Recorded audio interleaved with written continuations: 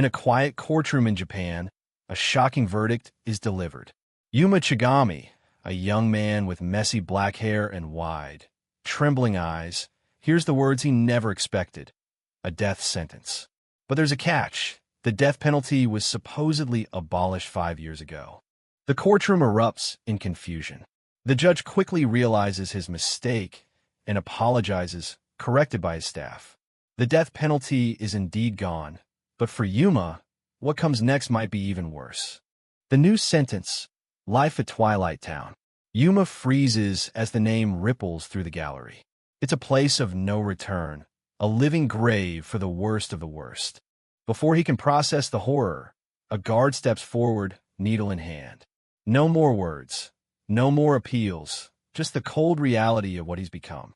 Yuma panics as the syringe plunges into his neck. The guard's voice is devoid of any empathy. Once sentenced to Twilight Town, you're no longer a citizen. You're no longer even human. You're merely an object to be transferred. The drug takes hold instantly. As Yuma collapses onto the floor, the murmurs from the crowd grow louder. They watch him not with pity, but as if they're seeing the end of a human being's existence. Looking down at the unconscious boy, even the officer can't help but feel a chill. To them, being sent to that town is a fate far harsher than any hanging.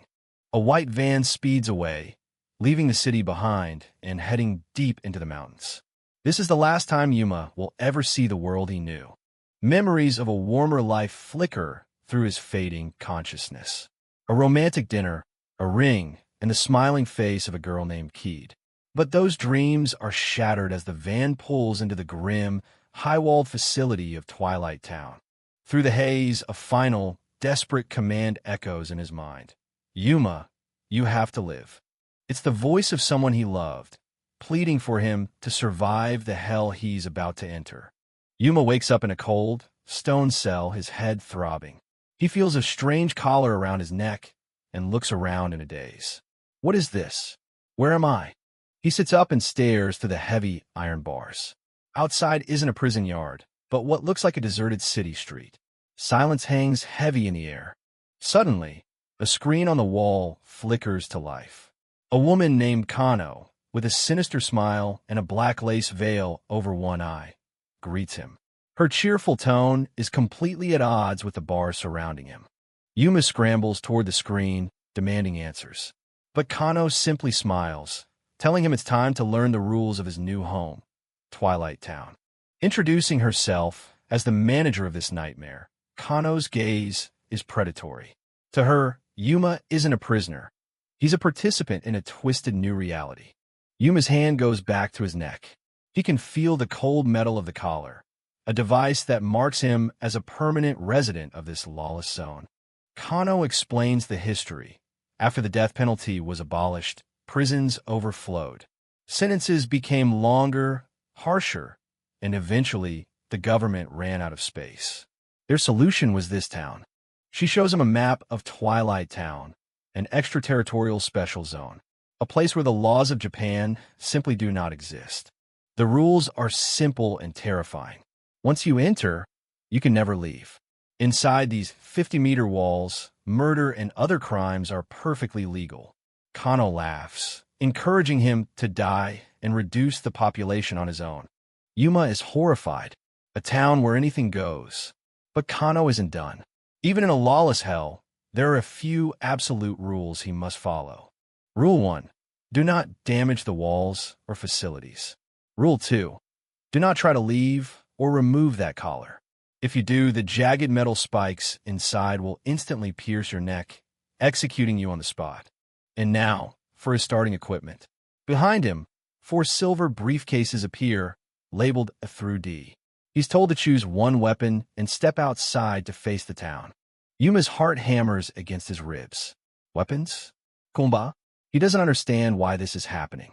Kano casually mentions that they'd prefer the population to decrease, saving on taxes, after all. Kano's eye glimmers with a sadistic light as she shares her twisted philosophy. Those who have killed should be killed themselves. Yuma can only whisper a truth that means nothing in this lawless place. He's innocent. But innocence won't save him from the nightmare that's just beginning.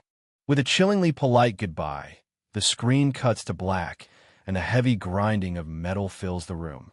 As the cage bars slowly lift, Yuma is left with his first life-or-death decision. He must pick a box, grab a weapon, and step out into the hell that's waiting for him. Trapped behind cold iron bars, Yuma Chigami is a mess of sweat and terror. He can't wrap his head around how he ended up in this nightmare, especially when he knows he's innocent. But he doesn't have time to grieve. He has to make his first move and choose one of the boxes, A, B, or C. Yuma overthinks the choice, recalling how people usually pick the middle option to feel safe. Boxes B and C seem like the easy choices, but in a place like this, he figures the typical logic might be a trap. To keep his peace of mind, he decides to avoid the second-best options. "I'll take the big one," Yuma shouts, grabbing box A. But as soon as he lifts it, his heart sinks. It's incredibly light, almost as if it's empty. He immediately fears he's made a terrible mistake. Clutching the surprisingly light box, Yuma walks away with a heavy heart. He curses his impulsive decision, wishing he had checked the weight of the boxes before committing to one. What kind of weapon could possibly be this light? Despair washes over him again. Why did his life turn out this way? He was sentenced to death for a crime he didn't commit, only to be thrown into Twilight Town. It's a place shrouded in mystery and fear, where no one ever returns from. Yuma's eyes reflect the absolute hopelessness of his situation.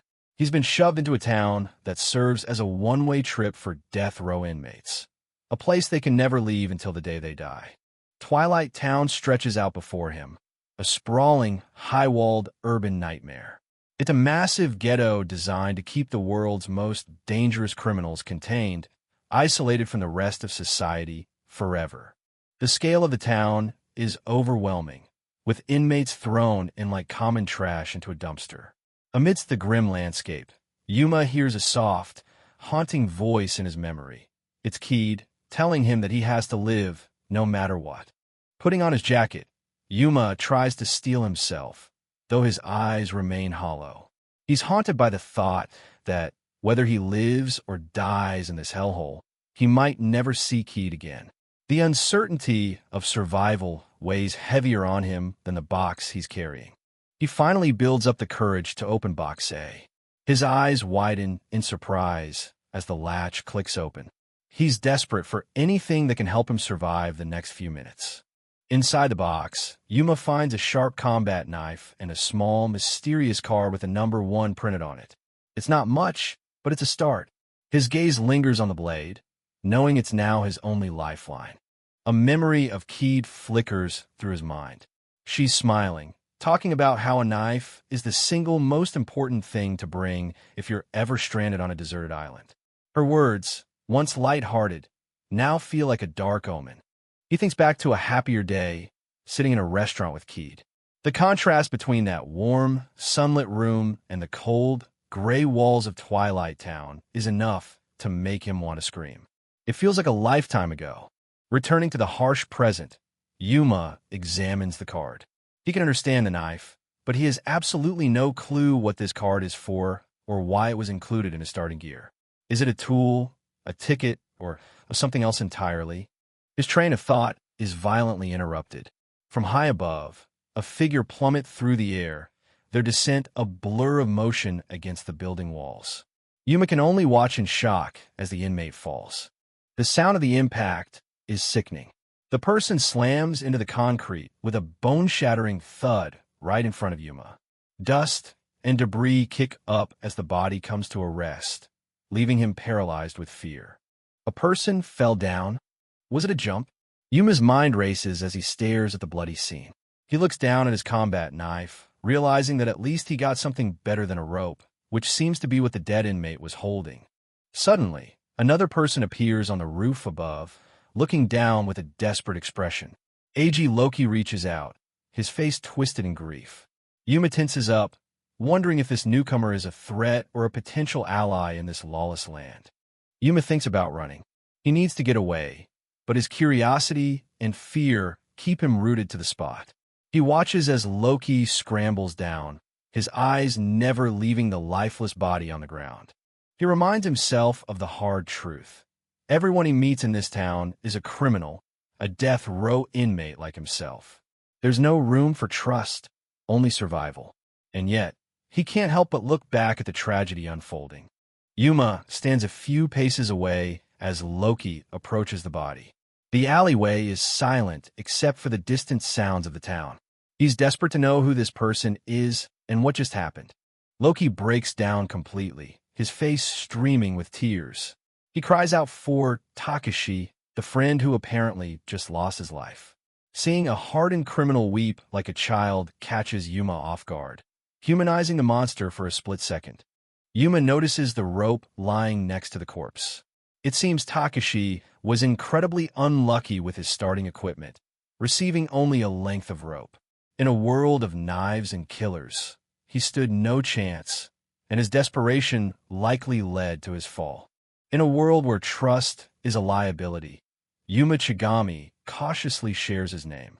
The weeping man introduces himself as Eiji Loki, a convicted robber and murderer with 47 years left on his sentence. Despite his brutal record, Loki's grief seems genuine as he pleads with Yuma to help him dispose of the body. Pointing toward a distant facility, Loki explains the town's twisted logic. Bodies must be processed instantly to prevent disease. It's a grisly initiation for Yuma, but Loki's insistence makes it clear that in this place, even death is just another chore to be managed. Trapped in a situation he never asked for, Yuma Chigami is a mess of sweat and nerves. He doesn't want to touch a corpse, but he's lost and knows absolutely nothing about Twilight Town. Maybe helping Eiji Loki will finally get him some answers. Loki's eyes go cold as he pulls out a brutal-looking machete.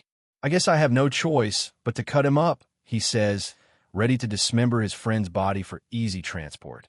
Yuma panics at the sight of the blade, shouting for him to stop. "Wait, I'll help." Loki is still weeping for his friend, but he manages to offer a small thank you to Yuma. Yuma looks intensely uncomfortable, his face scrunched up as the reality of what he's about to do sinks in. Internally, Yuma is fighting a battle with his own prejudice. He feels guilty for judging Loki by his appearance and criminal past, realizing that even in a place like this, there might be people who truly repent for what they've done. High above in her observation deck, Kano casually sips from mug.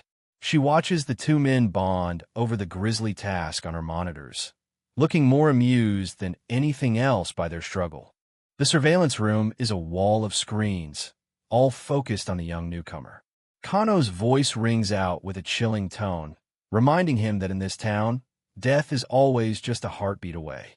"You might die, Yuma Chigami." Yuma and Loki each take a side of the cold, stiff corpse. They begin the slow, grim march through the deserted streets, the weight of the dead man serving as a constant reminder of where they are. Avo. As they struggle with the weight, Yuma admits that this is the first time he's ever touched a dead body. Loki stops in his tracks, looking at him with genuine disbelief.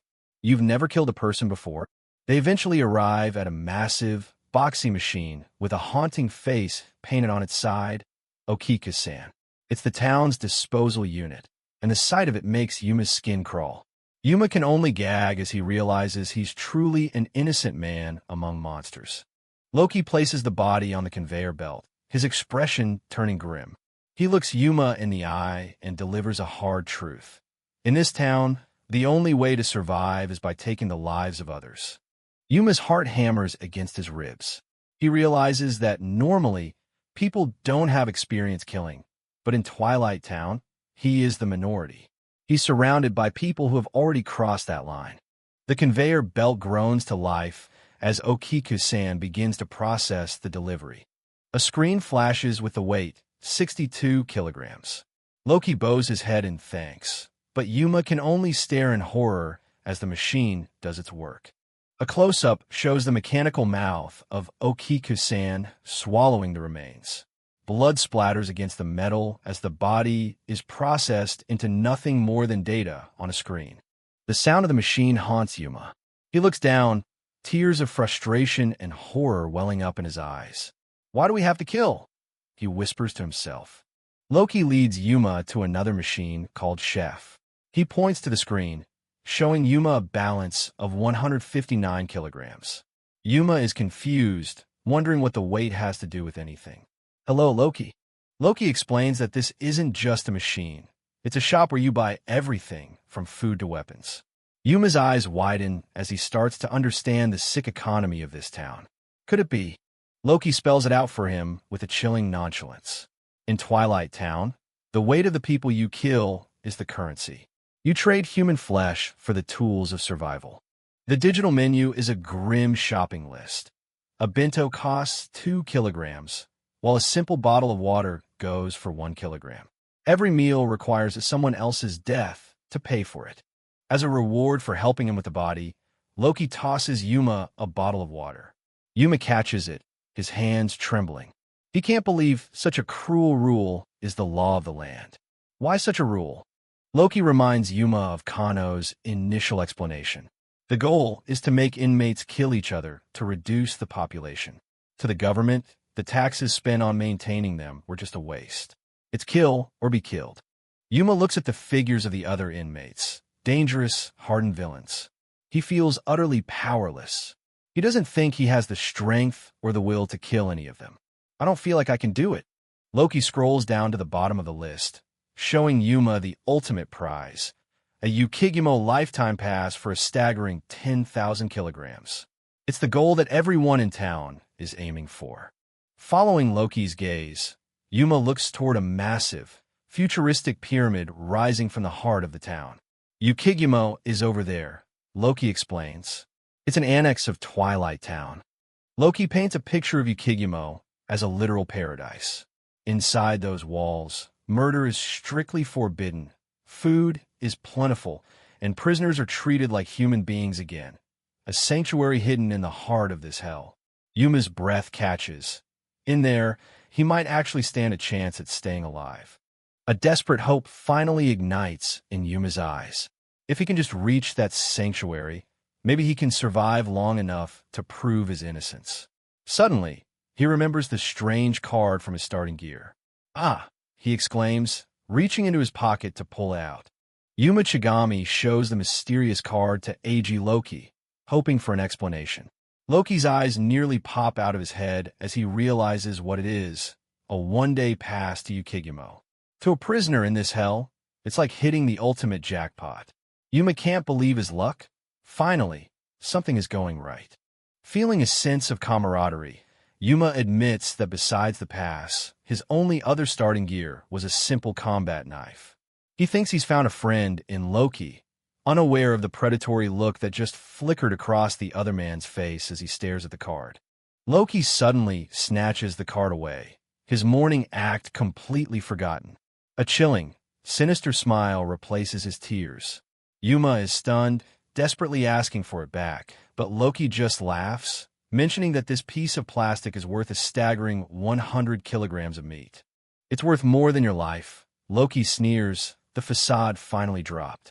But before he can enjoy his prize, a heavy baseball bat shatters the air, slamming into his head with bone-crushing force.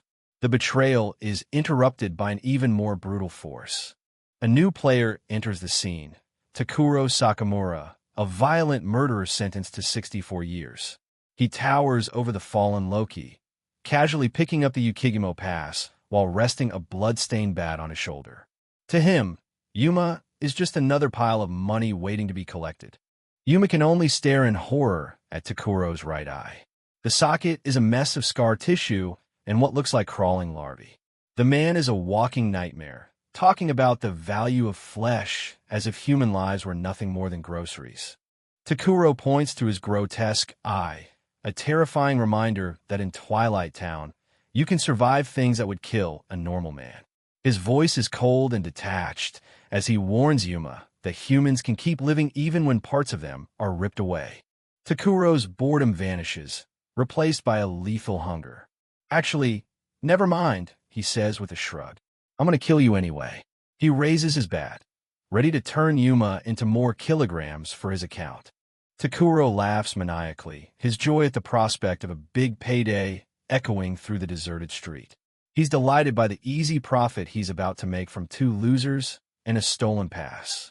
To him, this is the best day of his life. Yuma is on the ground, blood dripping from a fresh wound. He's paralyzed by the speed and brutality of it all. Takuro looks down at him with a smug, predatory grin, relishing his good luck. In this town, the strong don't just win, they devour the weak. The weight of the horror finally breaks Yuma. He clutches his head, his face a mask of agony as tears of blood and salt stream down his cheeks. He's realizing that innocence is a death sentence in a place built for monsters. Beside him, the treacherous Loki is now the one begging for mercy. He grovels at Takuro's feet, offering up 100 kilograms of meat just to stay alive. Takuro just laughs, looking at the pathetic display with utter disgust. Gross, he sneers. Through his pain, Yuma's mind begins to sharpen. He realizes he was played by Loki from the very first second. The mourning friend was just a lure to get a newcomer to carry the corpse to the disposal unit, a convenient way for Loki to get a kill without lifting a finger. Everything makes sense now. Loki's plan was a perfect one-stone, multiple-bird strategy. He got help with the body, found a new target, and was ready to steal their gear the moment they reached the machine. Yuma realizes he's been a sitting duck, delivering himself on a silver platter. A dark thought flashes through Yuma's mind. If Loki is this cold, then he probably didn't just fail to save Takashi. He probably threw the man off the roof himself. Every accidental death in this town is likely a calculated murder. Takuro prepares for the final blow. Yuma's brain is screaming for a way out. Should he run? No. He's trapped between a murderer and a traitor. He needs a move that changes the game entirely, but he doesn't have one. The predator-prey dynamic is absolute. Takuro is delighted by Yuma's spirit, but the young man is only filled with a cold, hollow dread. He's counting the seconds until the bat ends his journey before it even truly began. Yuma's face is scrunched in absolute terror. He can't breathe, can't move. He's never felt more vulnerable in his entire life, a sacrificial lamb in a town of wolves. But then a voice shatters the tension. Hey. Suddenly, the air is split by a massive, unseen strike. Takuro is caught completely off guard as a shadow larger than his own looms over the entire alleyway. Someone, or something, far more dangerous has just arrived. A massive blow sends Takuro flying back. Loki is frozen in shock, his eyes wide as he realizes the hierarchy of power in this alley has just been reset. Seeing his chance, Yuma scrambles back, his survival instincts finally kicking in. Loki wonders if Yuma's shout was a distraction, or if someone actually came to help. He looks toward the source of the attack, his terror reaching a new peak. In this town, help usually just means a different kind of killer. Takuro's face is twisted in an unhinged, predatory grin as he realizes he's about to be eaten. He looks up at the rooftop, where another figure stands, silhouetted against the dark sky. This is no longer a robbery, it's a feeding frenzy. From high above, a figure jumps down with lethal precision. He's huge, wearing a terrifying mask and leather armor that makes him look like a monstrous scarecrow. He targets Takuro with a speed that defies his size. The monstrous giant, Michiya Nairi, seizes Takuro and unleashes a level of brutality that defies human comprehension. Amidst the sickening sound of tearing flesh and gut-wrenching screams, he begins to literally peel the skin from Takuro's face, turning the street into a butcher shop in seconds. Splattered with the blood of the man who was just threatening his life, Yuma Chigami watches in absolute, bone-chilling horror. Any lingering hope of playing by the rules is shattered. He realizes survival here isn't just difficult, it's a cruel impossibility. And as the giant turns, Yuma knows the predator has found its next meal. Standing over the gruesome remains of his latest victim, Michiya Nairi laughs with a bone-chilling madness. He's just peeled Takuro's face off like it was nothing, leaving Yuma Chigami paralyzed with a single, crushing thought. Surviving in a place like this is absolutely impossible. Nairi turns his attention to Yuma, eyeing him like a butcher looks at a scrawny animal. He mocks Yuma for being skin and bones, noting that he probably wouldn't even fetch a good price at the disposal unit. Yuma can only stare back, sweat and blood stinging his eyes. "You're next," Nairi says, casually dragging Takuro's mangled body toward the disposal machine. Yuma remains on the ground, his mind racing through every mistake he's made since entering this town.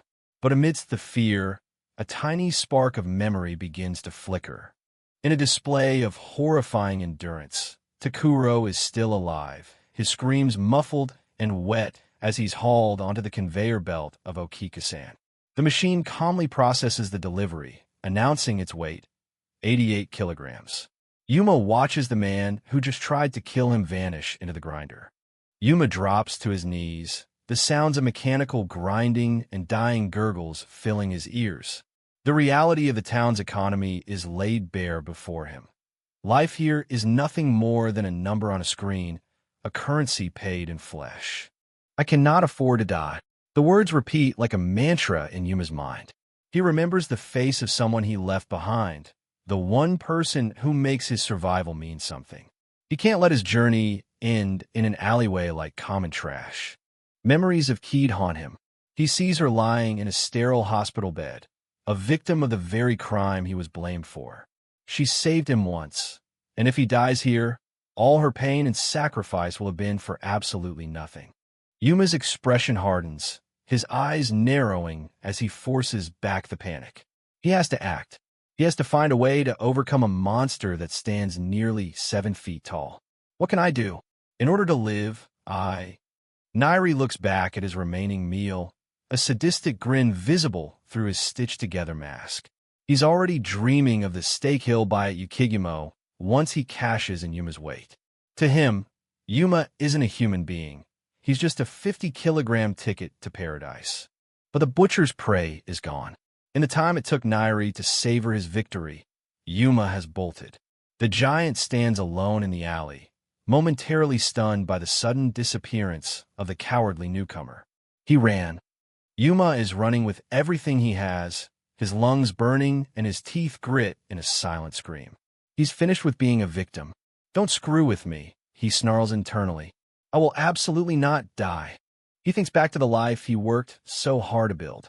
He studied, he followed the rules, he did everything he was supposed to just to have a normal future.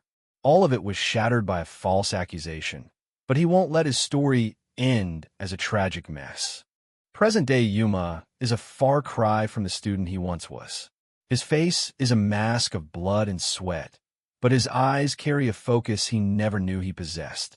He's searching for a specific spot, a specific tool that he saw earlier.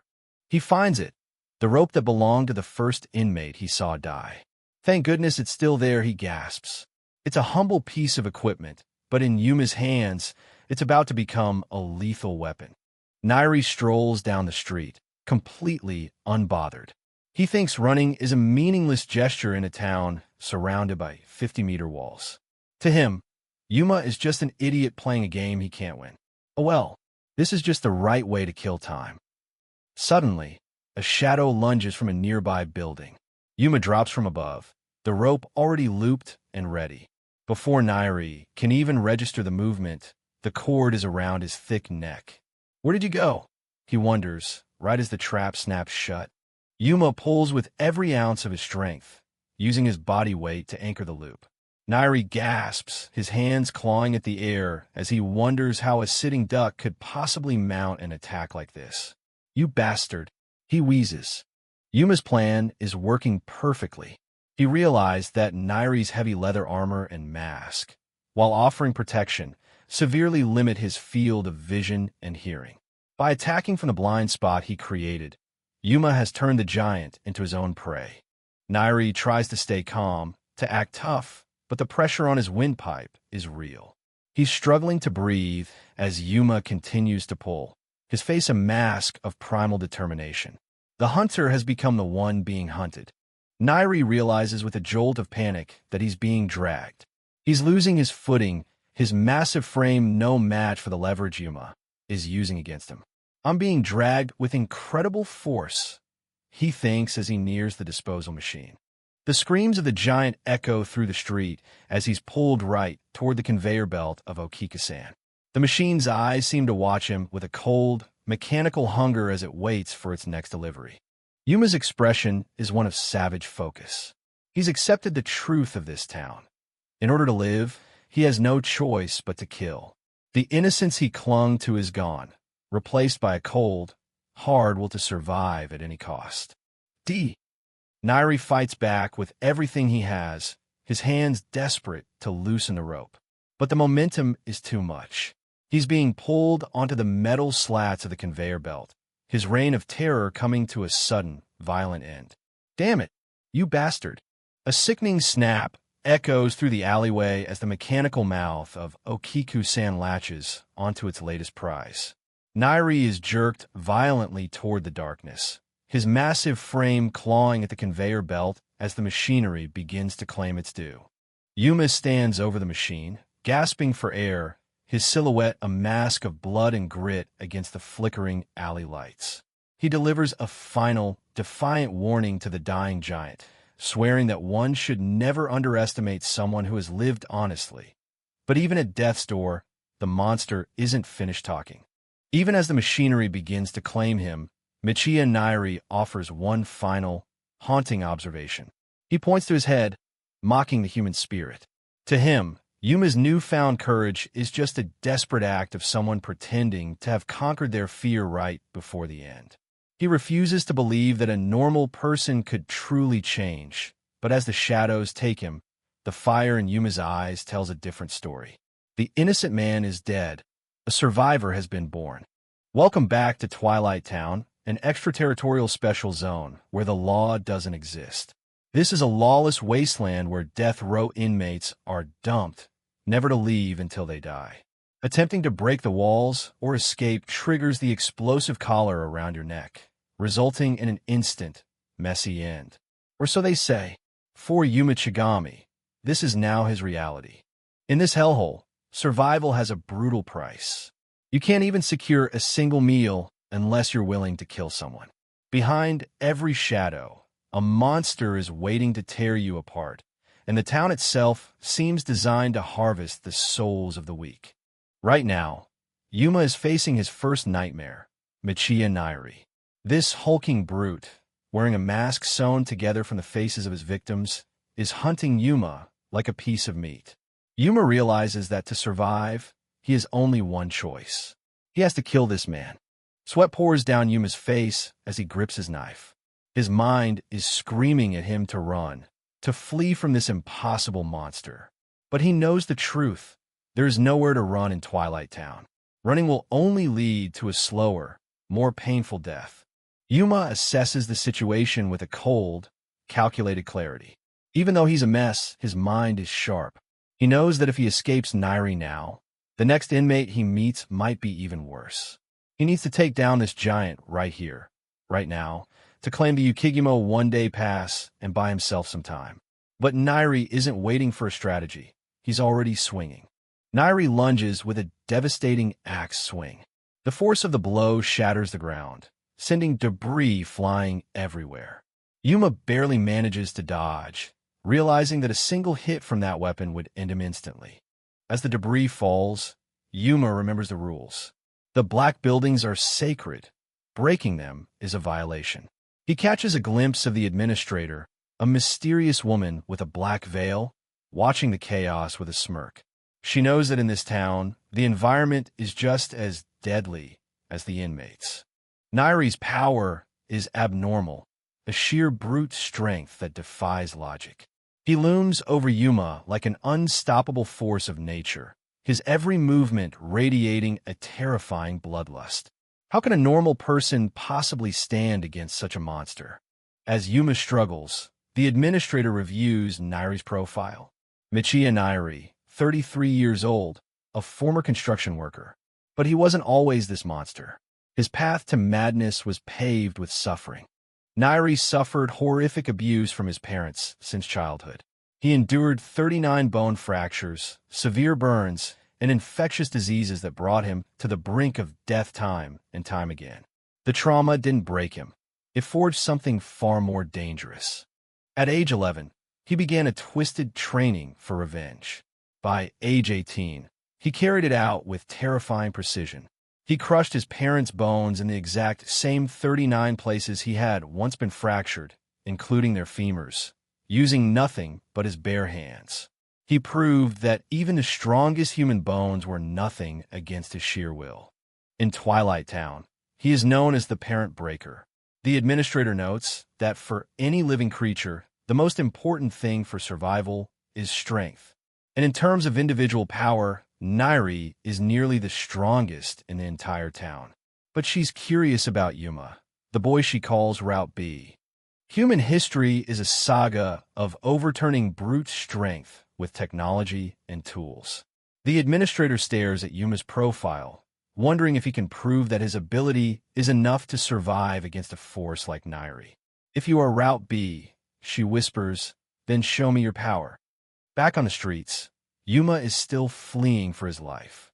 In the distance, another inmate is watching the hunt with amusement. This is Najiharu Hibana, a blond man with a relaxed smirk who seems completely unfazed by the carnage unfolding before him.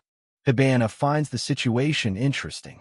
He wonders if Yuma is just another regular death row inmate or something more. He watches Nairi's mindless pursuit and decides to have a little fun of his own. Then, I'll give you a little hint, Hibana says, tossing an empty can into the air with a casual flick of his wrist. It's a small gesture, but in a psychological battle, a small nudge can change everything. The can hits the ground with a loud clang. The sudden noise echoes through the alleyway, causing Nairi to twitch. His eyes, restricted by the mask, dart toward the sound.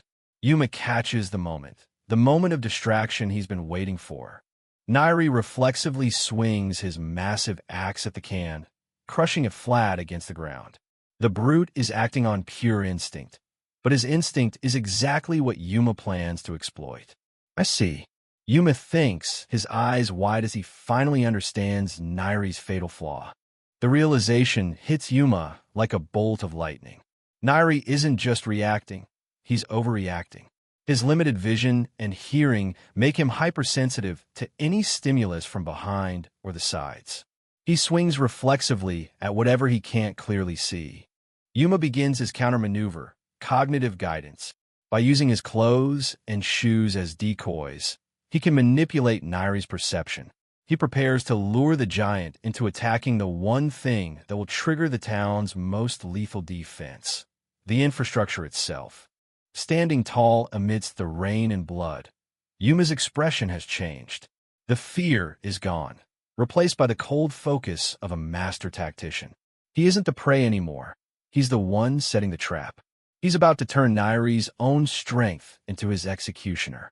While Yuma executes his plan, the administrator dives deeper into his records. Yuma Chigami, 23 years old, charged with arson and murder. A student who seemed ordinary, but whose alleged crimes were anything but. The charge was horrific, setting fire to an 8-unit apartment building, including his own room, in the dead of night. The entire building was completely destroyed, consumed by a fire that gave the residents no chance to escape. Yuma Chigami was sentenced to death for a horrific arson that killed 5 people and left his own fiancée severely injured. Though he screams his innocence, the law was deaf. But here, the administrator sees beyond the surface. She knows his Route B classification isn't a mistake. It's a testament to a mind too dangerous for the ordinary world. Show me you can survive, she whispers, watching Yuma with cold fascination. She knows that in this hellscape, a bat and knife are mere toys. His true power lies in his ability to weaponize his own trauma. As he prepares his next move, the atmosphere shifts. The hunter is about to become the victim of a very different kind of game, and Nairi is just beginning to feel the heat. Nairi is losing his patience. He growls in frustration, wondering how much longer this bastard Yuma intends to keep running. To a predator like Nairi, Yuma is nothing more than a slippery mouse refusing to accept its fate. Yuma's fighting style is unlike anything Nairi has faced. It's not about strength, but about being as annoying as possible. Even through the thick, stitched skin of his mask, Nairi can feel the irritation building. Yuma knows that even a monster can be worn down if you poke at his nerves long enough. Suddenly, Yuma stops running and lunges forward. Instead of a kick, it's a focused push. Nairi is caught off guard, his massive frame stumbling. I was pushed, he thinks in disbelief. The physical contact is a shock. He never expected the weakling to actually touch him. Nairi's eyes widen behind his mask as he sees Yuma's knife. The proximity is dangerous, but it's exactly where Yuma needs to be to execute the next phase of his plan. The tension in the air is palpable as the hunter and the hunted are locked in a lethal dance. Yuma's eyes sharpen with cold calculation. He isn't trying to stab Nairi. He knows his blade can't pierce that thick skin. Instead, he's using Nairi's own massive body weight against him. A well-timed push at the right angle can cause more damage than any blade, sending the giant reeling toward the cold stone walls. Nairi's axe slams into the wall, sending shards of stone flying. He lets out a grunt of effort, barely managing to keep his footing. Yuma watches from a crouched position, breathing hard, his mind racing to keep up with the monster's movements. Yuma's blood runs cold as he watches Nairi stop his massive momentum using nothing but the strength of his right arm. The realization hits him like a physical blow. Nairi isn't just strong, he's a freak of nature. An attack is coming, and Yuma knows he's in serious trouble. Yuma analyzes the physics of the fight. An axe that heavy must be swung down with full force. He decides that as long as he protects his head and upper body, he can avoid a fatal wound. It's a desperate gamble, sacrificing his limbs to keep his life. Nairi's rage explodes into a flurry of strikes. The range of his axe is terrifyingly wide, leaving Yuma with nowhere to hide. I'm going to put you into Okiki-san while you're still alive, Nairi snarls. The threat of the processing machine is more terrifying than the axe itself. If Yuma misses even a single guard, it's all over. Nairi's shadow looms large as he prepares to cripple his prey. He isn't aiming for the kill yet. He wants Yuma's legs. He wants to see the boy crawl as he's dragged toward the churning blades of the corpse processor. From the safety of her control room, the administrator watches with a bored expression. Power, she sighs, popping a sweet in her mouth. She doesn't understand the appeal of raw strength like Nairi's. To her, this isn't a fight. It's a messy execution that lacks the elegance she desires. Blood splatters across the floor as Nairi's axe finally finds its mark. Yuma screams in pain as he's thrown back by the sheer force of the impact. The weight of the blow is soul-crushing, leaving him gasping for air as his vision begins to blur. Nairi stands over the fallen boy, his shadow devouring Yuma. The strike was brutal, and even though Yuma tried to read the movements, the raw power was simply too much. Nairi chuckles, a dark, muffled sound behind his mask. Idiot, he mocks, looking down at the broken student. Yuma lies in a pool of his own blood, the pain radiating through his entire body. On the screens, the administrator's face is cold. You're a disappointment, she mutters. But on the ground, Yuma's fist is clenching. He realized the damage is bigger than he thought, but he isn't finished yet. However, he thinks his resolve hardening. Yuma's silhouette remains still on the ground as Nairi looms over him like an executioner. But in the darkness of his mind, Yuma is smiling. The pain, the blood, the terror, it was all part of the price. With this, he whispers internally, the preparations are complete. Yuma breaks down his plan. Taking those devastating attacks and using his limited tools weren't signs of weakness. They were necessary data points. He needed to understand Nairi's rhythm, his reflexes, and the exact limits of his mask-restricted vision. The trap is now set, and Nairi has walked right into it. I am innocent. The words burn in Yuma's mind, fueling a fire that the physical pain can't extinguish. This isn't just a fight for survival. It's a fight for his truth. He won't let his story end in a gutter at the hands of a mindless beast. A memory flashes through Yuma's mind. Someone dear to him, covered in bandages in a hospital bed, telling him to live. The injustice of his life being turned into a mess because of a criminal's arson flares into a white-hot rage. Don't mess with me, he screams in his heart. He'll get away from here, and then he'll find the truth. Yuma points toward the dark, gaping maw of the Okiku-san machine. His gaze is fixed on Nairi, his eyes wide with a terrifying focus. I'll use Okiku-san to kill you, he declares. It's a bold threat from a man on the ground, but Yuma isn't bluffing. He's already calculated the geometry of Nairi's death. Suddenly, Yuma shouts at the top of his lungs, "Loki! Do it now!"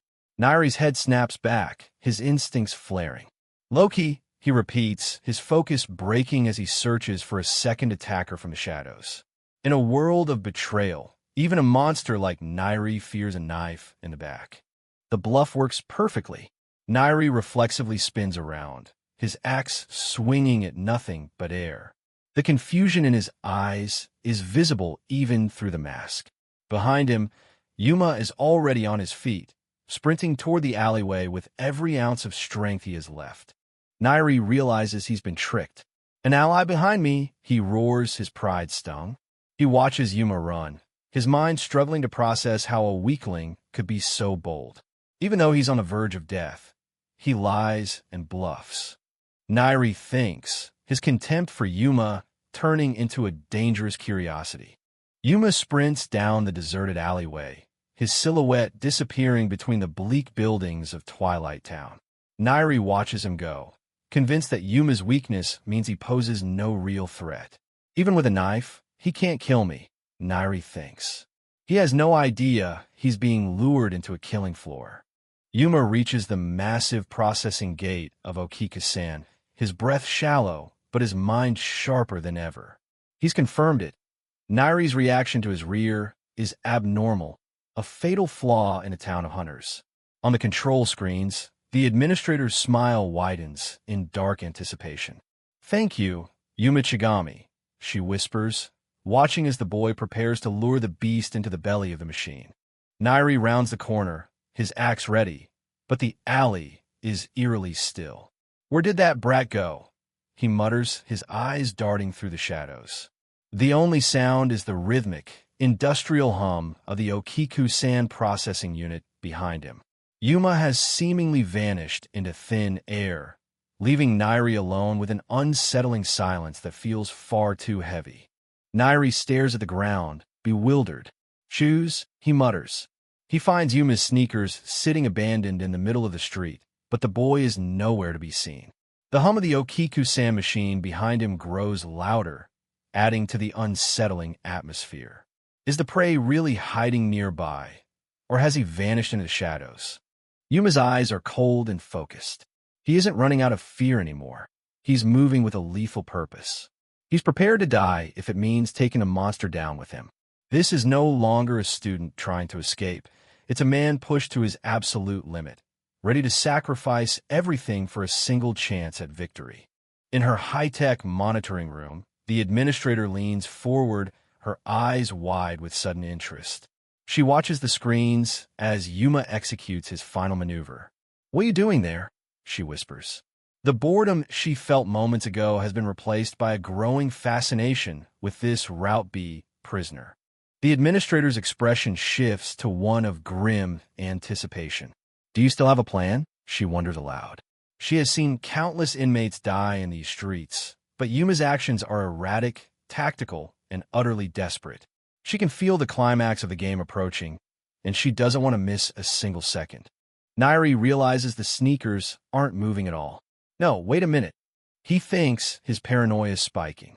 He envisions Yuma circling around the massive black structure of the Okiku-san, intending to launch a surprise attack from his blind spot. The hunter is beginning to feel like the one being hunted, and the uncertainty is making him reckless. Nairi scans the area, his mind racing. Was the noise of the machine used to hide Yuma's footsteps? Yuma, meanwhile, is weighing the heavy cost of his next move. He thinks, knowing that success means becoming a murderer and failure means a brutal death. It's no longer about the law. It's about survival in its purest, most violent form. A fleeting image of a smiling girl, his fiancée, flashes through Yuma's mind. She was his whole world, and now she's a broken memory in a hospital bed. The thought that he might never see her again is a pain sharper than any axe. It's the final push he needs to cross the line. I won't let anything be taken from me anymore. Not even my life. Yuma's resolve explodes in a primal shout. Hey! He sucks in a jagged breath, his eyes wide and bloodshot, as he prepares to launch himself into the jaws of the beast. This is his final stand, and he will live no matter what. Over here! Yuma's voice echoes from above. Nairi's head snaps up, his eyes widening in shock as he sees a silhouette plummeting toward him from the heights of the Okikasan. The move is insane, suicidal, and it's the one thing Nairi never anticipated. From above, Nairi roars, his reflexes taking over. He swings his massive axe with everything he has, convinced that he's about to split Yuma in two. Huh, too bad for you, he laughs, the bloodlust clouding his judgment as he commits to the strike. But the shadow he's attacking isn't what it seems. The impact is deafening. Shards of stone and metal fly through the air as the force of Nairi's swing connects. The sheer violence of the moment creates a chaotic explosion of debris, obscuring the truth of what just happened. Nairi thinks he's won, but the ground beneath him is already shifting. Nairi's eyes bulge in terror as he realizes he's struck nothing but air and the structure itself. Yuma's voice, cold and mocking, cuts through the din. I knew you'd try to catch me off guard. The giant tries to pull back, but the momentum of his own strength is now his greatest enemy. Wait, he gasps, realizing too late that he's fallen into a perfectly executed trap. Yuma watches from above as Nairi's axe slams into the sacred black wall of the Okikasan. The structure cracks, a direct violation of the town's strictest laws. Yuma used his jacket as a decoy, letting Nairi's own power destroy the very infrastructure he was supposed to avoid. The trap is sprung, and the town is about to respond. The mechanical voice of the system echoes through the street. Violation confirmed. Nairi looks down at his glowing collar, his face draining of color. He understands the rules better than anyone. Destroying the black facilities is a death sentence. Yuma stands behind him, half-clothed and covered in blood, watching as the system takes over the execution. The administrator explains the mechanism of the town's law. Destruction of black facilities is strictly prohibited to ensure the town's operation. When a violation is confirmed, the spike collar around the prisoner's neck doesn't just explode, it executes. Nairi has become a liability to the system, and the system is designed to be efficient.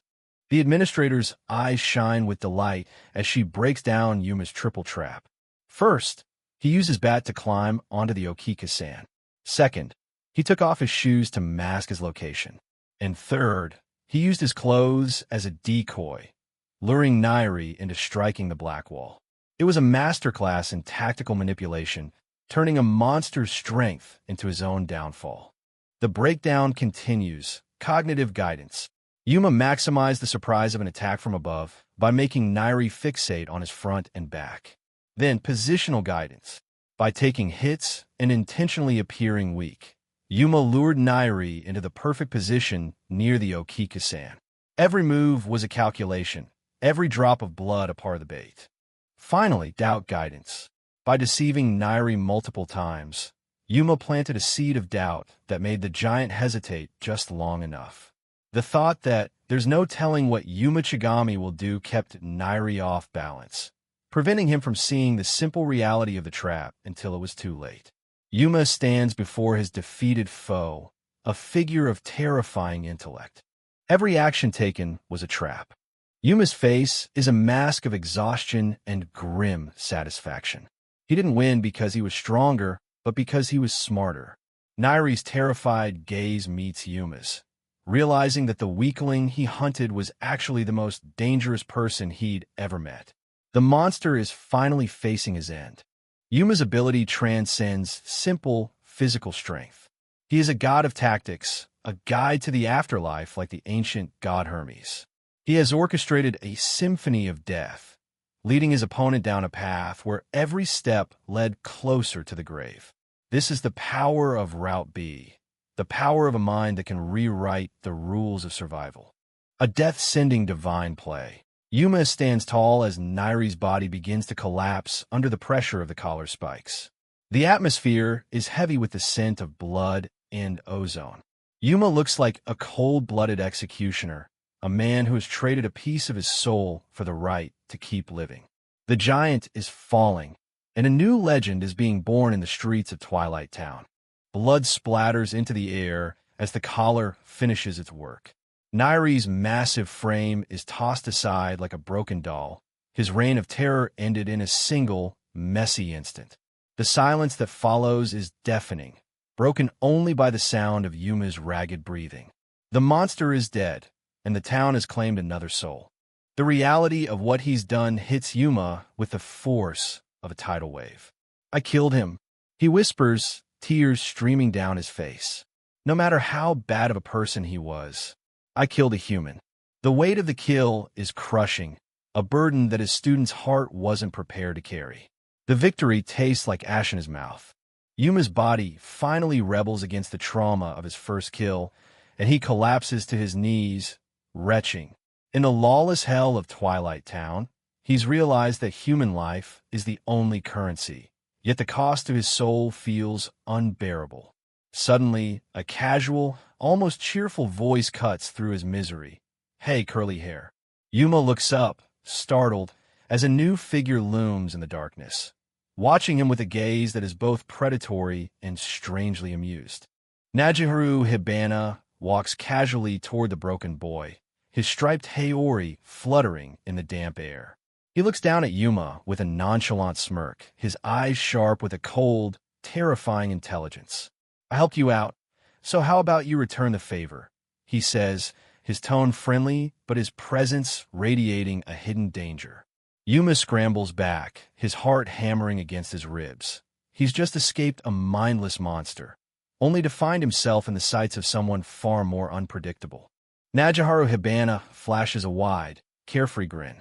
"I threw the can for you, didn't I?" He laughs, revealing that the small distraction Yuma used was actually his doing. Yuma is paralyzed with confusion, staring at this stranger who talks about favors in a place like Twilight Town. A profile appears for Najiharu Hibana. Charge, robbery and murder, sentence, 69 years. This isn't just a passerby. He's a heavy hitter who's been here a long time.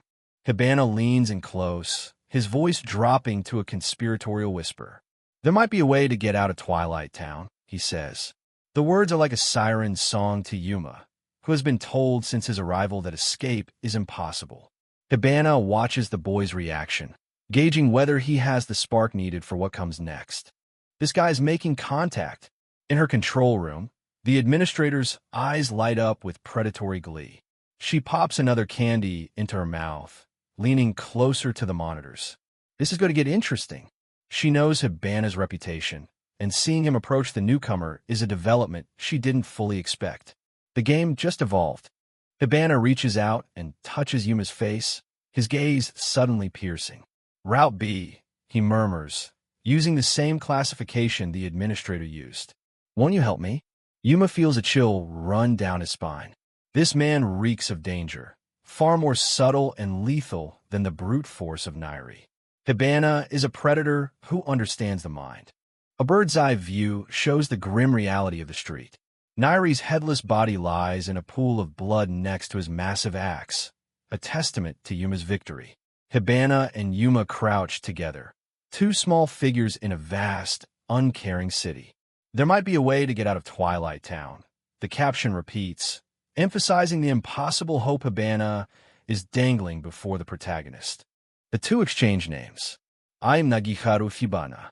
Just call me Hibana," the blonde man says with a smile that doesn't reach his eyes. Yuma introduces himself, but his mind is racing. A way out of this town? It sounds like a trap, but in a world of certain death, even a trap is a chance. The administrator is watching us, so be careful how you move your mouth, Hibana warns, aware of the invisible eyes above. "Nice to meet you, Yuma." Hibana's friendly demeanor is jarringly out of place. Yuma looks at him, trying to decipher his goal. Is he an ally, or just another monster looking for a plaything? Before he can decide, the sound of approaching footsteps breaks the tension. Something, or someone, is coming. Ag Loki, the thug who betrayed Yuma in the first chapter, suddenly appears with a jagged machete. He sees Nairi's corpse, and his eyes light up with greed. Ponytail Samurai, he sneers at Hibana. Let's cut him up together and split the loot. He has no idea who he's talking to, or the lethal mistake he just made by interrupting. Loki continues his taunts, oblivious to the danger. I just saved you, didn't I? He shouts at Yuma, trying to reclaim his dominance. Yuma stares at him in utter disbelief. You've got to be kidding me, he thinks. Is this the mindset of a death row inmate? He realizes that in this town, some people have lost every shred of human decency. Yuma looks at the two men, the arrogant, petty Loki and the mysterious, calm Hibana. In this guy's brain, Yuma thinks, looking at Loki, there isn't a single millimeter of goodwill. He's exhausted, covered in wounds, and surrounded by killers. The situation is rapidly spiraling out of his control. Hibana stands silent, his expression unreadable as Loki continues to babble. Yuma is caught between them, his hand on the hilt of his weapon, his eyes darting back and forth. I won't die, Yuma screams internally. He's already killed once today. He's prepared to do it again if he has to. But Hibana is already moving. Close up on Hibana's eyes. They are sharp, cold, and utterly devoid of pity. He looks at Yuma, then back at Loki. Are you serious? He mutters, his hand moving toward the sword at his waist. The air in the alleyway suddenly feels thick with the scent of impending death. Hibana has heard enough. Hibana lets out a soft sigh, covering his eyes. You're too cool, he says, though it's unclear if he's mocking Loki or praising Yuma's earlier fight. The smirk on his face is predatory. He's found his entertainment for the evening, and Loki is no longer a part of the script. Hey kid, you're misunderstanding one thing. Hibana's voice is calm, almost gentle. Loki barely has time to ask, who the hell are you? Before a silver flash cuts through the air. Hibana's sword moves so fast it's nearly invisible.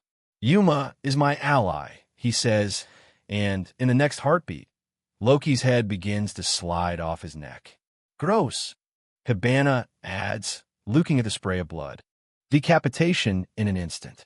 Loki's head flies into the air as Hibana completes the strike with terrifying elegance.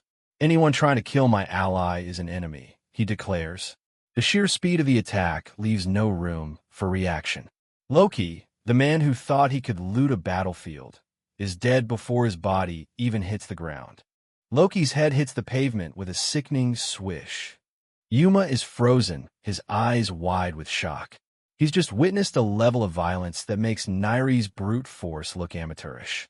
Hibana stands there, sword already sheathed, as if he just swatted a fly. He turns back to Yuma, his expression shifting back to that casual, friendly mask. Hibana smiles at the traumatized Yuma. No need to thank me, he says. Yuma can only stammer, wait. He's horrified, not just by the death, but by the ease with which Hibana dealt it. He realizes that being Hibana's ally might be the most dangerous thing in the world. Yuma's internal monologue is a frantic mess. When did I become your ally? He screams in his head. But he's smart enough to know that if he denies it, he might be the next one to lose his head. He's covered in wounds, exhausted, and stuck with a smiling psychopath. His only way to survive right now is to play along with whatever game Hibana is running. What's this about a way to get out of Twilight Town? Yuma asks, his voice trembling. Hibana lights up, happy that Yuma is engaging. He looks like a child who just found a new playmate, a stark contrast to the executioner who just decapitated a man seconds ago. Yuma knows he's dancing with a devil, but the devil is the only one with a key to the exit. Hibana claps a hand on Yuma's shoulder. You really are incredible, Yuma.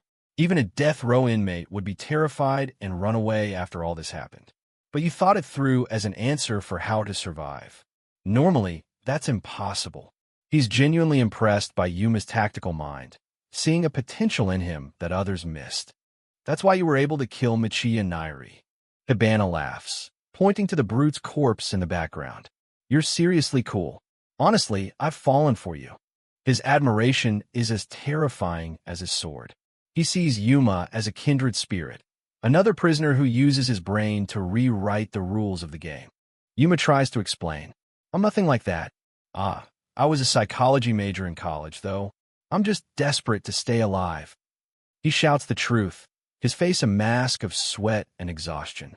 Hibana listens, but he seems to lose interest the moment Yuma starts talking about college. Well, whatever, Hibana shrugs, his attention already drifting. Yuma pulls him back to the main topic. About the way to get out of Twilight Town. Hibana blinks, as if he'd already forgotten. Oh, right, he says, his energy returning. They stand in the desolate alleyway, surrounded by tall, decaying buildings, discussing a legend that every prisoner dreams of but none believe. Hibana's playful smile fades, replaced by a sudden, chilling gravity. He holds up a finger to silence the noise of the town. There's someone who disappeared from this town. Without even dying, he reveals. In this hell's cape where the only way out is in a body bag, a prisoner who simply vanished is a legend. And for Hibana, it's the hook he needs to reel Yuma into his orbit. Yuma's analytical mind immediately looks for the hole in the story. Didn't they just die in a corner you didn't know about? He asks, his skepticism acting as a shield. Hibana's eyes fix on the distance, his voice steady and haunting. No, that's not it. It's clear this isn't just a rumor to him. And as he prepares to reveal his personal connection to the vanished prisoner, Yuma realizes he's being pulled into a mystery far deeper than his own survival. Hibana's smile turns slightly nostalgic. The one who disappeared was an ally I was with every day, he explains. This isn't just a rumor to him, it's personal. The mystery of the missing prisoner is the only thing keeping him interested in this hellish town, and he's convinced that Yuma's route B perspective is the final piece of the puzzle. Yuma listens intently, his analytical mind already at work. If they had allies, they wouldn't act alone in this town, he reasons. It would be strange for them to vanish without anyone knowing.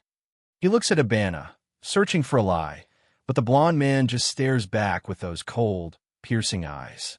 Did you notice anything else? Hibana asks, eager to see how Yuma processes the data. Yuma cuts straight to the chase. Do you have an idea of the place where that ally disappeared? Hibana's face lights up with genuine delight. Perfect, he whispers, his eyes wide. As expected of the talent that killed Nairi. He's increasingly convinced that Yuma isn't just a survivor, but a partner who can see the world as clearly as he does. Hibana points to a heavy metal door marked K5. They disappeared from solitary cell K5, he says. My room is right next door, so I know if anyone came or went. The implication is clear. The prisoner didn't walk out of the front door. Yuma looks at the cell, his mind racing. Wasn't the key sold out? He asks, remembering the town's inventory system. Yes, Hibana confirms. The mystery deepens. In other words, someone has that key, so I want to find them and take it, Hibana explains, his tone casual as if he's talking about a lost toy. Yuma stares at him, wondering why he's being dragged into this dangerous quest. Why are you making me help? He asks. Hibana's expression becomes serious. There are two reasons, he says, and Yuma knows he isn't going to like either of them. One, you probably don't realize it, but Michiya Nairi was a very strong and troublesome existence in this town, Hibana says, pointing at the massive corpse in the background. He laughs, calling Yuma a mysterious rookie who pulled off the impossible. By killing Nairi, Yuma has unknowingly declared himself a major player, and in Twilight Town, players attract attention, both good and bad. Hibana continues, his tone almost prayerful. Right now, almost everyone is terrified of the mysterious newcomer, Yuma, so you can move around relatively safely and freely. He then adds with a chilling smile, by the way, I wouldn't mind if you were the one to kill me. Yuma is speechless. This man's insanity runs deeper than he ever imagined. Hibana isn't looking for a friend. He's looking for someone who can match his lethality. Wait, Yuma says, stopping Hibana from walking away. We should search Nairi's belongings before processing him. He crouches over the massive body, his hands trembling as he reaches into the pockets of the dead giant. Hibana watches from a distance, curious to see what the rookie finds. In this town, even the dead have something to offer. A key? Yuma pulls out a heavy iron key and a small card. Hibana leans in, identifying the items with practiced ease. The one in the right hand is the key to the solitary cell where Nairi lived. The one in the left is a one-day pass for Yukigumo. These are the spoils of war, the tangible rewards for surviving a life-or-death struggle. Yuma holds them tightly, the weight of his actions finally sinking in. What's the cell number? Hibana asks, his hope visible for the first time. It would be a miracle if it were K5. They both look at the key, the small engraving holding the power to change their entire trajectory. The air is thick with anticipation as Yuma wipes the blood away to read the number. It's F5, Yuma mutters. What a shame. Hibana sighs, his disappointment palpable. The miracle didn't happen. He turns toward the shadows, his mood shifting back to cold practicality. Well then, shall we dispose of these guys? He asks, looking at the bodies of Nairi and Loki. Yuma looks down at his blood-stained hands and can only whisper, ugh. The grim reality of his situation is becoming his new normal. Yuma struggles to drag Nairi's massive corpse toward the Okiku-san machine. Every inch of movement is a struggle against the weight of his own trauma. Why now of all times? He gasps, his vision swimming with tears and exhaustion. The creepy face of the corpse processor looms over him, waiting for its next meal. This is the final indignity of death in Twilight Town, becoming nothing more than fodder for the city's machines. Nairi's headless body lies on the conveyor belt, surrounded by his discarded weapons. Heavy, Yuma thinks, watching as the machinery begins to pull the corpse inside. The sheer physical weight of the man is a haunting reminder of the strength Yuma had to overcome. He stands there, alone in the middle of the street, watching his first kill disappear into the belly of the beast. Yuma stares at Nairi's discarded mask, the empty eyes reflecting his own horror. Which means, I killed this guy. The truth is inescapable. No matter how much he tells himself it was self-defense, he has taken a life. He looks into the dark maw of the machine and realizes the terrifying fragility of his own existence. Twilight Town consumes everyone eventually. It means I might die like this too. The thought paralyzes Yuma. He envisions himself on that same conveyor belt, his identity reduced to a mask and his life reduced to a weight on a scale. He reaches out a trembling hand, as if trying to reclaim some shred of humanity from the giant he just destroyed. But the machine doesn't care about humanity. It only cares about processing. In her control room, the administrator watches with a satisfied smirk. Thank you very much, Mr. Yuma Chigami, she says, her voice smooth and devoid of empathy. You're not a monster or anything. She appreciates the efficiency of his work, seeing him as a useful tool for the town's ecosystem. To her, Yuma is just a high-performing asset in a game she's already won. The scale settles. It comes to 152 kilograms. The cold, clinical number is the only epitaph Michiya Nairi will ever receive. His life, his rage, his childhood trauma, it all boils down to a weight recorded by a machine. Yuma watches as the blood-splattered machinery finishes its work, a grim silence falling over the street once again. Hibana claps his hands together, startling Yuma. Congratulations, Yuma. Not even 1 in 10 newcomers uses Okiku-san. He talks about the processing machine as if it's a rite of passage. Yuma can only lower his head, his face a mask of misery. He's done what was necessary, but the achievement feels like a curse. Hibana watches him, his amusement clearly growing. Michiya Nairi weighed a full 150 kilograms, Hibana notes, looking at the digital readout. That included the human skin too. He wonders what Yuma will do with his newfound wealth and the massive axe left behind. Yuma stares at the equipment, his mind blank. He survived the giant, but now he has to survive the aftermath. And the town isn't done with him yet. Suddenly, the atmosphere shifts. Yuma's instincts, sharpened by his fight with Nairi, scream a warning. What is it? He whispers. On a rooftop far above, a figure is aiming a heavy crossbow equipped with a tactical scope.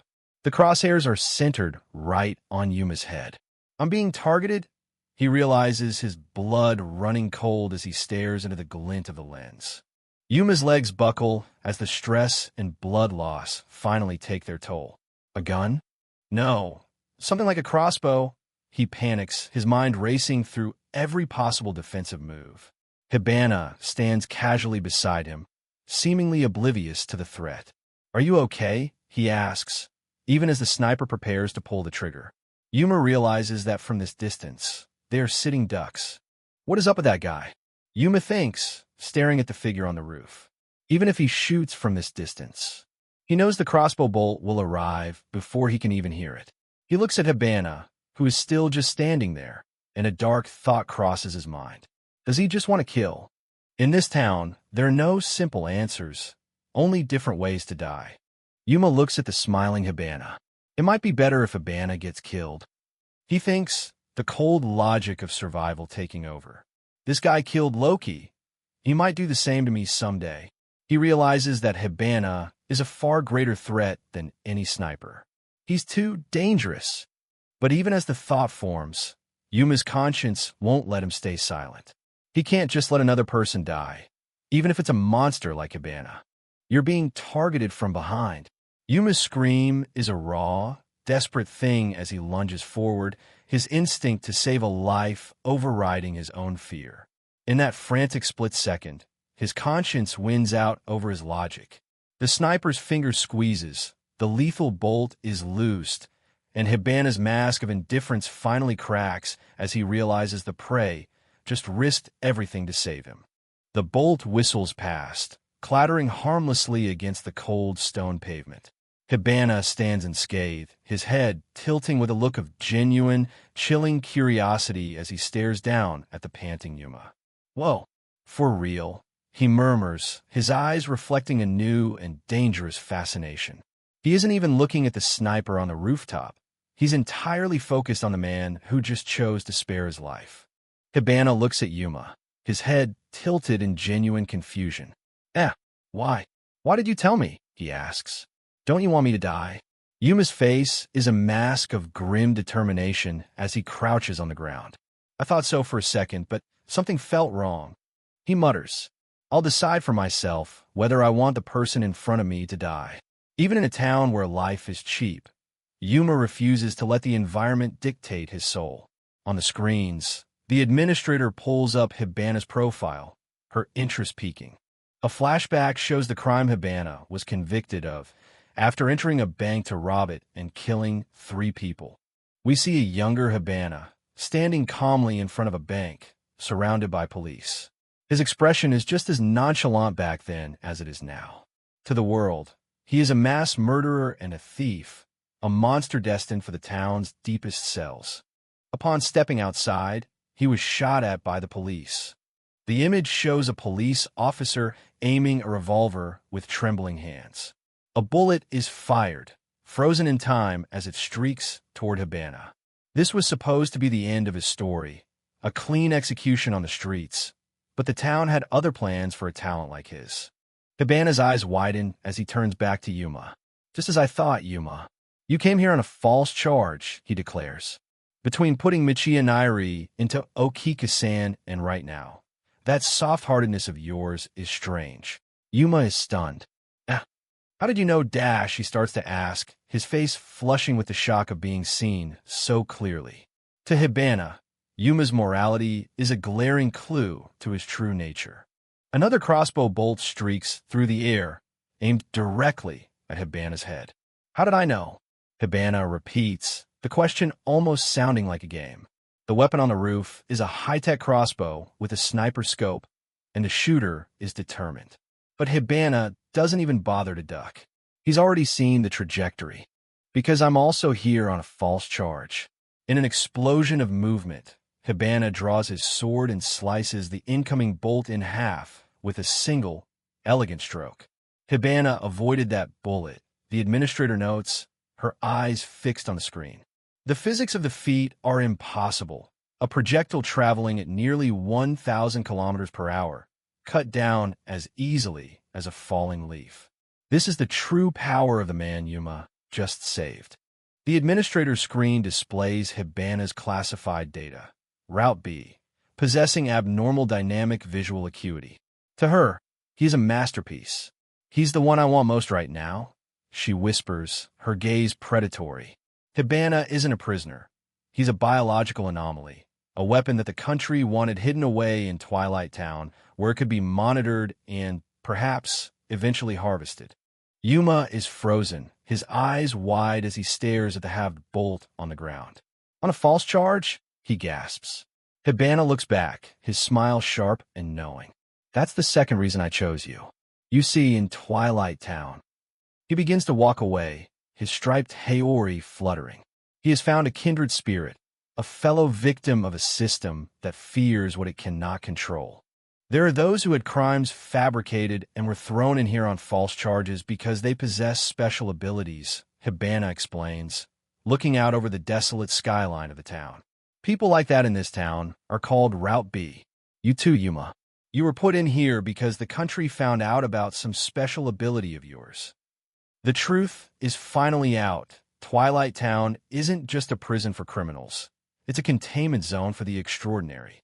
Each one is a monster or a miracle, a Route B anomaly with a lethal gift.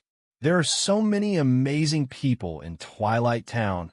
The caption reads, promising a journey into the heart of madness. Yuma Chigami's survival has only just begun, and the god of tactics is about to find out just how many other gods are waiting to meet him. To be continued.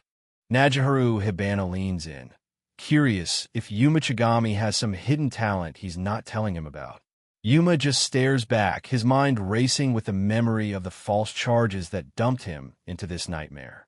I was just a normal guy, Yuma insists, even as another deadly projectile slices through the air right next to his head. But Najiharu Hibana isn't normal. With a casual flick of his wrist, he catches the flying arrow mid-air, saving Yuma from certain death. Yuma's heart pounds. He realizes the marksman is a pro, but Hibana seems more interested in Yuma's reaction than the threat itself. Looking at the conveyor, Yuma realizes the gravity of their situation.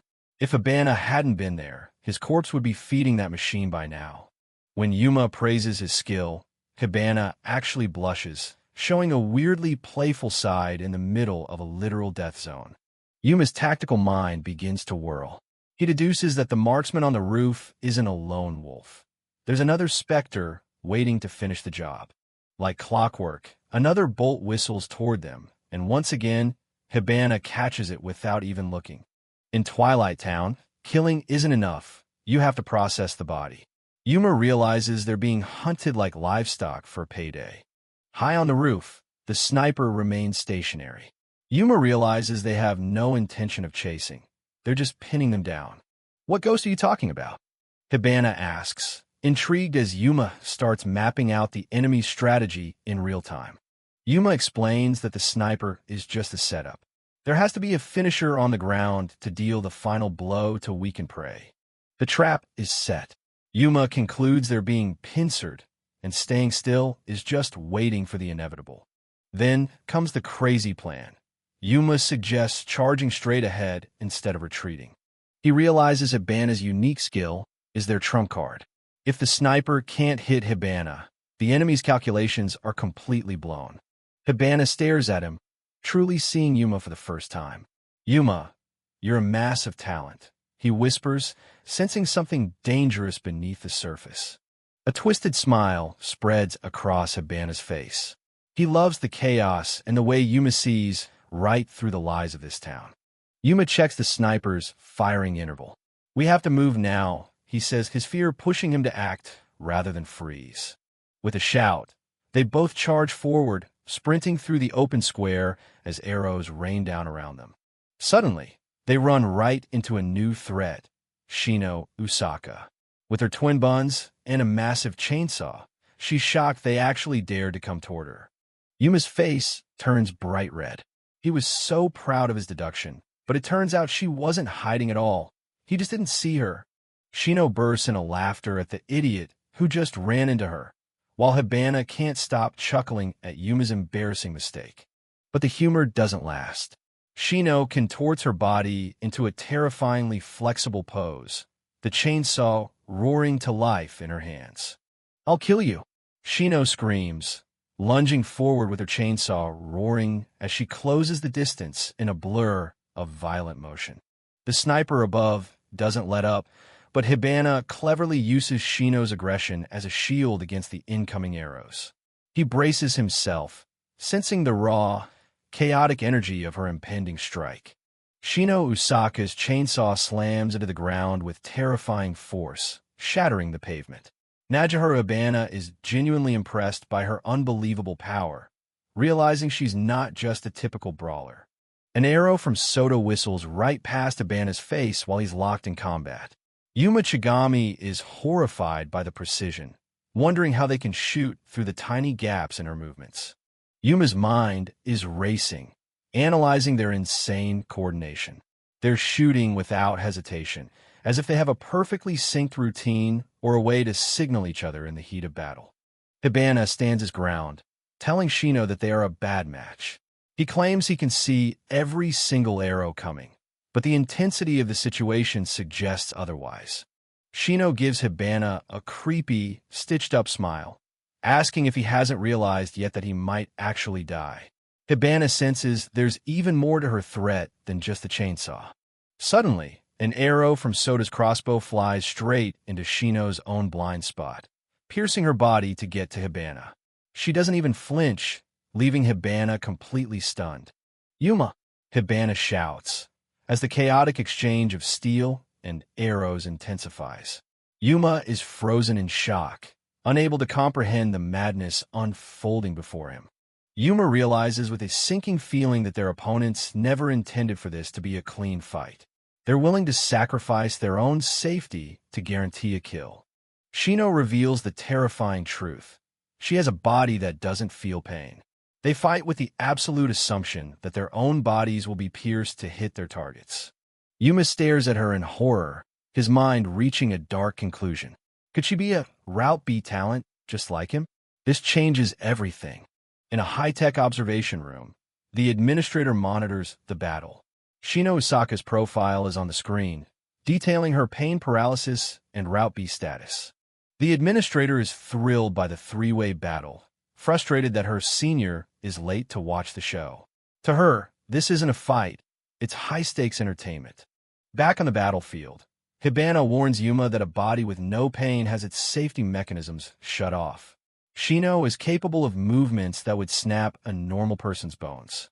Shino contorts her body beyond natural limits, utilizing every single muscle to unleash a swing that defies human anatomy. She is a living weapon with no restraints. Malleus Maleficarum. Shino's massive chainsaw strike shatters the very ground beneath them. Hibana struggles to stay upright as more arrows pierce through Shino to reach him. Hibana is at his limit. "Sorry, Yuma. Fending these off is taking everything I've got." He desperately needs Yuma to find a breakthrough before they both fall. Yuma is gripped by fear. He knows that if Hibana gives up on being allies, he'll die instantly. He realizes he can't just be protected anymore. He has to contribute. Internal panic sets in as Yuma feels like he can't move from this spot. But with Hibana acting as his only shield, he has to force himself to find an opening to win. Suddenly, a realization hits Yuma. His eyes widen as he starts to decode the strange relationship between the chainsaw girl and the marksman. He thinks he's found it. Yuma starts shouting questions at Shino, testing his theories. Is he her boyfriend? Her father? Her friend? He's looking for the one word that will break her rhythm. "Little brother." Yuma shouts, and the reaction on Shino's face confirms his suspicion. The coordination wasn't a routine, it was a deep, familial bond. Hibana is shocked. They're siblings? Yuma explains that Shino's reckless style is only possible because she knows Soda will never let her die, and vice versa. Yuma recalls how Shino was protecting the crossbowman above, acting as a human shield for her brother. He tells Hibana to keep a close eye on their room number, 206. A chilling glimpse into the past reveals the tragic origin of Shino Usaka's condition. Confined to a hospital bed, she remains eerily still as medical staff discuss the reality of her pain paralysis, a defensive mechanism her brain developed to survive years of relentless, chronic abuse from her own parents. This trauma didn't just numb her body. It began to hollow out her soul, leaving her drifting through a world she could no longer feel. Amidst this void, her younger brother, Sota, became her only anchor to reality, a connection that would be pushed to its breaking point as they faced a cruel society that offered no mercy. In a poignant flashback, we see Shino Usaka in her school days, already carrying the scars of chronic abuse. Her younger brother, Sota, looks on with concern, but even then, Shino's heart was already turning numb to the world around her. Shino's life at school was no escape from the pain. Her peers, aware of her strange condition, decided to test her, treating her lack of sensation like a circus freak show. Sota could only watch, helpless and terrified.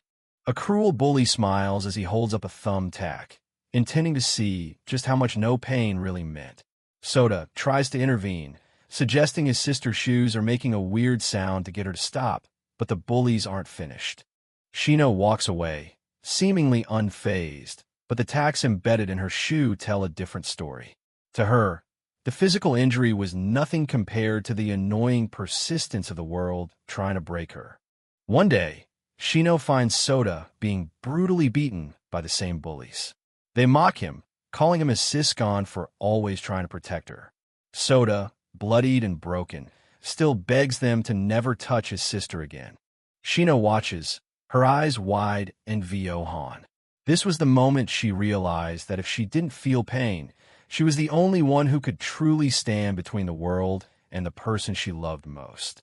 She left the bullies broken on the ground. Sota, barely conscious, tries to apologize, but Shino just repeats her mantra. She doesn't want him dragged into her darkness. But they were already bound by blood and suffering. The reason it looks like you're in pain is because it is painful, she thinks, looking at her own bloodied hand. She had become a shield that could no longer feel the blows it was taking. Back in the present, Shino tries to mock Yuma Chigami's deduction. She calls Sota a massive nuisance, denying that he's precious to her at all. But her aggressive posture suggests she's hiding a deep-seated fear. Yuma doesn't buy it. "You're a terrible liar," he shouts, charging straight toward the chainsaw-wielding girl. He knows he can't afford to die, not when he has so much left to prove. Najiharu Hibana is stunned. "Wait, what are you doing?" he yells, thinking Yuma is committing suicide by running into the line of fire. But Yuma has a plan, and it involves the very bond Shino just denied. Yuma's logic is sound. The more Sota treasures his sister, the more impossible it is for him to take the shot. Sota knows that if he fires now, he risks hitting Shino in the chaos. He's paralyzed by his own love. Yuma reaches for the weapon Loki gave him. If Sota won't shoot, then the advantage shifts to them. Hibana realizes the gamble Yuma is taking and prepares to support him. "Throw it over here, Yuma," Hibana shouts, engaging Shino once more. If he can get his hands on that weapon, he can fend off the arrows while dealing damage to the chainsaw-wielding sister. But Yuma's face is contorted with a different kind of pain. "I don't want to kill them," he thinks. He sees them not as monsters, but as siblings looking out for each other, just as broken as he is. Memories of Keed flood his mind. Her smile was as light in the darkness, and the promise of seeing her again is the only thing keeping his humanity intact. He refuses to become a murderer. "I have to live." Yuma's determination peaks. He's not just fighting for himself anymore. He's fighting for the soul he promised to keep clean for Keed. He charges forward with newfound resolve. Meanwhile, in the observation room, the senior finally arrives. The administrator is excited, noting that the battle between the three Route B individuals is reaching its climax. The senior watches the monitor with a cold, knowing smile. She asks if Yuma is doing well, surprising the administrator with her personal knowledge of the newcomer. The senior's gaze lingers on Yuma's struggling form. "Is Yuma doing well?" she asks again, her voice smooth and dangerous. It's clear she has a much deeper connection to him than anyone suspected. Then comes the chilling revelation. "After all, I'm the one who put him in a Twilight Town." The woman responsible for Yuma's hell is watching his every move, and the game has only just begun. In the midst of the chaos, Shino Usaka leans in, her voice low and steady as she gives Sota a final, chilling instruction. She tells him to empty his mind of hesitation and just focus on the target. When she makes her move, he must pull the trigger. As the battle intensifies, a sudden, sharp memory flickers through Shino's mind. She watches the spinning blade of a falling weapon, wondering why these long-buried fragments of her past are resurfacing now, just as her life hangs in the balance. Facing off against Najiharu Hibana, Shino realizes the gravity of her situation. High above the city streets, surrounded by cold concrete, she knows that one wrong move means death, but in her world, death is far from the most terrifying outcome. Her eyes, dark and heavy with trauma, reflect a grim determination. To Shino Usaka, dying is a simple escape. The true nightmare is seeing the one person she loves suffer for her mistakes. The time to end this cycle has finally come. She knows Sota is the kindest soul left in this wretched town. That's why using him as bait, forcing him into this violent hostage situation just to keep herself alive, feels like the ultimate betrayal of his spirit. Even with Sota providing cover fire from the rooftops, Najiharu Hibana proves to be a true monster of a warrior, effortlessly parrying attacks and closing the gap. Shino's survival instincts are screaming, sensing an overwhelming threat they cannot overcome with force alone. The air grows heavy with the presence of Yuma Chigami. He isn't just another prisoner. There's a cold, calculated danger radiating from him that makes even a seasoned killer like Shino hesitate. Her mind screams that this man is the most dangerous variable in the area. Cornered and desperate, Shino prepares for a final, suicidal gamble. She sparks her weapon, intending to take everyone down with her in a blaze of fire. To her, failure is no longer an option, even if the cost is her own life. Najiharu Hibana charges forward with lethal intent, calling out to his ally. He's determined to end Shino's rampage before she can pull the metaphorical pin on her final plan. Sota watches in absolute horror as the battle reaches its boiling point. He sees his sister preparing for the unthinkable, and for a moment, time seems to freeze in his sight. "Don't do it, sister." Sota's voice cracks with desperation, but Shino's mind has already drifted away. As she prepares to die, her life begins to flash before her eyes, a long, brutal record of pain and survival. She remembers a childhood defined by the sound of heavy footsteps and the sting of blows. Her parents were monsters who beat her every day, forcing her to steal just to satisfy their habits. Back then, she almost hated Sota for always hiding behind her, making her the primary target for their rage. School offered no sanctuary either. The other children sensed her numbness and used it as an excuse for cruelty, throwing things at her just to see if she would finally react. Shino learned early on to simply stop caring about the pain. The abuse at home grew more grotesque by the day. When her father saw her indifference, he would strike harder, calling her disgusting for her lack of emotion. Even when she coughed up a broken tooth, her only thought was that she finally had a cavity out of her way. Living among the trash of their apartment, Shino stared out the window, wondering if falling from such a height would finally be enough to end the hunger and the isolation. She questioned if being different from everyone else was simply too heavy a burden to carry. They had nothing but each other and cheap cup ramen to share in the dark. It was a bleak, hollow existence where survival was the only goal and joy was a foreign concept. But everything changed the day she realized Sota was the only one who truly felt her pain. When he cried for her, it was the first time in years Shino felt a spark of something real, a connection that made the suffering worth it. Seeing Sota smile for the first time was her salvation. In that moment, Shino found her purpose. She would endure every blow, every injury, and every ounce of misery just to keep that small light in his eyes from going out. Back in the present, that same fierce resolve burns in her eyes. She wasn't born to be a victim. She was given this broken, unfeeling body for the sole purpose of protecting Sota until the very end. She prepares to ignite her final strike. Run, Hibana. It's a suicide bomb. Yuma Chigami realizes the danger a split second too late. He sees Shino's plan unfolding and screams for his ally to clear the area before the gasoline ignites. Amidst the smoke and gunfire, Shino's heart aches for the brother she's about to leave behind. She screams his name one last time, a final farewell before she plunges them all into the abyss. But as the flames fail to rise, Shino looks at the flask in her hand and then at the man before her. For the first time, her numbness is replaced by a genuine smile. She thanks him, not for the mercy, but for finally letting her feel the pain of a failed gamble. Soda's desperate pleas finally reach her as the tension breaks. Shino whispers a soft apology to her brother, realizing that her path of destruction has come to a sudden, unexpected halt. Shino throws the useless flask aside, the metal clattering against the cold pavement. In that single, echoing sound, she makes a choice that will change their lives forever. Instead of leading them all to the grave, she chooses a path toward a new, uncertain alliance, turning her back on the explosion that never was. As Shino walks away from the brink of her own destruction, she leaves behind a suffocating silence.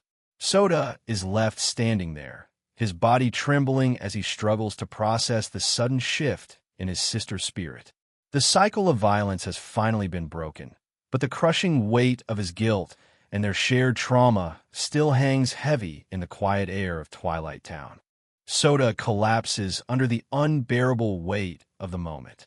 Clutching his crossbow with trembling hands, he breaks down in tears, the agonizing truth echoing through his mind. He can't do it. To kill the one person who has been his shield against the world is a line he simply cannot cross.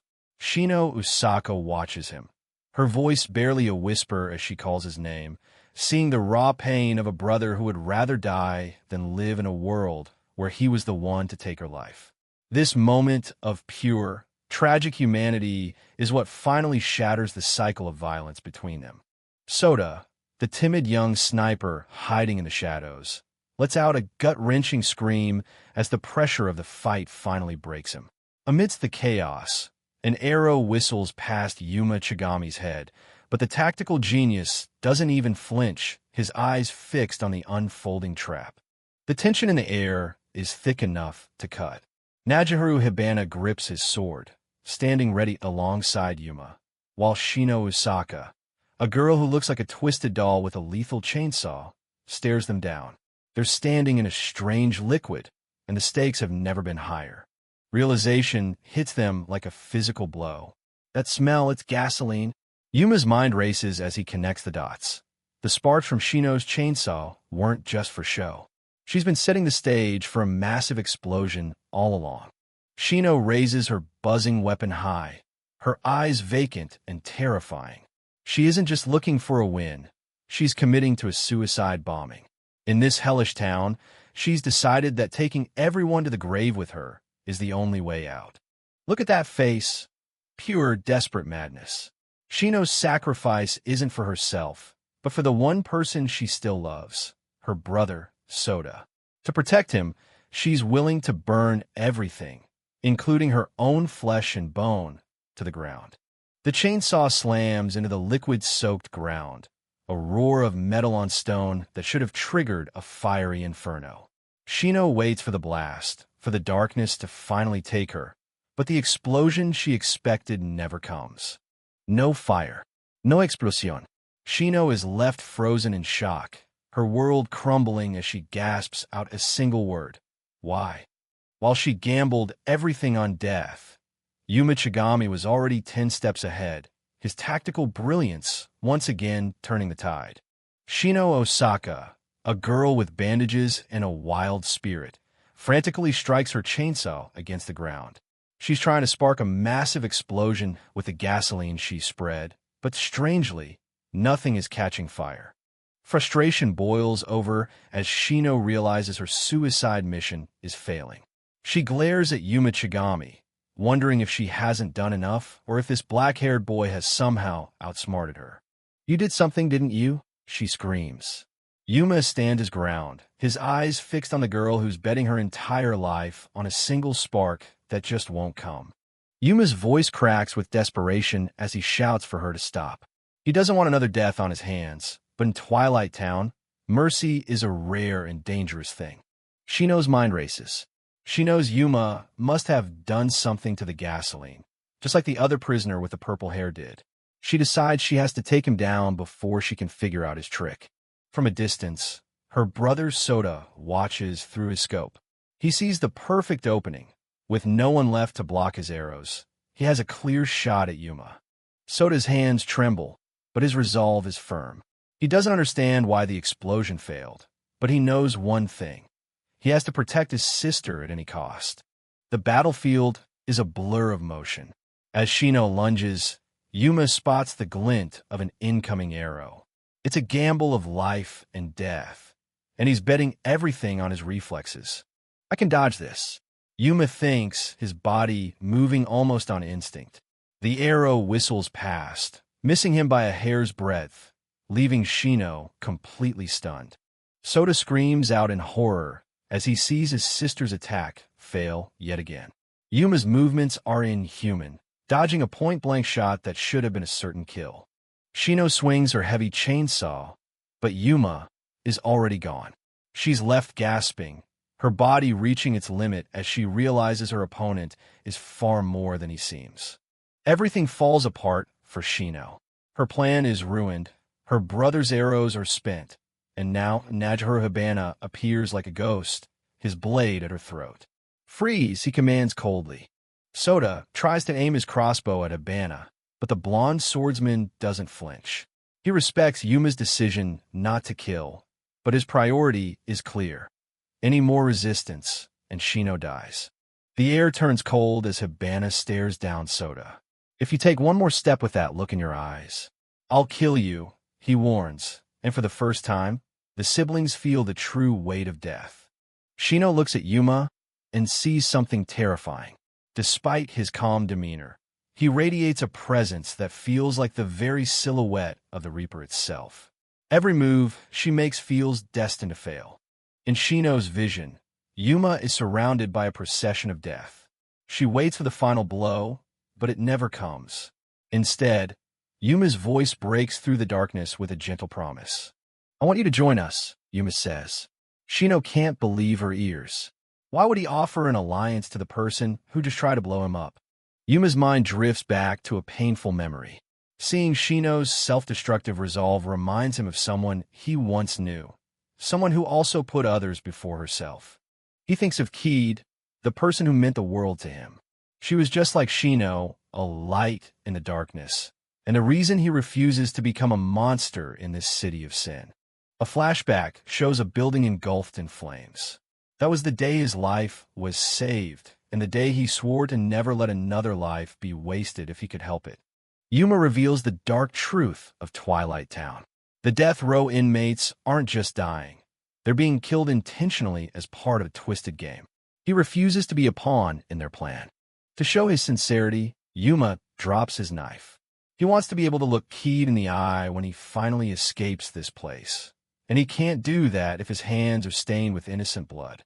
Even with an arrow still lodged in his back, Yuma stands tall. He's willing to take the hit if it means reaching through the wall Shino has built around her heart. With tears and blood on his face, Yuma makes one final plea. "Believe in me and become our ally." He's offering them a path out of the cycle of hatred, but the choice is theirs. A flood of painful memories hits Shino, the horrific abuse they suffered from predators who saw them as nothing but tools. Yuma's kindness is so alien that it's almost scary, and Soda can only watch, terrified for his sister's safety. The tension is suffocating. Shino Osaka, a girl with manic eyes and stitches across her mouth, screams in desperation. She's convinced Yuma Chigami is just another predator in this town, threatening her with the most vile intentions. To her, Yuma is the scariest person there right now, but he remains eerily calm. The fight is finally over. Shino collapses, the adrenaline fading to reveal the true extent of her wounds. "We've lost," she whispers, dropping her guard and choosing to place her fragile trust in this strange boy's mercy. Despite the threats, Yuma begins to walk away. He admits that handing a weapon to an enemy is completely ridiculous, but he has a plan. He's not here to die. He's here to change the rules of the game. The new group stands together: Yuma, Hibana, Shino, and Soda. They exchange names, a small act of humanity in this wasteland. They're allies now, even if Shino is still desperately curious about how Yuma managed to survive her trap. The dust finally settles as the group introduces themselves. Shino and her brother Soda, a timid boy in a beanie, stand alongside Najihiro Hibana and Yuma. They are allies now, but Shino is still reeling. She demands to know the secret. How did he handle the gas and dodge that lethal arrow? As they walk, Yuma begins to explain his tactical genius. He knew about the gasoline from the very start, ever since he saw Shino driving that engine-powered chainsaw. He's always observing, always planning several steps ahead.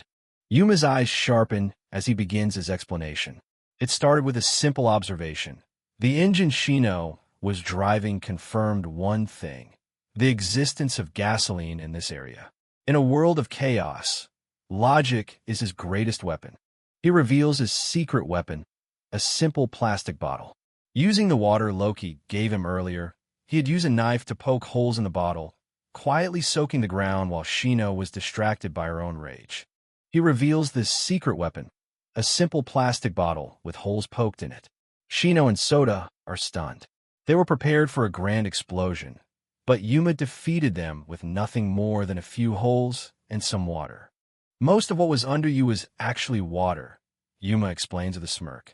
Modern gasoline is refined to be hard to ignite, and by diluting it with water, he ensured that her chainsaw sparks wouldn't be enough to cause an explosion. Yuma explains the science of it. Real life isn't like the movies. Even at a gas station, a cigarette won't just ignite a pool of gas. It usually just goes out. By splashing water, he ensured the temperature stayed low enough to prevent Shino's chainsaw from starting a firestorm. Shino and Soda are speechless. Yuma even breaks down the crossbow dodge. It was a calculated gamble based on forcing Soda into a predictable firing line by pretending to attack. He's been manipulating the entire battlefield from the beginning. But then comes the real question: the arrow. A crossbow bolt travels at a staggering 250 kilometers per hour. Deflecting it requires superhuman reflexes, something Yuma doesn't claim to have. So how did he survive? In that split second, I created a situation where you had no choice but to shoot at me. Yuma's explanation makes Shino realize just how completely they were outclassed. It wasn't luck, it was pure, cold strategy that saved them all. He didn't just react. He manipulated the entire scene. Yuma intentionally created a situation where Soda had no choice but to shoot at a specific moment and angle. He wasn't just dodging an arrow, he was directing it. It was a total gamble, controlling the position and the timing of a shot. Yuma bet his life that Soda wouldn't want to hit his own sister, and that he could predict the exact path of the bolt. Against all odds, the gamble paid off. I didn't want to kill anyone. Yuma's smile is weary but sincere. Shino realizes that if he hadn't stopped her, she and her brother would be nothing but ash right now. This boy didn't just defeat them, he saved them. Shino stares at him, her heart hammering. If Yuma hadn't stopped her, she would have died in a useless explosion. She asks him if he's serious about his no-killing rule. In a town this brutal, she can't fathom how he expects to survive without shedding blood. Shino looks at Yuma and sees it again, the terrifying, spectral Reaper. But this time, she understands a truth. Yuma's Reaper isn't looking at the inmates. It's looking past them, with its sights set on the town itself. Yuma just smiles, but to Shino, he looks terrifying. Behind his gentle face, she sees a vision of Reapers, monstrous shadows of death. She realizes Yuma isn't just looking at the inmates. He's looking at something much further, something that might just tear this whole town apart. The four of them walk together through the desolate streets, a motley crew of prisoners ready to tear down the rules. Yuma Chigami is no longer just a victim. He is the Reaper who will kill Twilight Town. After the intense battle, Yuma Chigami stands before a massive disposal unit. He drops Nairi's heavy axe onto the conveyor belt, watching it move toward destruction. Najiharu Hibana watches closely, asking if he's truly sure about getting rid of such a weapon. In this town, every tool can be the difference between life and death. Yuma explains his reasoning calmly despite his injuries. The axe is too heavy at 2 kilograms, and even their skilled ally can't swing it effectively. Considering the constant risk of theft in Twilight Town, it's better to dispose of it here than let it fall into the wrong hands. His analytical mind is already calculating their next move. The group's immediate priority shifts to survival. Shino Osaka is injured, and her stomach wound desperately needs stitches. They discuss finding a shop run by someone called Chef to get sewing supplies. Despite the dark atmosphere, there's a fragile sense of cooperation forming between these former enemies. Treatment in Twilight Town is a luxury most can't afford.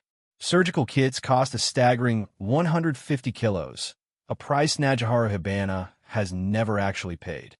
But Yuma has the currency now, earned from the brutal reality of killing Nairi.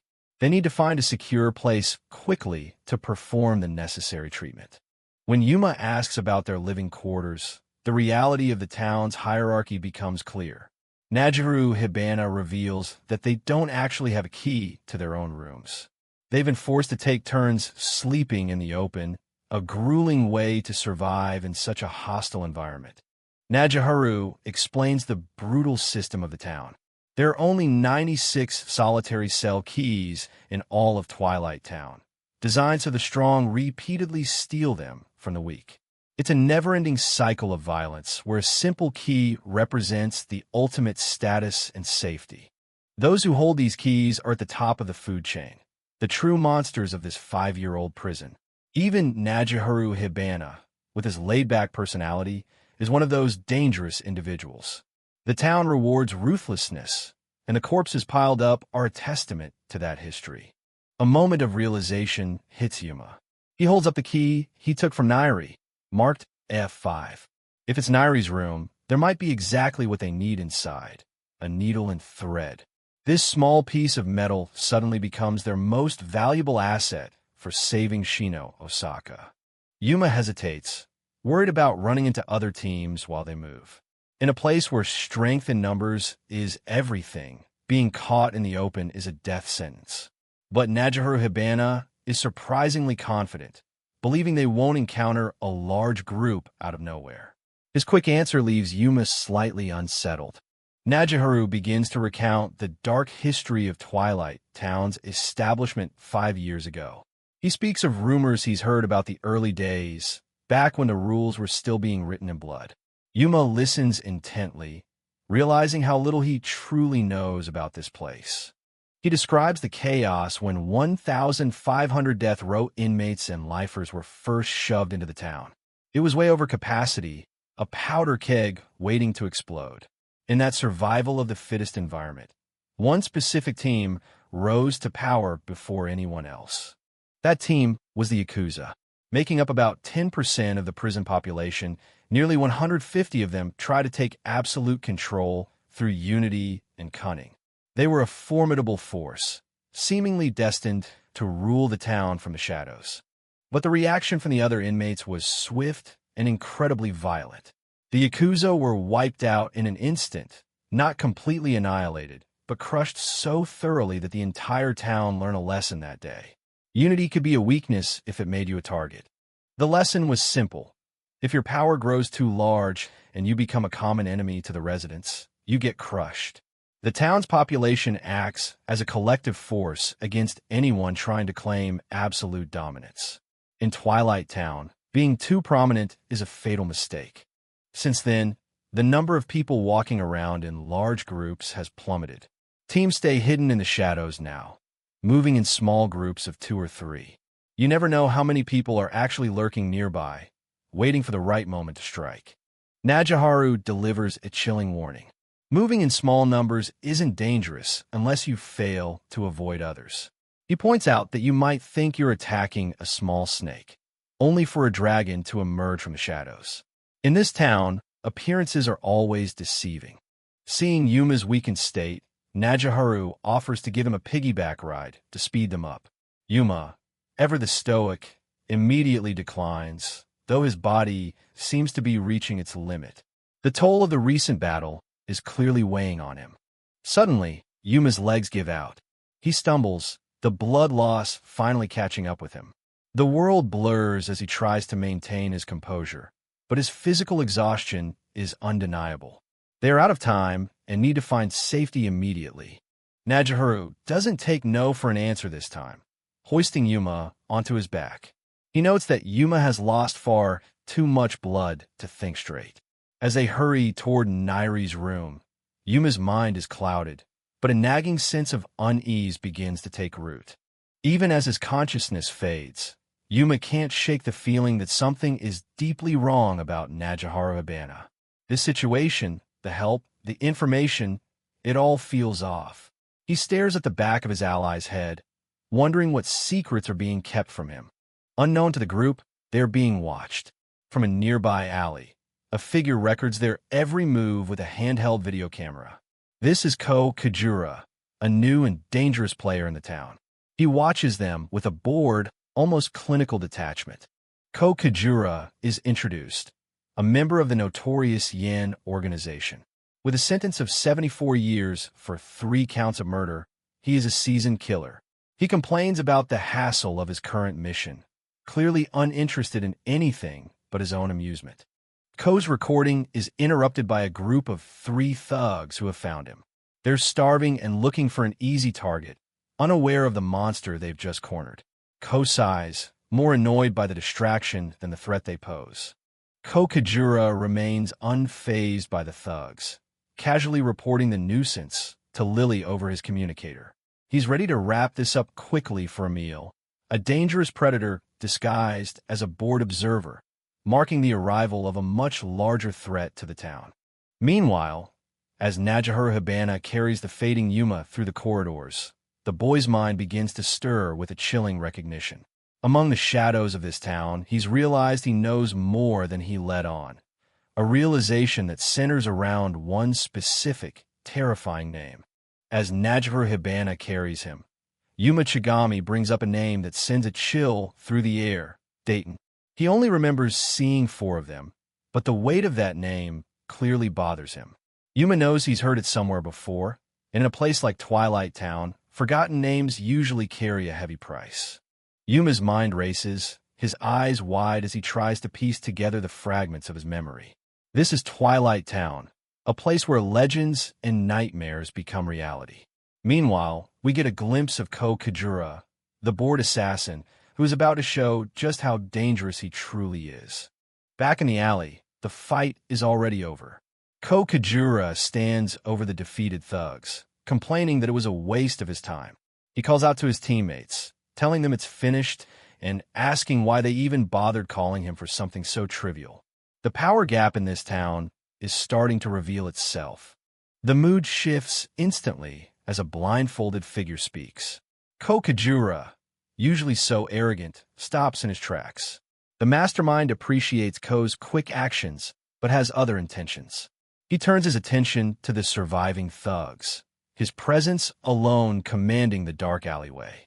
The mysterious leader delivers a cold lesson.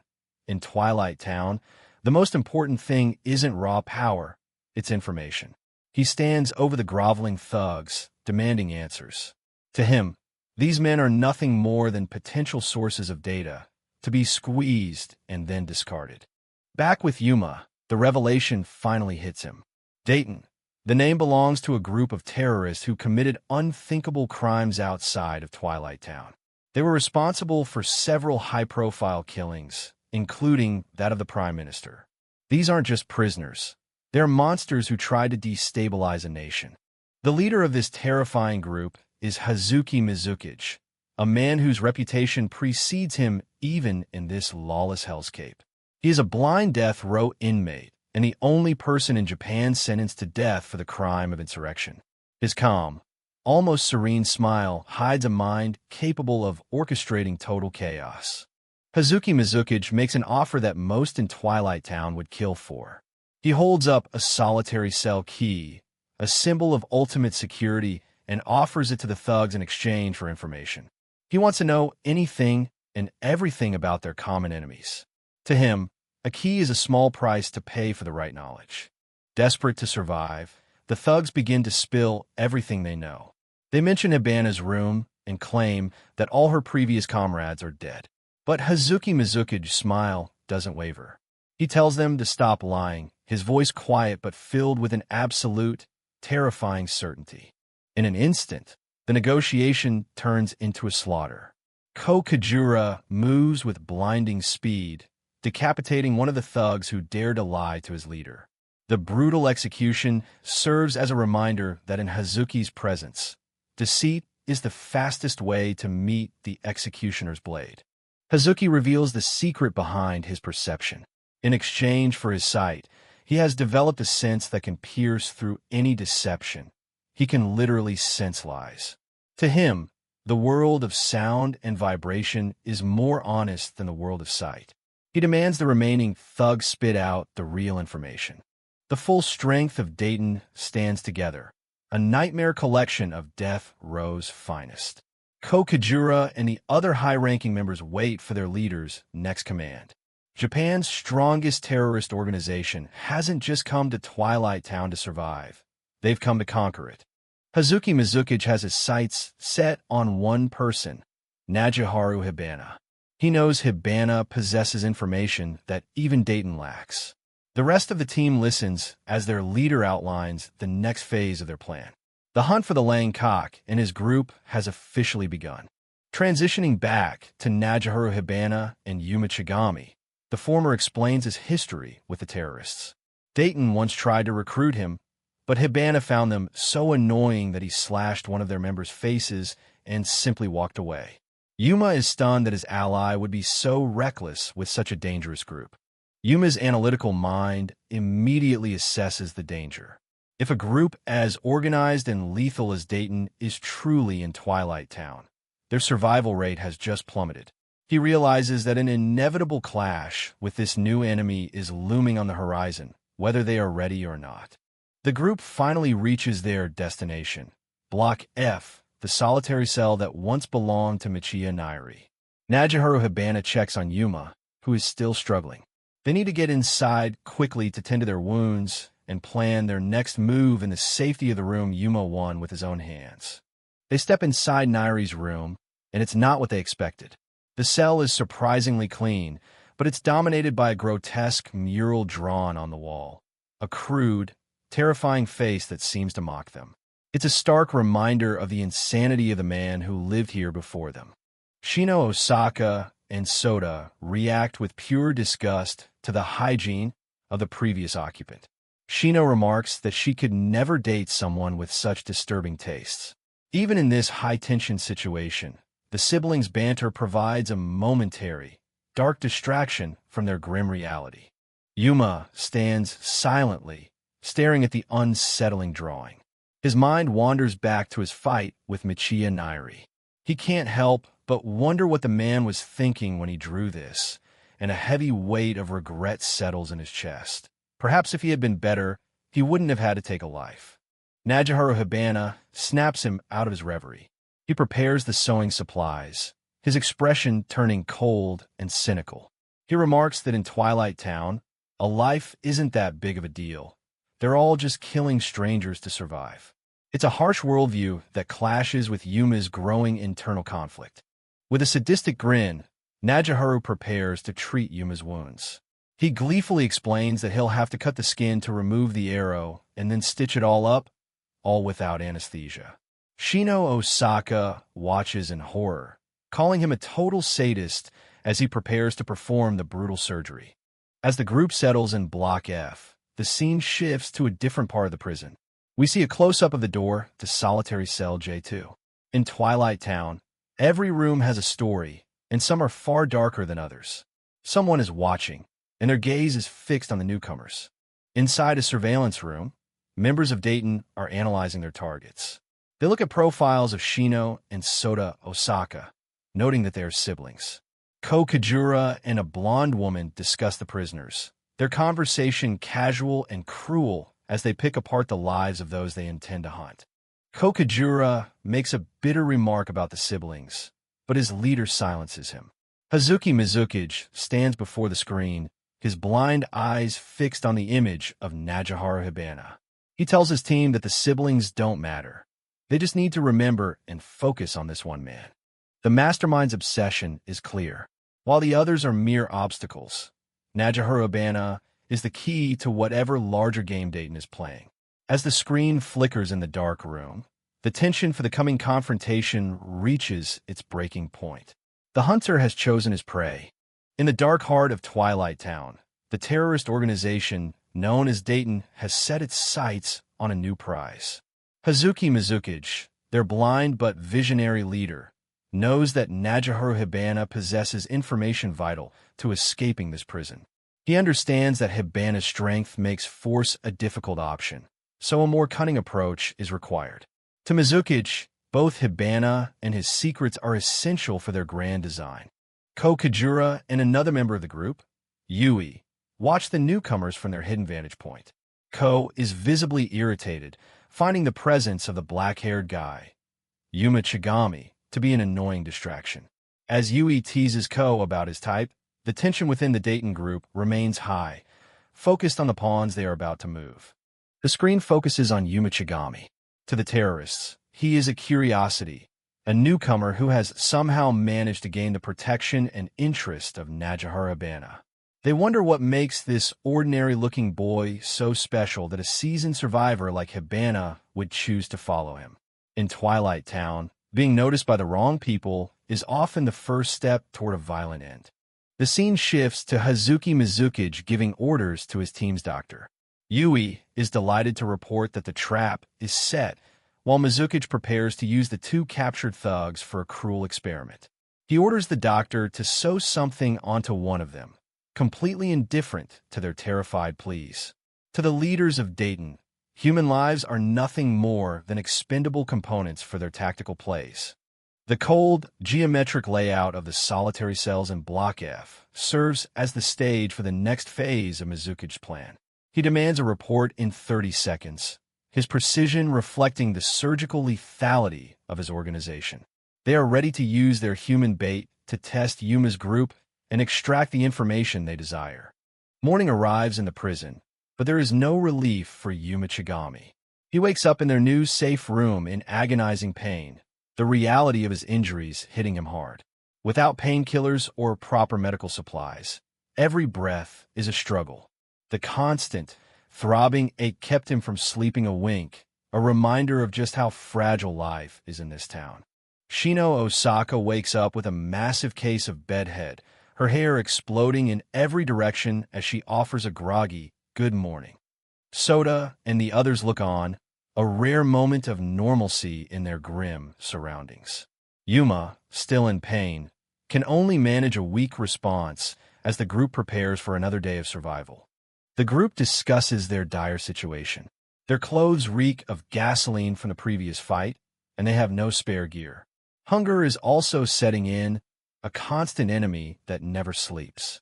Najiharu Hibana suggests they head back out to buy supplies from the chef, emphasizing that in Twilight Town, the only rules are those of necessity and survival. Yuma reflects on the terrifying reality of their environment. In a town with no doctors and no anesthesia, a simple injury carries the weight of a death sentence. A broken bone or an infection isn't just an inconvenience. It's a life-threatening crisis designed to force inmates into desperate, lethal competition with one another. To Yuma, the fear of getting hurt is the most rational emotion one can have here. The group gathers in the center of the cell to plan their next move. Yuma admits his vulnerability, his fear of being wounded again, grounding the conversation in a brutal truth.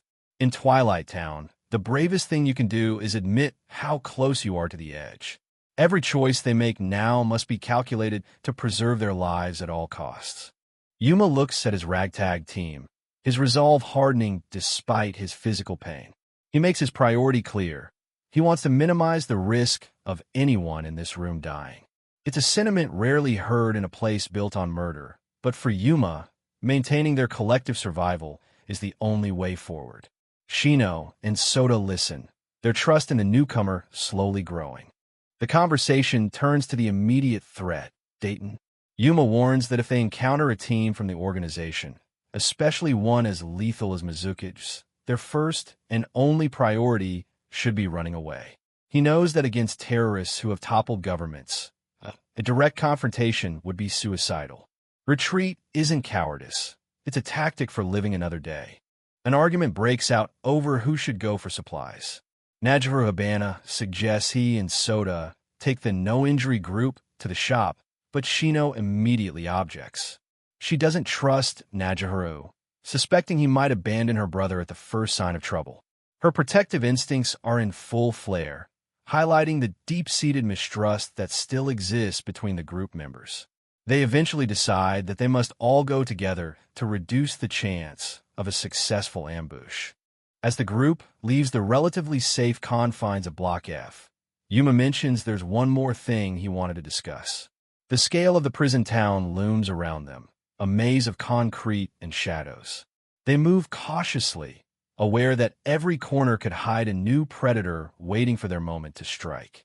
The silence is shattered by a strange, frantic sound.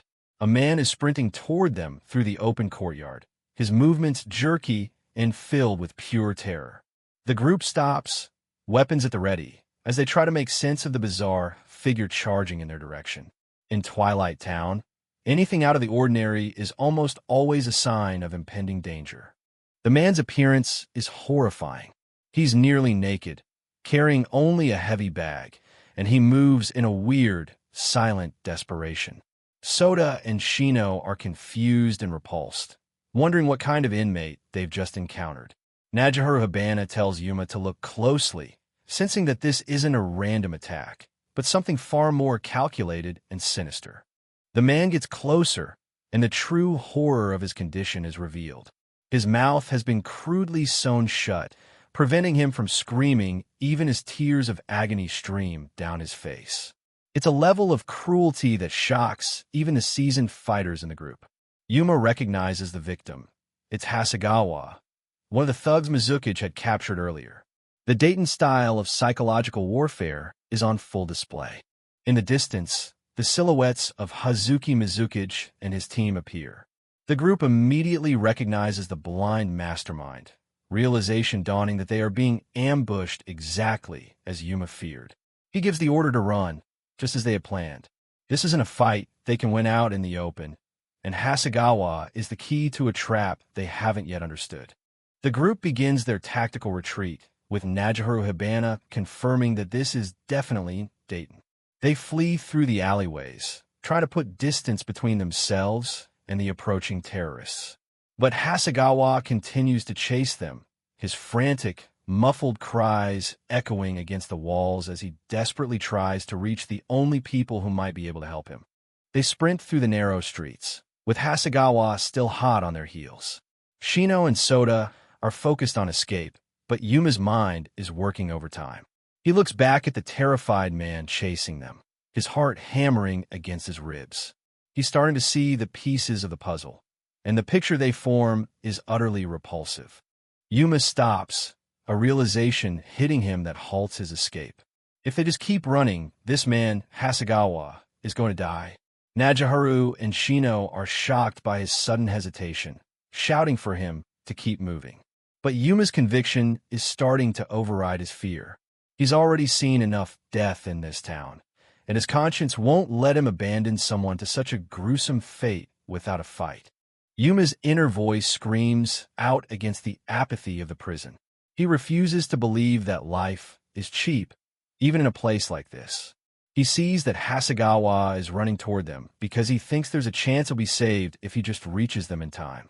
Yuma's observation skills go into overdrive, noting that Hasegawa hasn't thrown the bag away, not because he's holding on to it, but because he can't. Looking at Hasegawa's exposed back, the horrifying truth becomes clear. The bag isn't being carried. It's probably sewn onto his back. The medical brutality of Mizuki's doctor has turned a living human being into a delivery system for something far more lethal. The group watches in frozen horror as the man continues his desperate, doomed run toward them. Yuma's mind completes the final, terrifying logical jump. A bag sewn onto a man's back, a mouth stitched shut to stifle warnings, and a victim whose panic is a countdown in itself. There's only one conclusion. Hasegawa is a living, breathing bomb about to detonate. Mizuki's hasn't sent an attacker. He sent an expendable human timer, a trap designed to wipe them out in a single, heartless instant. Yuma's face contorts with rage as the calculated cruelty of Dayton sinks in. They've turned a human life into a mere vessel for an explosion. This is how those scumbags operate, with an absolute disregard for anything resembling humanity. But as the gap closes, the luxury of fear vanishes, replaced by the cold, hard necessity of a split-second gamble for survival. Time is a luxury Yuma Chigami doesn't have. He quickly calculates the distance. Staying away gives him 10 seconds, but moving in closer buys him only 5. Despite the risk, he chooses the latter, lunging forward to cut the bag off Hasegawa's back. It's a gamble with his life on the line. As he struggles, Yuma's words are sharp and biting. He shouts at the terrified Hasegawa, calling him out as a death row inmate and telling him to stay quiet and repent for his victims. It's a harsh way to say hold still, but in this hellish town, empathy is often delivered through a filter of brutality. The situation turns dire as the clock in Yuma's head continues to tick. The strap of the bag and the thread used to sew it onto Hasegawa's skin are far tougher than he anticipated. His gut tells him the explosion is only seconds away, and his knife isn't working fast enough. Panicked sweat pours down his face as he realizes the sheer number of stitches holding the bomb in place. I won't make it. The thought echoes in Yuma's mind as the reality of failure sets in. His eyes are wide with the terror of imminent death. Just then, a familiar voice cuts through his panic. Najiharu Abana is here, and he isn't about to let his new ally go up in smoke. Najiharu Hibana moves with a fluid, terrifying grace, pulling Yuma away from the human bomb. He tells Yuma to move, his hand already on the hilt of his blade. Where Yuma's knife failed, Najiharu's sword will provide a more decisive solution. His calm demeanor in the face of death is as unsettling as it is impressive. With a single, precise stroke, Najiharu Hibana slashes through the air. He tells Hasegawa to bear with the pain as he cuts not just the bag, but the very skin it was sewn into. It's a brutal necessity to save everyone's life. The bag falls loose, but they still need to get it far away and quickly. Najiharu's voice booms across the courtyard, calling out to Soda. He gives the order to shoot, his timing calculated to the millisecond. On the other side, the young boy with the beanie, Soda, is ready. This is the moment their teamwork will either save them or bury them. Soda pulls the trigger of his crossbow. The bolt flies true, pinning the falling bomb bag and carrying it through the air away from the group. Hasegawa collapses to the ground, safe for now, as the lethal cargo is propelled far into the distance. It was a perfect, desperate play made in the face of absolute destruction. A massive explosion rocks the town, a fireball consuming the bag mid-air. The shockwave ripples through the alleyways, a violent punctuation to their successful teamwork. They managed to save a life, but the cost of that victory is the realization that they've officially crossed paths with the most dangerous organization in Twilight Town. Watching from the shadows, Hazuki Mizuki wears a haunting, blindfolded smile. He's impressed by the coordination he just witnessed, noting that Yuma has gathered a truly good team. But his words carry a dark promise. He's gained interesting information today, and he knows that an all-out confrontation with Yin is now inevitable. The game has just reached a new level of lethality. In the midst of the smoke and chaos from an explosion, a new threat emerges. This is Hazuki Mizuki, the blind leader of the terrorist organization Yin.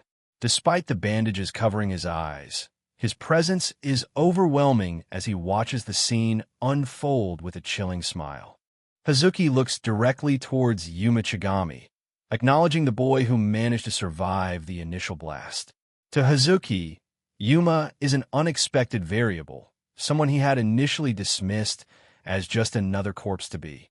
The tension thickens as Hazuki mentions Najiharu Hibana. Yuma is confused. How does this man know about Hibana? And why does his tone sound so personal? Shino Osaka looks on in shock, realizing that their movements were being watched all along. Hazuki reveals his true goal. He wants Najiharu Hibana to join Yen. It's not just about Hibana's strength. It's about the vital information he possesses. Yuma realizes that Hibana is much more than a simple ronin. He's a target for the city's most dangerous players. Hazuki tries to play a twisted game of diplomacy. He offers a doctor to treat the wounded Soda, Shino's younger brother, but the price is Najiharu Hibana's loyalty. When it becomes clear that negotiations aren't going his way, Hazuki's tone shifts from polite to cold resolve. Suddenly, the phase of the attack changes. Ko Kajura, a young and lethal assassin with striking bicolor hair, moves into action. Before anyone can react, the atmosphere shifts from a standoff to a kidnapping. Chaos erupts. In a flash of chains and shadows, Soda is snatched away. Shino screams out for her brother, her eyes wide with terror, while Yuma can only watch in horror as the boy is hauled away by the enemy's brute force. The large man, Akabumi, secures Soda and even manages to seize the boy's crossbow. Shino's rage boils over as she lunges forward with murderous intent, but Najiharu Hibana realizes the danger is far from over. With a mocking "see ya," the kidnappers leap toward the rooftop, taking Soda with them. Shino is left screaming in desperation, her heart shattering as she watches her only family being carried away by the very monster she feared. Hazuki Mizuki's isn't finished. He points a finger, reminding Hibana that a comrade's life is now the bargaining chip. Yuma is frozen, his mind racing to understand what information could possibly be worth a human life. The betrayal cuts deep when Najiharu Hibana looks down and apologizes to Shino. He seems to be refusing to trade the information for Soda's life. Shino can hardly believe it. Is their so-called ally really going to let her brother die? Hibana's gaze is cold and unwavering. He reminds them of the warning he gave before they even entered this situation. In Twilight Town, survival is a gamble where anyone could be sacrificed. Yuma and Shino are haunted by the memory of those words. A flashback reveals Hibana's pragmatic, or perhaps heartless, nature. He had made it clear that their lives were at stake and that priorities might have to shift. In the present, Yuma starts to doubt if Hibana can truly be trusted as a comrade. Shino loses control, her face twisted in a mask of pure fury as she screams at Hibana. But the swordsman doesn't flinch. His question is chilling. Do I look like I am messing around?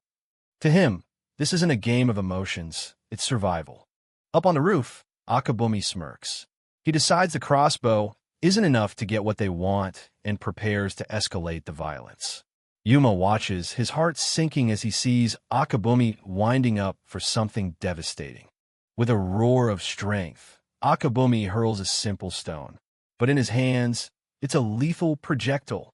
Najiharu Hibana barely manages to deflect it, the impact sending sparks flying and shattering the stone into pieces. Yuma is stunned. The sheer power behind that throw was insane, like a professional athlete on steroids. In the chaos, Shino is still trying to lunge at Hibana, and Yuma has to scream at her to calm down before they're all killed. Yuma suddenly realizes the truth. Despite his cold words, Najiharu Hibana just stood in front of them and blocked that killing blow. He protected them, even while claiming he wouldn't. Hibana might have a reason for his heartless facade. Akabumi isn't done yet. He clashes with Hibana, issuing a final ultimatum. Give up the info or watch everyone die. The battle is no longer just about Soda. It's an all-out extermination if they don't comply. Hibana looks back at Yuma and Shino, his expression unreadable behind his bangs. He scoffs at their ugly bickering, questioning if they can really call themselves comrades when they can't even stand together in a crisis. Yuma looks around, realizing they are utterly surrounded. He doesn't know how many Yin members are hiding in the shadows. It's a desperate situation, and his mind is working overtime to find any possible way out. Then, Yuma remembers something. He reaches into his jacket and pulls out a small, tied bag. This is the item he took from Nairi's room, a potential game changer. If he can just use this, they might have a chance to escape the trap. He shows the bag to the others. Inside are the sharp needles he collected, and he plans to use them as makeshift caltrops.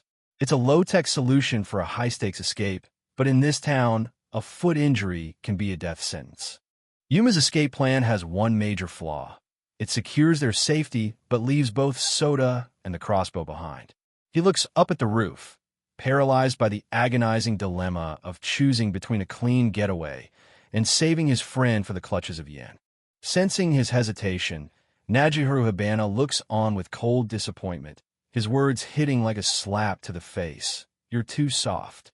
It's a brutal reminder that in this town, mercy is a death sentence.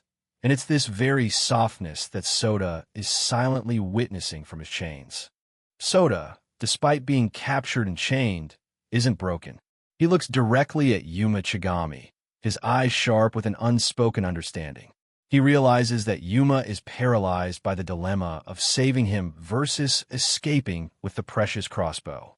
In this moment of clarity, the young boy decides to take the burden of the choice upon himself.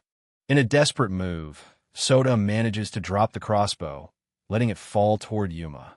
Ko Kajura, the bicolor-haired assassin, watches the exchange with a curious tilt of the head. To the assassins of Yin, this is just a minor struggle, but for the captives, it's a lifeline thrown from the jaws of defeat. Yuma catches the weapon, his hands trembling with adrenaline. High above on the rooftop, Hazuki Mizukichi, the blindfolded leader of Yin, mocks the attempt. He knows that archery and specialized shooting require years of training, skills he believes a panicked amateur like Yuma simply doesn't possess. To Hazuki, Yuma is just a boy playing with a toy he can't hope to master. Soda's voice rings out across the courtyard, screaming for them to leave him and escape.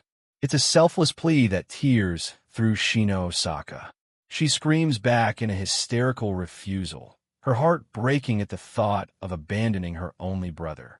Yuma is forced to hold her back, his own face contorted with the weight of the impossible decision he has to make.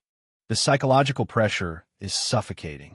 Yuma knows that if Shino doesn't make it out alive, Soda's sacrifice will have been for nothing. He grits his teeth, trying to keep his emotions in check as he realizes that the only way to save anyone is to act with cold, calculated efficiency right now. Yuma tries to inject some logic into Shino's panic. He argues that Yin won't kill Soda. Not yet. The boy is a valuable hostage and a source of leverage. Shino's anger is palpable, her face twisted in a mask of grief and doubt, but Yuma doesn't have the luxury of a long explanation. He needs her to trust him, or they'll all die in this courtyard. "Please," Yuma begs, his voice cracking with the strain. He makes her understand the brutal reality. If they perish here, there will be no one left to even attempt a rescue for Soda. It's a gamble of trust in a place where trust is a death sentence.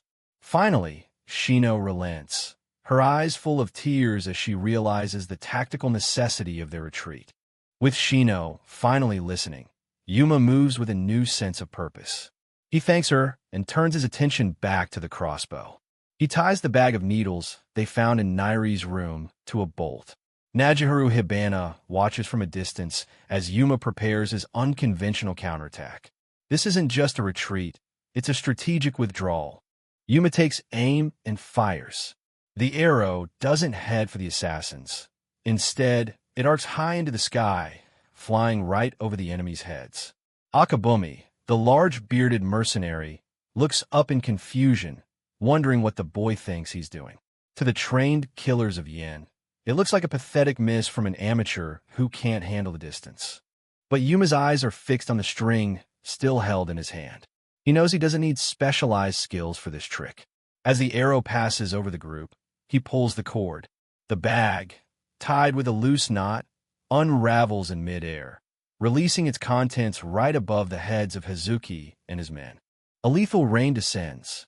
Hundreds of needles, each attached to a small scrap of cloth, flutter down like a swarm of angry insects. Akabumi is caught in the downpour, the sharp points pricking his skin.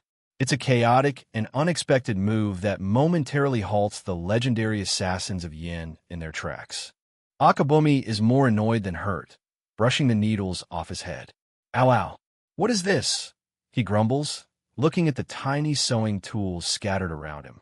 He thinks it's a pathetic attempt at an escape. But Hazuki Mizuki's, with his heightened senses, raises a hand to signal his men to wait. He smells the trap that Akabumi is too dim-witted to see. To Akabumi, they're just harmless needles. He mocks Yuma, asking if he really thinks he can escape with such a childish prank. But the atmosphere changes as Hazuki steps forward, his blindfolded gaze fixed on the floor. He realizes that Yuma has turned his sewing kit into a tactical minefield. Hazuki explains the cruel genius behind the move. The scraps of cloth aren't just for drag. They ensure that the needles always land point up. These are caltrops, a weapon that has existed for over 2,000 years. If they chase Yuma now, the needles will pierce their souls. They are trapped in a dilemma: avoid the needles and lose their prey, or ignore them and suffer the consequences. In a modern world, sturdy boots might protect a soldier from such a trap. But here in Twilight Town, resources are scarce. Hazuki looks down at the field of needles, acknowledging their effectiveness. He knows that in this lawless town, a simple puncture can be a death sentence. This isn't just about pain, it's about the aftermath. Akabumi's rage flares up, and he swears to take Yuma's head despite the trap. But Hazuki remains calm, his voice cutting through the big man's anger. He explains that stepping on these needles is directly linked to death. It's not a threat. They can simply muscle through with brute force. The psychological weight of the trap is just as sharp as the needles themselves. Akabumi is confused. Are the needles poisoned? Hazuki thinks back to the source. He realizes these are the needles Michiya Nairi used on his victims. It's a chilling connection. Yuma has scavenged the tools of one monster to ward off another. Hazuki starts to realize that Yuma Chigami is a much more dangerous opponent than he first appeared. Hazuki lays out the grim reality of Twilight Town. There are no hospitals here. Even if they caught up to Yuma's group, any injury from the needles would likely lead to a fatal infection later. It's a slow, agonizing way to die. Yuma has exploited the town's greatest weakness, the lack of medical care, to create an impassable barrier. As the group flees into the distance, the narrator notes that for the sole purpose of escaping, this was the best possible move. It's a deep-laid plot leading toward death for anyone foolish enough to follow. Yuma and the others vanish from sight, leaving the Yin assassins behind in a field of sharpened steel and cloth. Yuma looks back one last time, his face a mixture of relief and haunting guilt. He promises to himself that he will save Soda. Meanwhile, Hazuki Mizuki stands still, acknowledging the name, Yuma Chigami. He admits he had initially looked down on him as just another newcomer, but now he realizes he should take this boy very seriously. The hunt has officially changed. Sequence 4 begins with a revelation of what's truly at stake. The group has made it to a safe distance, but the safe house offers little comfort. Yuma is out of breath, the adrenaline fade, leaving him exhausted. Hibana stands nearby, his kimono jacket ruffled from the flight. They've come this far, but the victory feels hollow with Soda still in enemy hands. The fragile alliance is at a breaking point. Shino Osaka turns her fury on Hibana, her face wet with sweat and tears. She demands to know what he means by safe when her brother is still a prisoner. To her, Hibana's cold. Tactical distance is a betrayal. If he has no intention of saving Soda, she declares that she can no longer consider him an ally. The argument escalates, with Shino lashing out and questioning why Hibana was so secretive with his information earlier. Yuma tries to intervene, his hands raised in a desperate attempt to keep the peace. Hibana looks away, his expression a mix of sadness and stoic resolve. He asks a haunting question: am I the only one who thinks of us as allies? It's a moment of profound isolation for the Ronin. Yuma is caught in a whirlwind of emotional turmoil. He takes full responsibility, admitting that Sota was taken only because he hesitated to save another. Shino's screams of grief fill the air, almost masking the presence of the man they just rescued from Yen's sadistic trap. At this moment, the group is at its most vulnerable, their unity shattered by the very act of survival that brought them this far. The man at the center of this storm is Yasuhiro Hasegawa, a prisoner Yen had used as a live bomb decoy. Now free of his gag and shaking with relief, he pours out his gratitude to the boy who saved him from a fiery end. A convicted criminal sentenced to 35 years, Hasegawa's life was spared by Yuma's idealism, an idealism that Hibana is about to harshly reinforce in front of everyone. Najiharu Hibana doesn't go easy on Yasuhiro Hasegawa, the prisoner they just saved. He practically barks at the man, telling him to carve Yuma's name into his soul with gratitude. While Hasegawa is trembling and nodding in agreement, Yuma Chigami stands in the background, looking a bit awkward. He didn't save the man for the glory, but Hibana seems determined to make sure Yuma's leadership is recognized by those they help. Shino Osaka is still raw with emotion. She confronts Yuma, her voice a mix of hope and desperate skepticism. She needs to know if his earlier claim about Sota's safety was just a lie to get her to flee. Yuma meets her gaze with an eerie calm, repeating his conviction, Sota won't be killed. He's almost certain of it, and the weight of his certainty starts to pull Shino out of her panic. Yuma begins to lay out his cold, hard logic. He explains that his certainty didn't come from thin air. It formed the moment Sota dropped the crossbow. He realized then that it wasn't a coincidence that the organization Yen kidnapped Sota first. Everything they did was a calculated move, and Yuma has started to see the pattern behind their violence. He breaks it down for Shino. Yen saw Sota's incredible marksmanship as the greatest threat on the battlefield. They prioritized neutralizing him to gain tactical superiority. However, the key is what happened next, or rather what didn't happen. Even when Sota lost his weapon, none of the Yen members even discussed killing him. They didn't see him as a target to be eliminated, but as an asset to be secured. Yuma's eyes narrow as he explains the terrifying truth. Yen didn't just want Sota out of the way, they wanted him as a weapon for themselves. They had already discussed what weapons they wanted him to use before they even took him. Because of this, Sota remained completely unharmed during the abduction. To Yen, Sota isn't just a boy, he's a high-tier ability they intend to exploit. That's why Sota won't die, Yuma declares with chilling confidence. In a place as resource-starved as Twilight Town, no one in their right mind throws away a powerful weapon once they've obtained it. Sota's value to Yen is his ultimate shield. Shino listens, her mouth hanging open slightly as she realizes that Yuma's brain is operating on a level of strategic analysis she can barely comprehend. Najiharu Hibana is watching Yuma with a look that borders on awe. He wonders if it's even possible. Did this boy really analyze everyone's reactions and motives in the heat of a life-or-death battle? While everyone else was fighting for their lives, Yuma was collecting data, processing the entire scene like a living computer.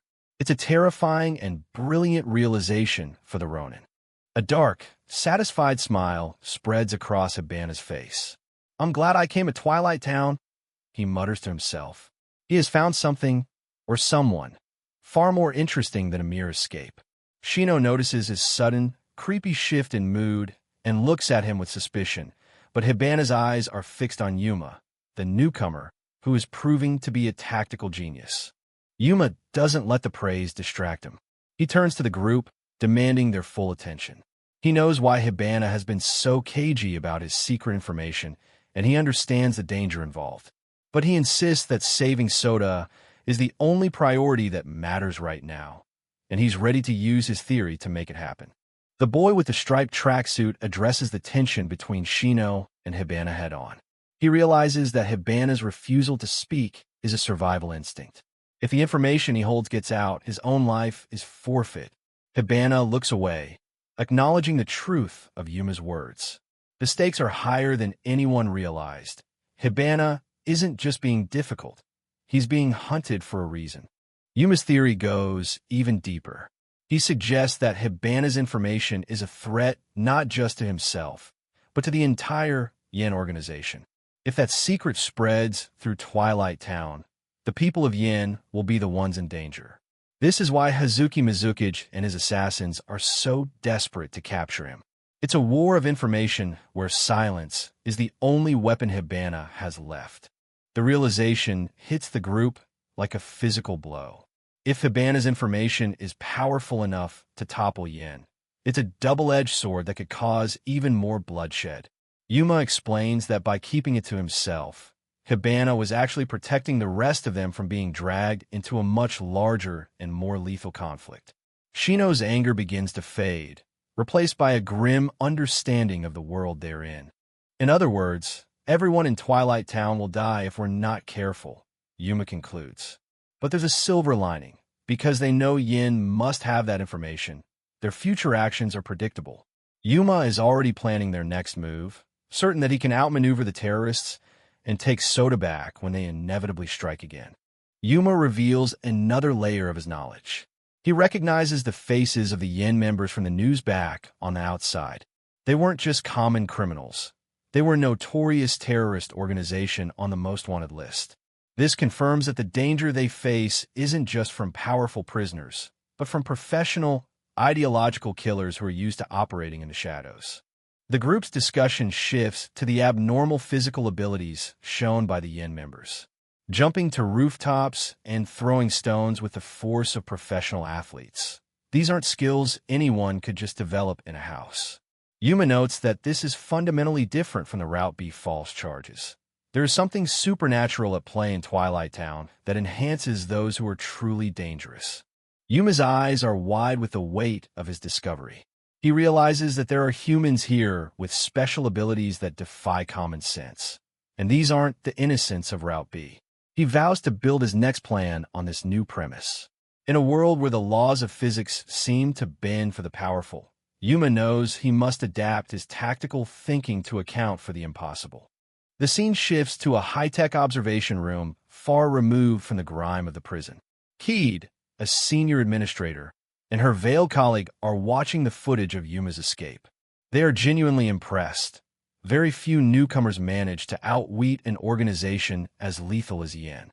Keed's colleague is curious about how she even found someone as unique as Yuma Chigami in the first place.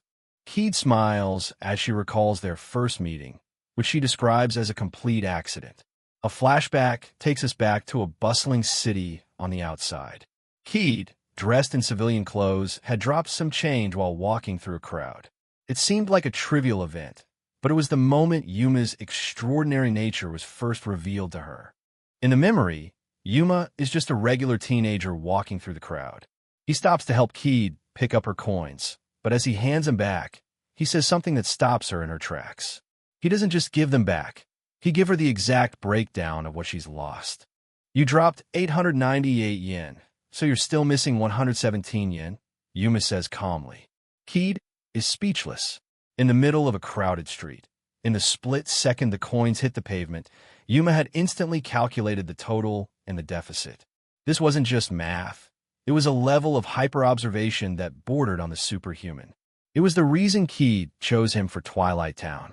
Back in the control room, Keed's colleague is stunned. The ability to grasp such precise data in a chaotic crowd is practically impossible for a normal human. Keed explains that after this contact, she had Yuma sent to Twilight Town as a Route B prisoner. She then directs her colleague to a specific study in the 2023 academic journal Cortex to explain the science behind Yuma's brain. She brings up a hypothesis proposed by Canadian neuroscientist Dr. Morris Friedman. The brain's brakes are suppressing the abilities that humans naturally possess. The theory suggests that the human brain has built-in limiters that prevent us from accessing our full potential, and that these limiters can be bypassed through targeted neurological stress. Keed shows the results of an experiment where subjects had the brakes in their frontal lobes paralyzed by magnetism. The results were startling. They could influence the probability of a device's output. Following this, Dr. Jesse Halta announced that under extreme biological stress, these neural brakes can completely shatter, allowing for the awakening of dormant powers. And the greatest biological stress a human can face is the immediate threat of death. The control room screens display a grim skull, symbolizing the final barrier that, when pushed against, forces the brain into an evolutionary leap. This is the dark core of Twilight Town's mission, pushing prisoners to the absolute brink to unlock their hidden potential. The special ability that awakens during this moment of extreme survival is called Idea.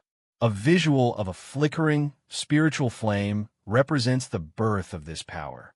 In this lethal laboratory, the Idea is the ultimate prize, and those who manage to awaken it are fundamentally changed, becoming more than just human. The term for these extraordinary individuals is Idea Holder.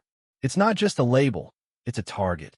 In the eyes of the administration, these people are the ultimate data points, biological anomalies that have managed to break through the natural limits of the human mind. The silhouette of a flame within the chest represents the volatile power that now burns within them. This is the true, dark purpose of Twilight Town, to serve as a massive observation deck for those who come into contact with death and survive. Whether they're death row inmates or innocent victims, the town watches, recording every transformation as they evolve into idea holders through trauma and bloodshed. It's a laboratory where the price of admission is your humanity. Keed, the senior administrator, reveals the sinister logistics of the Route B system. Simply waiting for criminals to awaken their powers wasn't efficient enough to cover all the potential idea holders in Japan. They needed a more proactive approach to harvest the most promising subjects from the general population. Route B is a conveyor belt for the innocent. It's a system designed to snatch civilians who have already shown signs of awakening an idea on the outside and forcibly throw them into Twilight Town on trumped-up charges. The town doesn't care about justice. It only cares about the rare potential locked inside these people's heads. There's one common thread among every Route B inmate. They have all stared death in the face long before they ever arrived here. Yuma, Shino, Hibana. Each one carries the scars of a traumatic past that cracked the breaks in their brains, making them the perfect candidates for the town's lethal experiments. Their survival wasn't luck. It was proof of their potential. The administrators currently categorize these awakened abilities into three major types. The first is enhancement, ideas that push the body's physical durability or biological functions to superhuman levels. These are the bruisers, the ones who can shrug off wounds that would kill a normal person and strike with the force of a wrecking ball. The second type is superpower, which abnormally sharpens the senses like sight or hearing. Then there's the third and most unstable type, self-destruction. These are ideas where a part of the brain's core functions simply breaks and goes out of control. It's a dangerous, high-risk mutation that can give the holder incredible power at the cost of their mental stability. Back in the safe house, Najihiro Hibana drops a bombshell on Shino. Yuma's brain is broken. It's a clinical, chilling assessment that leaves Shino stunned. Hibana isn't insulting Yuma. He's accurately diagnosing the source of the boy's terrifying analytical power. Yuma's mind isn't working like a normal human's anymore. Hibana explains that the human brain is naturally designed to automatically forget unnecessary information. License plates, random phone numbers, the subtle flicker of an eyelid. It's a safety mechanism that prevents our heads from bursting under the sheer weight of useless data. But Yuma Chigami is fundamentally different. His safety mechanism has failed. While others struggle to remember the details of the battle, Yuma stands there, his mind a whirlwind of perfectly preserved data. Every movement of Yen assassins, every word Hazuki spoke, even the precise way Soda was being held, it's all being replayed in his head with absolute clarity. He isn't just remembering the past, he's living it. This is Yuma's specific idea, the brain's self-destruction error. He saves every single scrap of information that enters his brain. Every subtle glance, every nuance in a person's speech, every tiny twitch of a muscle. Nothing is discarded. It's a sensory overload that would kill a normal person. But for Yuma, It's a terrifying new way to see the world. The administrators call it death-sending divine play. By gathering and assembling this massive mountain of data in real time, Yuma can make future predictions with the highest possible accuracy. He isn't psychic. He's just calculating the only possible outcome based on a trillion variables. He sees the strings of fate, and he knows exactly where they lead. The air in the room is thick with high-tech calculations as Yuma's brain processes the data.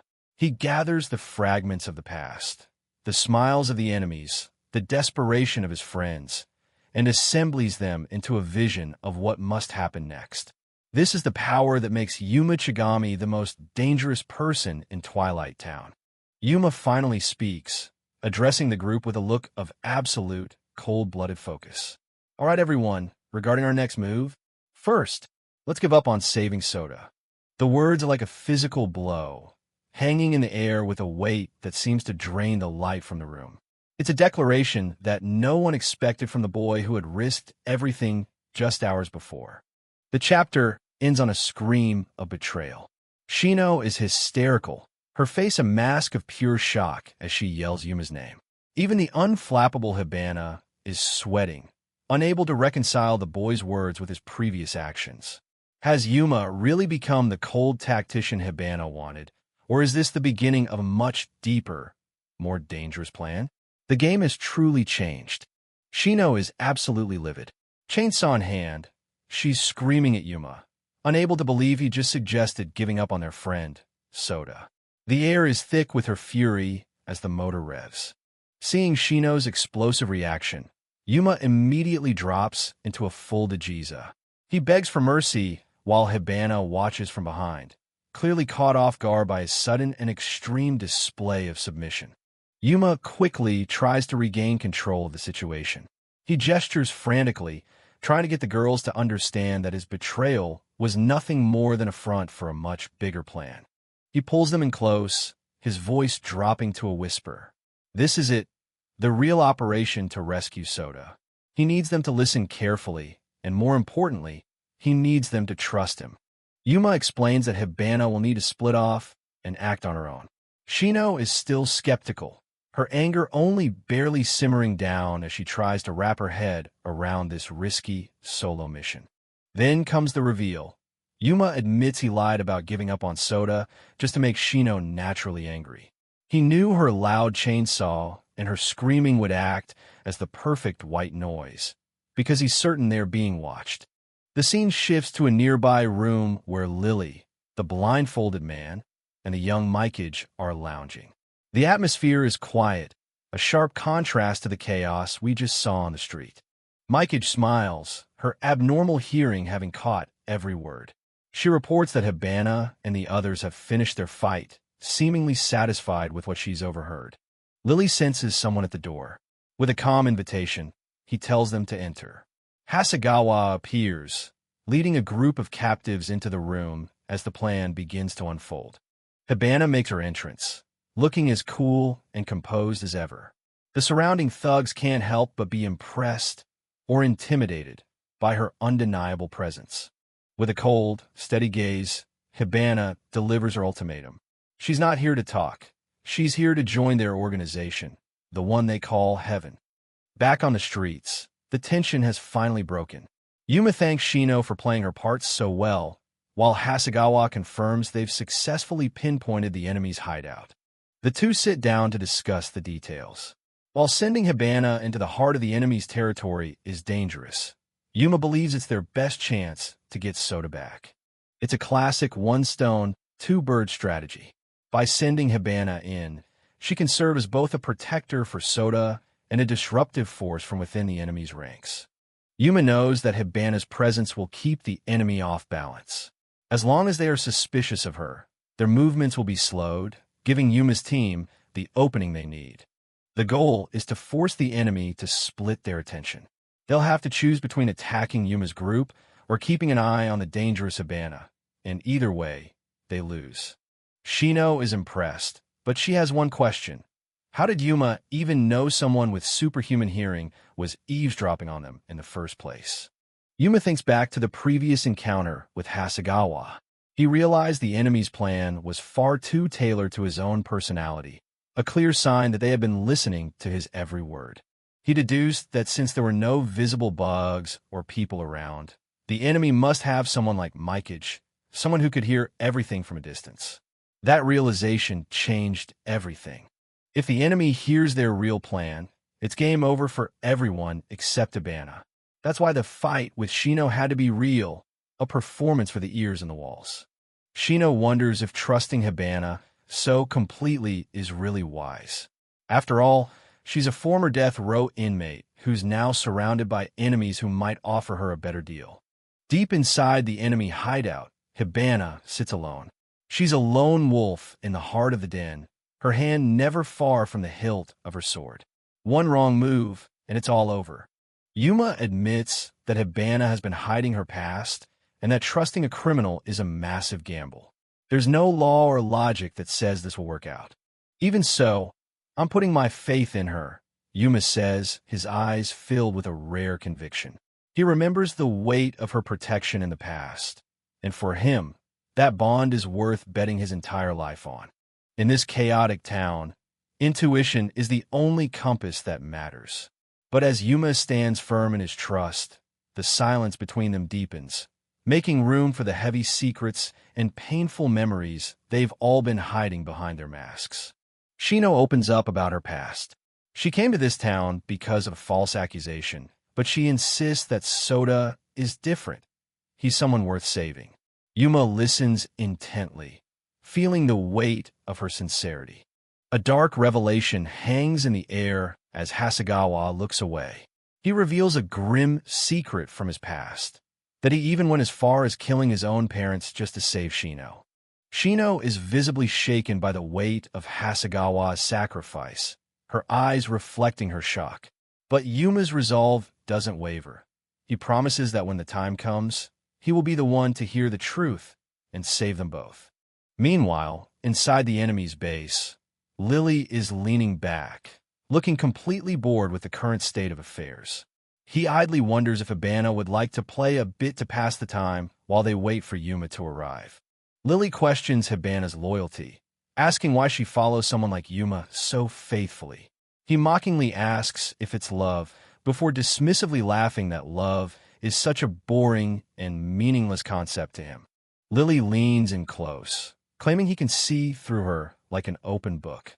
He suggests that while she might have started out approaching Yuma just to use him, she's now genuinely fallen for him, much to her silent annoyance. Lily continues to poke at Hibana's inner conflict, his voice low and taunting. He notes that while feelings might have blossomed from their time spent together, her original, darker objective hasn't simply vanished. With a knowing smirk, Lily points out the obvious. With her skills, Hibana could have easily escaped this town on her own long ago. The fact that she stays suggests her attachment to Yuma is deeper than she admits. The tension in the room is palpable as Lily continues his psychological games, his bandaged eyes somehow seeing more than anyone else. He dismisses the other suspicions, claiming that he's the only one who can truly spot a liar.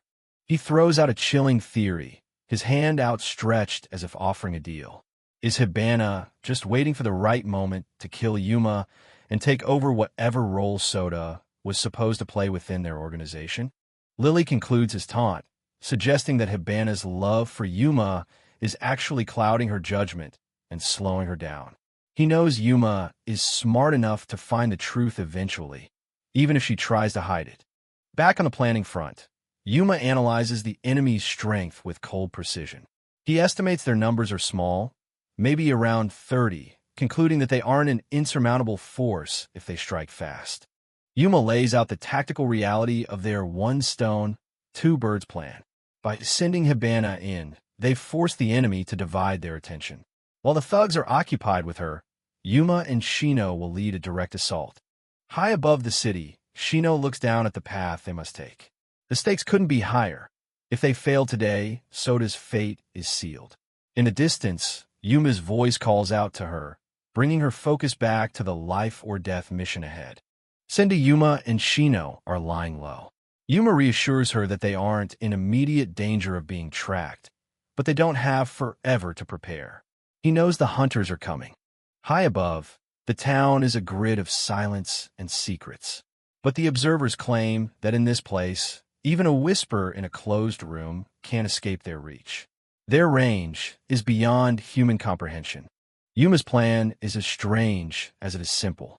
He asks Shino to find him 2 small stones. In the hands of someone like him, even a pebble can become a deadly weapon in the coming battle. In a stark, concrete bunker, the town's most dangerous elements are gathered. They are a collection of monsters, some bound, some bored, but all waiting for the order to kill. The conversation is cold and clinical. These convicts are being handled like tools. Their worth measured only by their utility in Mikage's twisted game. No one here is innocent. Meet the elite predators of Twilight Town. Minato Akitoshi, a man with a smile as sharp as his history of 32 murders, and Hamamoto Yui, a bomber who turned her life into a 160-year sentence. Mikage Hazuki watches them with a patronizing grin. To him, they are polished, finished gems, predictable and static. He's looking for something more raw, something that can still grow. Mikage's eyes are hidden, but his obsession is clear. He compares Yuma to a rough, unrefined stone. In his mind, true beauty is only revealed when a soul is ground down in the heat of combat. He sees a future where Yuma's potential finally sparkles, polished by the very violence they are about to unleash. He's not just a leader. He's a fanatical artist of human conflict. The others don't quite understand his poetic rambling. To them, it's all nonsense, like a mother watching her son fall off a bike. They just want to know when they can start the hunt. Back in the monitor room, the atmosphere is more clinical but no less tense. The staff are placing their bets. Who will win? The outcome seems obvious to most. Yuma is outmatched. One observer isn't sugarcoating it. Yuma has a 100% chance of dying. They think everyone, including Yuma himself, is underestimating just how cruel this place can be. Mikage's grin deepens as he prepares to move to the next phase. He doesn't want to lose his raw stone just yet, but first, he has to find him.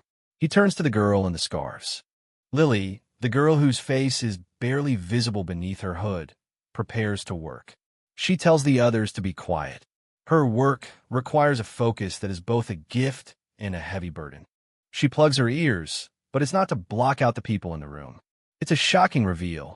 She's been holding back. The earplugs were the only thing keeping the cacophony of the city at bay. The observers are stunned. They realize she's been dampening her own power this entire time. As she removes the restriction, her awareness expands, turning the city into a soundboard. The 1,000-mile Hell Ears ability is now fully active. Every heartbeat, every gear turning, and every cry of pain across Twilight Town is being filtered through her mind at once. She hears a stabbing by the north wall, the sound of a minivan approaching, and the heartbeat of someone new.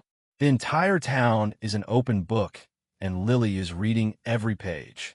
She picks up Yuma's rhythm, distinct and steady. The observers are fascinated by the sheer scope of her hearing. Even the heartbeat of a specific target is clear to her. Mikage's smile says it all.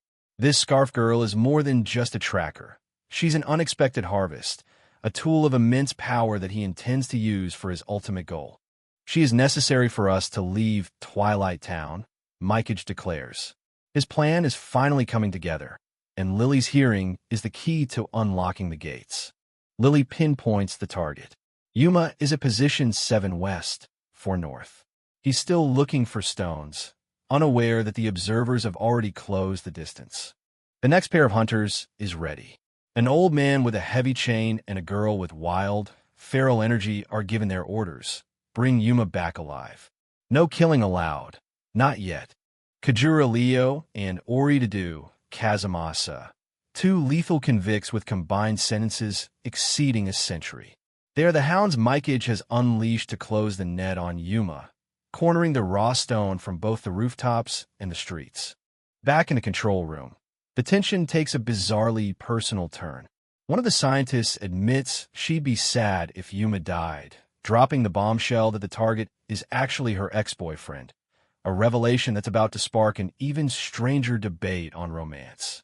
In a high-tech control room, the conversation takes a bizarre turn toward the philosophy of confessions. Apparently, being confessed to by a lame nerd is a downer, while a cool person is a boost. Meanwhile, back in the real world, Yuma isn't feeling cool at all as he collapses under the sheer weight of the ongoing battle.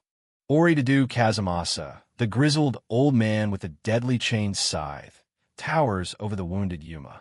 High above on the rooftop, the wild-haired Kajura-Leo watches with a predator's gaze. Yuma is caught in a pincer move, trapped between a seasoned veteran and an unpredictable wild card. Yuma's mind is a whirlwind of regret and survival instinct. He shouts an apology to Shino, realizing his initial plan was flawed. There's no time for a postmortem now, though. He has to find a way out of this trap before the next strike lands. With desperation in his voice, Yuma bellows a command to Shino. "Don't start that chainsaw until I give the signal." Absolutely not. He knows their only chance relies on perfect timing, and a premature move would mean certain death for both of them. Kazumasa isn't interested in their teamwork. He moves with a shocking, fluid speed, his scythe blade carving a lethal arc through the air. Yuma barely manages to brace himself as the old man prepares to end the fight then and there. The two hunters have successfully cornered Yuma and Shino between the looming school buildings. Yuma looks around, his breath hitching as he realizes the tactical nightmare they're in. He needs to lure them into the open, but the hunters aren't giving him an inch of ground. Kazumasa swings his chain with a master's precision, the metal links clashing like a death knell. He tells Yuma to put his life on the line, a redundant request, as the blade whistling past Yuma's ear is doing exactly that. One wrong move, and it's over. From her perch on the rooftop, Kajura-Leo lets out a long, weary sigh. To her, this isn't a life-or-death struggle. It's just a tedious chore. Her detached indifference is a chilling contrast to the violent spectacle unfolding below her. Close up on Kajura-Leo, her face the picture of absolute boredom. She mutters about how annoying everything is, her wild hair and animal-like features giving her the aura of a bored deity observing a messy, mortal squabble. She's finally deciding it's time to intervene. Kajura-Leo decides she's had enough of waiting. "I'll end this quickly," she declares, and with a sudden burst of speed, she leaps from the building. Yuma looks up in terror as the blur of white hair descends on him like a meteor. Before Yuma can even finish his thought, Kajura-Leo's kick slams into him with a force that shatters the air. The speed and impact are on a different level from anything he's faced so far, sending him reeling. The battlefield turns into a chaotic blur. Shino tries to swing her chainsaw, but Kajura-Leo is too fast, jumping to the roof of a two-story building with a single, effortless leap. Yuma is horrified by the supernatural agility of their opponent. Kajura-Leo doesn't even bother to land properly before continuing her assault. She executes a gravity-defying move, her movements so fluid they seem like she's dancing through the air. Yuma can only watch in disbelief as she prepares her next devastating blow. Another thunderous kick connects. Kajura-Leo's speed is relentless, her leg a blur as it strikes Yuma with pinpoint accuracy. The impact is heavy enough to crack the pavement, leaving Yuma struggling just to keep his guard up. Kajura-Leo unleashes a technique called the witch's heel. Her foot strikes like a hammer, aiming to shatter Yuma into pieces. Her calm, almost clinical tone as she delivers these brutal blows makes her feel more like a force of nature than a human opponent. Yuma and Shino are reeling from the onslaught. Kajura-Leo lands gracefully, her eyes narrowed as she calls Yuma a painless idea. It's a strange philosophical taunt that seems to strike a nerve even as Yuma struggles to breathe. She's not just fighting him, she's breaking him down mentally. Kajura-Leo leans in, her expression unreadable. She mentions Plato's idea, asking Yuma what his own idea is. It's a bizarre, academic turn of conversation in the middle of a war zone, leaving Yuma frustrated and confused by the riddles. Yuma can't help but feel a sense of dread as he hears these riddles. He looks at Shino, both of them lost in the hunter's strange logic. But there's no more time for questions as Kajura-Leo continues to taunt them from her position of absolute power. The respite is over as Oridaду Kazumasa steps back into the fray. Yuma realizes the old man has been playing with them, hiding his true intentions. He vows to get answers after he helps Soda, but first, he has to survive the scythe blade carving through the air. Oridadu Kazumasa swings his chain again. Yuma notices that while the scythe is dangerous, it's not as fast as the lethal arrows he faced from Soda. He can dodge, but he knows he can't get overconfident against a veteran like this. Kajura-Leo sneers at Yuma's attempts to dodge, calling him arrogant squared.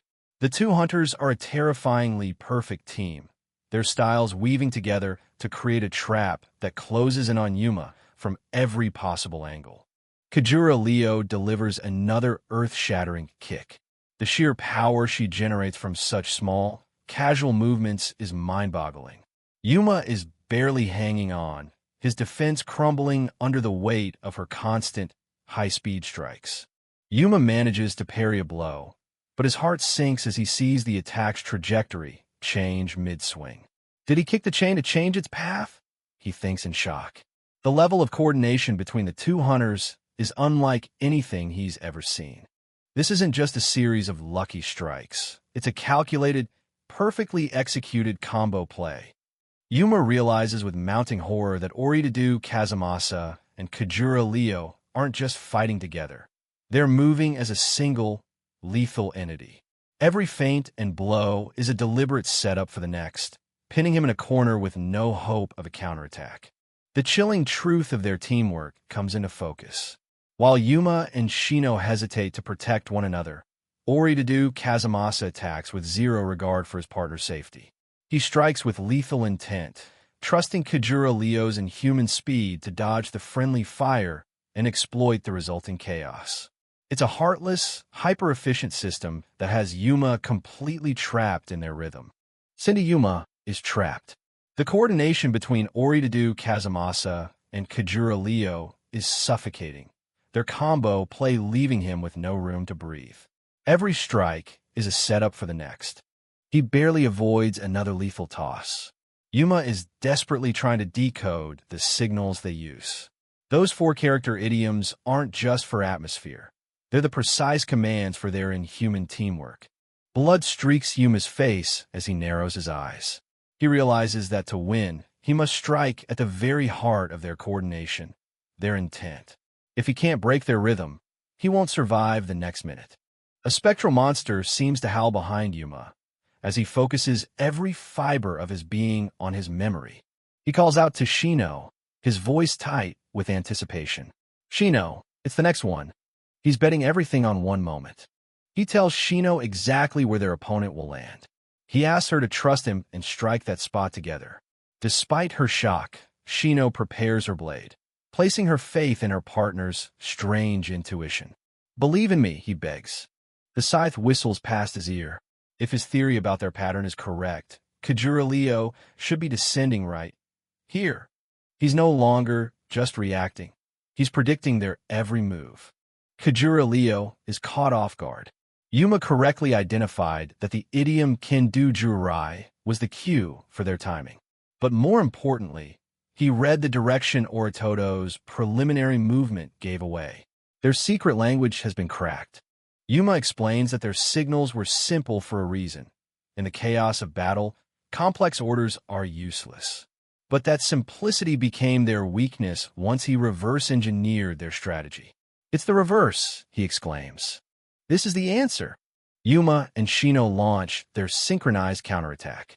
Shino is ready to draw blood, but Yuma is satisfied with just forcing them to make a mistake. For the first time, the hunters are on the defensive. Kajura-Leo twists mid-air with a bored smirk.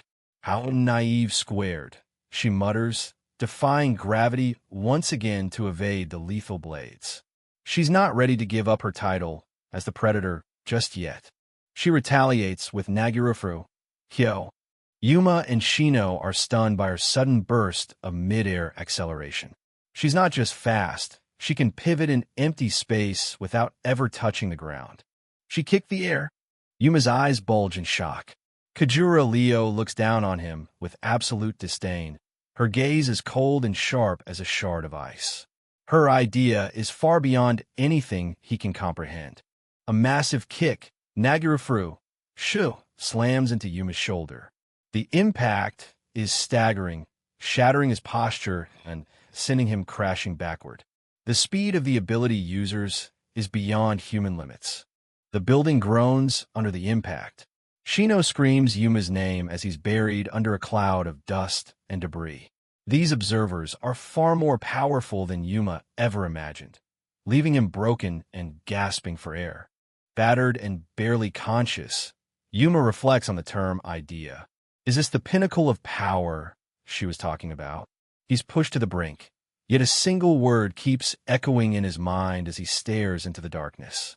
In the observation room, Lily hears Yuma's pained groans through her monitors. The other prisoners and observers discuss the possibility of his death with a chilling detachment. Maybe he's already dead, one wonders. Mikage Hazuki tells the story of how Sendi Yuma, a supposedly weak man, completely manipulated a giant death row convict into walking straight to his own execution. He's a man who can kill without ever lifting a finger. Mikage's interest in Yuma is bordering on obsessive. He believed that a man who can kill with word alone won't be taken out so easily. To him, Yuma is the ultimate enigma, a piece on the board that refuses to be played. One of Mikage's subordinates asks why they can't just finish Yuma off. Mikage smiles mysteriously, explaining that the administration's cameras have blind spots that he can exploit. He's teaching his underlings the true meaning of control. The observers are frozen in shock as Mikage reveals the most dangerous secret about their target. Sendi Yuma doesn't play by anyone's rules but his own, and that makes him the most dangerous man in the town. The ultimate reveal, Yuma, is not wearing collar. The explosive device meant to execute any prisoner who disobeys is nowhere to be found on his neck. He is a truly free man in a town built for the dead. How is this even possible? The story shifts back to Yuma's high school days. He was a quiet, almost invisible student performing mundane tasks like handing out worksheets. Even back then, he was observant to a fault, noticing things no one else did. He remembers a classmate cutting her finger on a notebook, but when he asks her about it the next day, her reaction is one of pure terror. What's with him? A stalker. To them, his kindness was nothing more than a creepy obsession. The whispers of his classmates were a constant, stinging reminder of his isolation. Yuma was only trying to be observant, but to everyone else, his perfect memory was something gross and criminal. He was beginning to realize that his own mind was a trap from which there was no escape. In the middle of that crowded classroom, he stood alone, a boy who saw too much and was feared for the depth of his gaze. Every detail, every moment was a permanent scar on his memory, a forced destiny that would eventually lead him to the very edge of human capability. Shino screams Yuma's name as he struggles to get back up. Yuma is bleeding, his mind reeling as he remembers being told about Route B and the inescapable nature of his own brain. He's reaching his limit, but he refuses to stay down. Close-up of Yuma's intense, blood-streaked face. He wonders if this idea is truly his ability. Meanwhile, Shino asks if he's okay, and he barely manages to mutter that he can still move. The fight is far from over. Shino takes a stand, telling Yuma to leave this to her while he recovers. She charges forward, her eyes filled with determination. Across from them, Oridadu Kazumasa prepares his next move, noting their desperate struggle with a cold, veteran eye. Yuma watches in confusion as Oridadu suddenly changes targets to intercept Shino. The old man, who had been throwing his chain weight until now, suddenly pulls Shino close. The shift in tactics is sudden and lethal. A realization hits Yuma. He thinks about how idea transcends the limits of human thought. He shouts for Shino to stop, his eyes wide as he sees the trap unfolding. He knows something she doesn't. Yuma bellows a warning. Bladed weapons won't work on him. He tells her to let the chain go, his voice filled with a desperate urgency. Shino looks back, startled by his sudden outburst in the heat of battle. Shino's blade strikes Oridaду, but it doesn't cut. She stares in disbelief as her weapon fails to leave a mark on the old man's body. I can't cut him. The realization that her offense is useless is a terrifying blow. A massive, stylized impact occurs. The technique Bulk Astro is mentioned as a final, crushing move. Shino realizes she's been lured into a trap, her eyes wide with shock as the sheer force of the counterattack hits home. The battlefield is a blur of motion. Oritoto's massive frame looms over them as Yuma and Shino are sent flying by the explosion. Yuma grunts in pain, his body taking another heavy hit as they struggle to find an opening. Yuma screams at Shino to pick up her chainsaw and get inside a building. He knows they need to change their environment to have any chance of survival. Shino, battered and bruised, shouts back her compliance as they retreat. The hunters pause. Kajura Leo apologizes to Oridaду for her impulsive behavior earlier. But Oridadu is more concerned with Yuma's eyes, those intense, knowing eyes that seem to see right through their tactics. He's starting to see the threat Yuma truly poses. The scene shifts back to the monitor room. A flashback shows a girl crying out for Leo. In the present, Mikage Hazuki looks at the screen with a somber expression, muttering that it's nothing as he watches the prisoners struggle. Lily, Amari Rika, reflects on her first meeting with Yuma. She claims she met him in town and used a lost coin trick to approach him. But she knows Yuma was just pretending not to remember her, a part of the facade he built to survive. They discuss Yuma's Route B. Mikage notes that Yuma's brain doesn't let go of memories, a biological error that defines his idea. Lily listens intently, her eyes reflecting the complicated feelings she still holds for her former lover. Mikage explains that Yuma has been living his life, suppressing his ability so as not to stand out. He watches Yuma on the monitor, intrigued by the power that the young man is finally being forced to unleash. It's a dangerous game of observation. Lily stares at Yuma's face on the screen, a sad smile playing on her lips. She wonders how long he'll cling to those useless feelings. In the present, Yuma and Shino find a temporary shelter in a dilapidated room, gasping for breath. Yuma looks at Shino with concern, asking how her body is. Shino, despite being covered in wounds and clearly exhausted, tries to act tough, flexing her muscles and claiming she's totally fine. She doesn't want to be a burden. Yuma isn't fooled. He knows that Shino's self-assessment isn't reliable because she has no sense of pain. He thinks back to the moment she was hit, realizing she's pushing herself to the absolute limit for his sake. It's no good, he thinks. They discuss their next move. Shino asks if dropping the chainsaw earlier was part of the plan.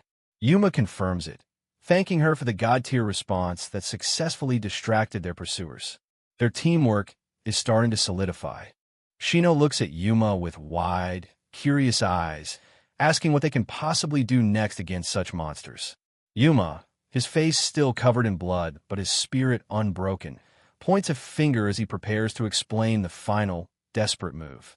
I'm betting everything on this final strike, Yuma declares. His gaze is piercing, his fist clenched in a determined grip. He knows they only have one shot at this, and there's absolutely no room for error. Shino looks at him, calling him insane for even suggesting such a plan. She's amazed by his memory and his tactical mind, even as she's terrified of the risks they're about to take. How do you even think of that? She wonders. A brief, somber moment of reflection. Shino looks at Yuma, admitting the instinctive fear she felt during the battle. She tells him that thanks to his unique talent and quick thinking, she's still alive. A heavy weight of gratitude hangs in the air. Shino pokes Yuma's back playfully, a small tease to break the heavy silence. She reminds him that he kicked her but to save her earlier, and for the first time, the crushing weight of the battle starts to lift. Surrounded by rubble, she lets out a small, weary smile. Thank you, Yuma. Her voice is sincere, her eyes meeting his with a newfound respect that catches him completely off guard. Yuma looks back, his expression softening as he realizes just how far they've come. But in this city of monsters, Moments of peace are as rare as they are dangerous. Yuma looks up, a look of genuine surprise on his bloodied face. He's staring at Shino, perhaps finally seeing her as more than just a temporary ally in this nightmare of a town. Wait, he wonders, his guard finally dropping. Twilight Town, the worst place on Earth, a concrete cage for those the world wants to forget. Behind its high walls, every resident is a walking death sentence, a collection of monsters with nothing left to lose but their lives. Survival here isn't just a goal, it's a war. Close up on Yuma's intense, battered face as he reflects on the sheer desperation of his struggle up to this point. But what truly shocks him is that Shino didn't back away or show fear, even after witnessing the full, terrifying extent of his idea. She's the first person to truly accept him.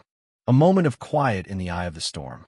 Yuma looks up, his breath finally evening out as he stands in the heart of this forsaken town. He's coming to terms with his identity and the brutal reality of the path he and Shino must walk together. Yuma's determined grin says everything. Even if we have to live with every ounce of our strength, it's fine. Let's go. The fire in his eyes is back, more dangerous than ever, as he fully embraces the monster he was meant to be in this city of ghosts. Back in the monitor room, Lily is frozen in disbelief, her hand trembling against her face. Behind her, Micah Chizuki lets out a soft, dark chuckle. He finally noticed, he muses, watching his experiment finally yield the results he's been waiting for. As Yuma and Shino walk deeper into the heart of the city, the true law of the land is made clear. In the shadows of Twilight Town, there is no right or wrong. There's only the justice of the one who survives. The hunt has only just begun. Yuma Chigami and Shino Usaka crouch low, their eyes fixed on the target. Yuma whispers the first phase of his daring plan. They will use the crossbow to aim at the jumper and disrupt their rhythm. Shino looks skeptical, but Yuma explains the technical trick. He's rigged a thread from her chainsaw to the crossbow's trigger. Once she revs the engine, the crossbow will fire remotely, catching the enemy in their blind spot. The perspective shifts to the crossbow's scope. The crosshairs are locked, and the tension is palpable as the bolt is ready to fly toward Ko Kujura, the bicolor-haired assassin standing in the distance. Arito-san, a massive old man with a long white beard and heavy chains, stands alongside Ko Kujura. He calmly notes Shino's approach, his eyes reflecting the cold experience of a veteran.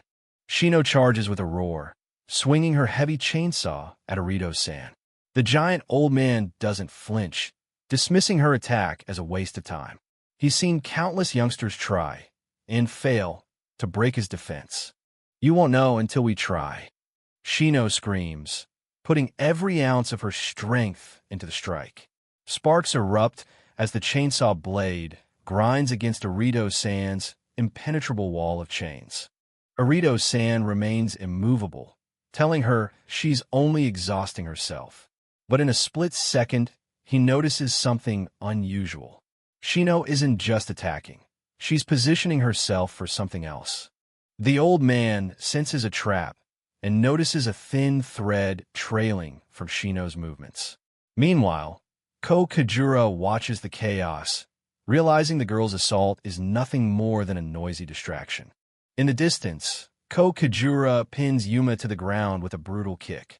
He mocks Yuma's despair squared, oblivious to the fact that he's standing right in the path of the crossbow. Yuma grins through the pain. The bait has been taken. Ko Kujura looms over Yuma, unaware of the crosshairs behind him. Yuma knows this is their only chance. Now, Shino, fire, he shouts in his mind. A brief flashback shows Shino's earlier hesitation. She was terrified of hitting Yuma by mistake, but Yuma had insisted. In this world, the only thing more dangerous than the enemy is your own doubt. Back in the present, Shino's eyes burn with fierce determination. She pulls the chainsaw's cord, activating the remote trigger. She won't let Yuma's sacrifice be in vain. The bolt screams through the air. Arito-san's eyes widen in surprise as the projectile narrowly misses him, heading straight for the back of Ko Kujura's head. Everything rests on this shot. Kokajura's reflexes are supernatural. He barely dodges the bolt, a predatory grin spreading across his face. He's genuinely impressed by the chainsaw trick and the blind spot strategy. Interesting, but Kokajura flips through the air with effortless grace, the bolt passing harmlessly beneath him. Yuma's heart sinks. As I thought, he's too fast for a simple trap. Kokajura uses his airwalking ability to escape the crossfire. Yuma realizes the enemy had to jump because he didn't have the time or space to brace himself on the ground. This reveals his true nature. Yuma's mind races to analyze the movement. He spots a critical flaw. Kokajura can only move horizontally in midair and lacks the power to lift himself higher. To change direction, he has to drop his posture downward. Yuma's cognitive guidance kicks in, simulating the entire battlefield. He knows exactly where Kokajura must land to face him. The escape routes are narrowing. The trap is resetting. Everything is going exactly as Yuma calculated. As Kokajura touched down, Yuma was already there, moving ahead of the simulation. Hunt and strike, he bellows. The trap snaps shut. Chains erupt from the ground, wrapping around Kokajura. For a fleeting moment, it looks like Yuma has finally won. But something feels off. Arito-san remains chillingly calm in the background. He mocks Yuma for being surprised that they ignored Shino. An elephant doesn't notice the bite of an ant, he says coldly. Kokajura, despite being bound, looks down at Yuma with a look of pure pity. He calls the failed trap regret squared. He isn't caught. He's just waiting. In an instant, the tables turn. Kokajura easily breaks free and pins Yuma down with a heavy boot. He cold-bloodedly explains that capturing Yuma is their only priority. The girl can be dealt with at any time. Pinned and bleeding, Yuma Chigami stares up at Kokajura. Instead of fear, a chilling, defiant smile creeps across his face. If you think you've won, then for you it's regret cubed. Kokajura and Arito-san look down at the broken boy in stunned silence, unsettled by a man who laughs in the face of defeat. But while Yuma is grounded, the battle is far from over, as Arito-san turns his heavy, mountain-like gaze toward the last remaining threat. Arito-san stares down Shino Usaka, his presence looming like a mountain. The air is heavy with the roar of her chainsaw, the only sound in the tense standoff. Shino's face is a mask of pure desperation as she declares this will be her final, all-out swing. Arito-san remains unimpressed, confident that her brute force is no match for his seasoned skill. In the background, Yuma Chigami watches with a sinking feeling, realizing that one wrong move will end everything. Yuma's mind works like a tactical fortress. He reflects on his use of cognitive guidance. By manipulating Arito-san's expectations and making him believe Shino was no threat, he managed to guide the giant into a predictable pattern. The core of his gamble relied entirely on Arito-san's arrogance. The battlefield is a grid of lethal tension. Shino and Arito-san face off in the center, while Yuma remains bound, watching for the exact moment the tide is supposed to turn. Every person on this field is playing a high-stakes game of life and death. Flashback to the preparation of their desperate plan. Yuma urged Shino to strike Arito-san with everything she had, using her raw power as the decisive blow. Shino was hesitant, terrified that the plan placed Yuma in far too much danger as the primary bait. Yuma had to admit his own limitations. He knew his physical strength wasn't enough to take down a monster like Arito-san. Shino listened, her heart heavy with the realization that their survival depended entirely on this one brutal gamble. I can see it. Yuma's eyes gleam with a tactical madness. He identifies the narrow window of opportunity, the one attackable spot, where Arito-san's defense finally has a crack. Arito-san looms over Shino, a massive obstacle that seems impossible to overcome. He believes he has already won the battle of wills, unaware of the tactical snare Yuma has laid out. Shino's thoughts drift to Soda. Every swing of her chainsaw is fueled by the need to get him back. and she is willing to break herself just to strike down the monsters standing in her way. The clash is violent and immediate. Arito-san lashes out with his heavy chains, but Shino is a blur of motion. She counters his speed with raw fury, screaming that he's too slow to catch her. "For my comrade!" Shino screams as she brings her chainsaw down with absolute fury. The roar of the engine drowns out the sounds of the dying city around them. Arito-san attempts a massive counterattack with his weighted chain, but Shino's momentum is unstoppable. She charges forward, a storm of steel and desperation, refusing to let him breathe. A sharp crack echoes through the air as something finally breaks. It snapped. Arito-san grunts in shock as Shino's chainsaw bites deep into his heavy chains, shattering his defense. Shino doesn't pause for a second, aiming a lethal strike directly at Arito-san's throat. This is the moment she has been fighting for, the moment of execution. "Stop, Shino!" Yuma's voice cuts through the bloodlust. He halts her mid-strike, explaining that killing Arito-san would be a strategic error. If they leave him alive, but broken, the Yin organization will be forced to retreat and treat him, effectively removing their strongest fighter from the battlefield. Kokajura watches the exchange with cold detachment. He confirms that Yin does have a doctor back at their hideout, acknowledging Yuma's tactical reasoning, but his gaze remains predatory. Arito-san is shaken, sweat pouring down his face as the reality of his near-death sinks in. Kokajura makes it clear, even if Arito were to die, it would give him no reason to back down or retreat. The tension between the two assassins is palpable. Kokajura, his bicolor hair fluttering in the wind, declares that Yin will never stop, regardless of who falls. Their mission is absolute. Yuma looks into Kokajura's cold, slit eyes and feels a wave of pure terror. He realizes there is no common ground with this person, no way to understand each other. They are fundamentally different beings. Suddenly, the standoff is shattered by a blur of motion.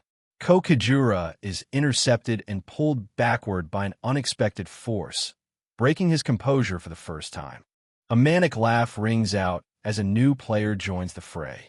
A crazed inmate from the Snatcher group has managed to hook Kokajura's foot with a wire, reveling in the successful ambush. "Found the timing!" he screams with insane glee. Yuma is stunned, the sudden shift in the battle's momentum leaving him breathless. For a second, he really thought his life was at its end. These hyenas have been waiting in the shadows for the strong to weaken each other. The newcomer, a scruffy scavenger, drags his prize across the pavement with surprising strength. The battlefield has just become a three-way struggle for survival as the Snatchers close in. Yuma watches in total disbelief, recognizing that even a lowly scavenger can possess an idea. The Snatcher's manic laughter rings out as he calls for his pack to join the feast, turning the tactical standoff into a chaotic feeding frenzy. Shadowy figures emerge from the surrounding ruins like ghosts, clutching makeshift weapons and sensing weakness. These bottom feeders circle the exhausted combatants, ready to pick the bones of the once mighty predators, unaware of the lethal boredom they are about to provoke. Kokajura kicks away his Snatcher's wire with a bored expression. He calls the scavengers annoying hyenas, having no patience for bottom feeders who wait for the strong to tire each other out. A Snatcher tries to spear him, but Ko dodges with cat-like grace. He stares down at the group, finding it almost amusing that they think they have a chance against a member of Yin. The scene shifts to a cold, high-tech monitoring room. Hazuki Mizuki's, the blindfolded leader of Yin, watches the chaos unfold. On his desk sits a simple onigiri bento, priced at 2 kilometers, and a bottle of water for 1 kilometer. In Twilight Town, every breath is a currency of survival. Hazuki Mizuki adjusts his hair, his presence alone commanding authority. He explains the brutal math of the prison. 2 meals a day cost 4 kilometers. That's the bare minimum required to keep a human being from withering away. He continues his dark philosophy. When weak men realize they can't survive alone, they group together like the Snatchers, deciding to kill and share 1 victim a day. In this hellscape, Being weak doesn't just mean you lose. It means you become food for the desperate. Back on the battlefield, the hyenas learn the true meaning of power. Kokajura unleashes a massive crescent slash that carved through the Snatcher group in a violent blur of steel. Ko stands tall amidst the carnage, mocking the Snatchers for their audacity. They thought they found a wounded Yin member to scavenge, but they only found their own executioner. He offers them a chilling choice. Tuck your tails and run, or die right here. Ko's eyes narrow, his face a mask of cold boredom. He calls this situation despair squared. He has no interest in these minor pests. His focus is entirely on the boy who managed to challenge him. Yuma Chigami and Shino Osaka can only watch in silence. Shino is still ready to swing her chainsaw at the injured Arito-san, but the overwhelming presence of Kokajura makes the air feel heavy. Every second is a struggle to stay conscious. Suddenly, Yuma's face contorts into a grotesque, sweaty mess. This is his signature pug face, the physical consequence of his brain overheating from the sheer volume of variables he's calculating with cognitive guidance. He has reached his absolute limit. Najaharu Hibana once warned about this. When Yuma's brain crashes, he loses all tactical coherence. Kokajura and Arito-san stare at him, completely baffled by the nonsensical expression on their opponent's face. They don't know whether to laugh or stay on guard. Yuma covers his face, looking physically ill. The leader of the Snatchers is furious, screaming at the boy. He can't understand why Yuma is acting this way when their lives are on the line. Kokajura looks at Yuma with a mixture of confusion and begrudging respect. He realizes that Yuma wasn't just fighting to win. He was trying to sell a favor by protecting his friends, even if it meant certain death for himself. Stupidity squared, Ko mutters, his cold eyes flashing. But for a fleeting moment, a memory of a girl named Linda flashes through his mind. Her human smile overlaps with Yuma's desperate struggle, touching a part of Ko he thought was long dead. A crackle comes from the radio. Hazuki Mizuki's voice breaks the silence, informing Ko that Arito-san has a broken foot and the capture of Yuma Chigami is no longer necessary. The mission has been aborted. Ko listens to the radio, his expression unreadable. Hazuki orders an immediate retreat. Despite his personal desire to finish the fight, Ko is a soldier first, and Yin doesn't tolerate disobedience. Ko stares at the radio, then back at Yuma. He finds himself wondering if even this sudden retreat was something the boy had somehow accounted for. The tactical depth Yuma displays is unlike anything he's encountered in Twilight Town. Yuma's shadowed face is a mask of exhaustion and intensity. He has survived the encounter with Yin, but he knows this is only a temporary reprieve. The predators will be back, and next time, they won't be as merciful. Kokajura sighs and scratches his cat-like ears. He asks Arito-san if he can walk and tells the Snatchers they are fools for thinking they could pick the bones of this battle. He has no more time to waste on them.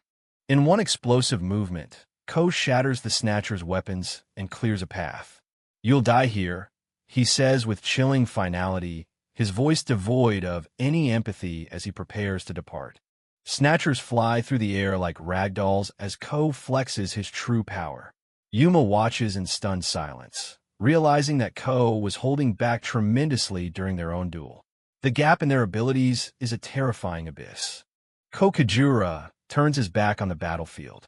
By then, Yuma Chigami, he says. He admits that he finally understands why Najaharu Hibana followed a boy who looks like a complete fool at first glance.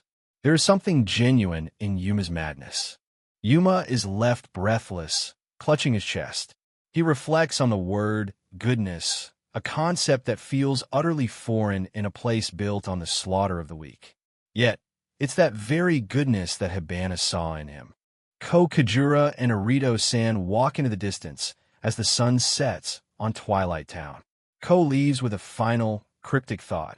He wants to see how Hazuki Mizuki's version of goodness will collide with Yuma's. The battle for Chapter 6 ends, but the true struggle for the soul of the prison is just starting. Najaharu Hibana moves with lethal precision. One stroke and the battle shifts. The sheer, overwhelming force of the woman known as the strongest is terrifying. With a cold, mechanical sound, the fight reaches its end. Arito-san's arms are severed in an instant. Blood sprays as the titan falls, unable to keep up with the speed of a true predator. Arito-san collapses to his knees, his strength spent. Najiharu Hibana looks down at him, casually holding the detonator. "I'll be taking this," she says with a chillingly calm smile. The brainwashing battle has been decided. She holds out Arito-san's severed hand back to him. Sota watches from the side, trembling. This isn't just a victory. It's a display of absolute dominance that leaves everyone breathless. Sota asks with a shaky voice if she really intends to kill Minato. Najiharu Hibana's gaze is unreadable, her eyes sharpening as the weight of the question hangs in the air. "Is that so?" she murmurs. 1 minute earlier, at the Yen hideout, Lily is in a state of pure panic. She screams into the air. The news of Arito-san's defeat has reached them, and it's a disaster they didn't anticipate. Lily can't believe it. The gorilla, Arito-san, actually lost? She frantically reports that there was no explosion, meaning he was likely cut down before he could even act. The tension in the room is suffocating. Hazuki Mizuki, the blindfolded leader, listens in silence. He hadn't expected Akemian to fall so easily, especially when he held the detonator. His mind is already calculating the next move as the stakes get even higher. Standing in the ruins of their base, Mizuki speaks to the remaining members of Yen. His goal is personal despair, and he intends to destroy this entire country to achieve it. He doesn't demand their loyalty, only their cooperation as long as their despair aligns with his. The members of Yen look on. Each carries their own burden, their own personal despair. Mizuki's words resonate with their darkness. He asks them to follow him as long as their will to destroy remains the same. Mizuki's vision is bleak. He wants to witness the end of this nation with his own eyes before he truly loses his sight. To him, the symbol of Yin represents bringing the heavens down to earth, a fall from grace. "We won't be smiling when we die," he says, his voice cold and resolute. They walk together, a group of outcasts bound by a shared desire to tear everything down. Their path is one of pure destruction. Mizuki holds a radio, contemplating his next move.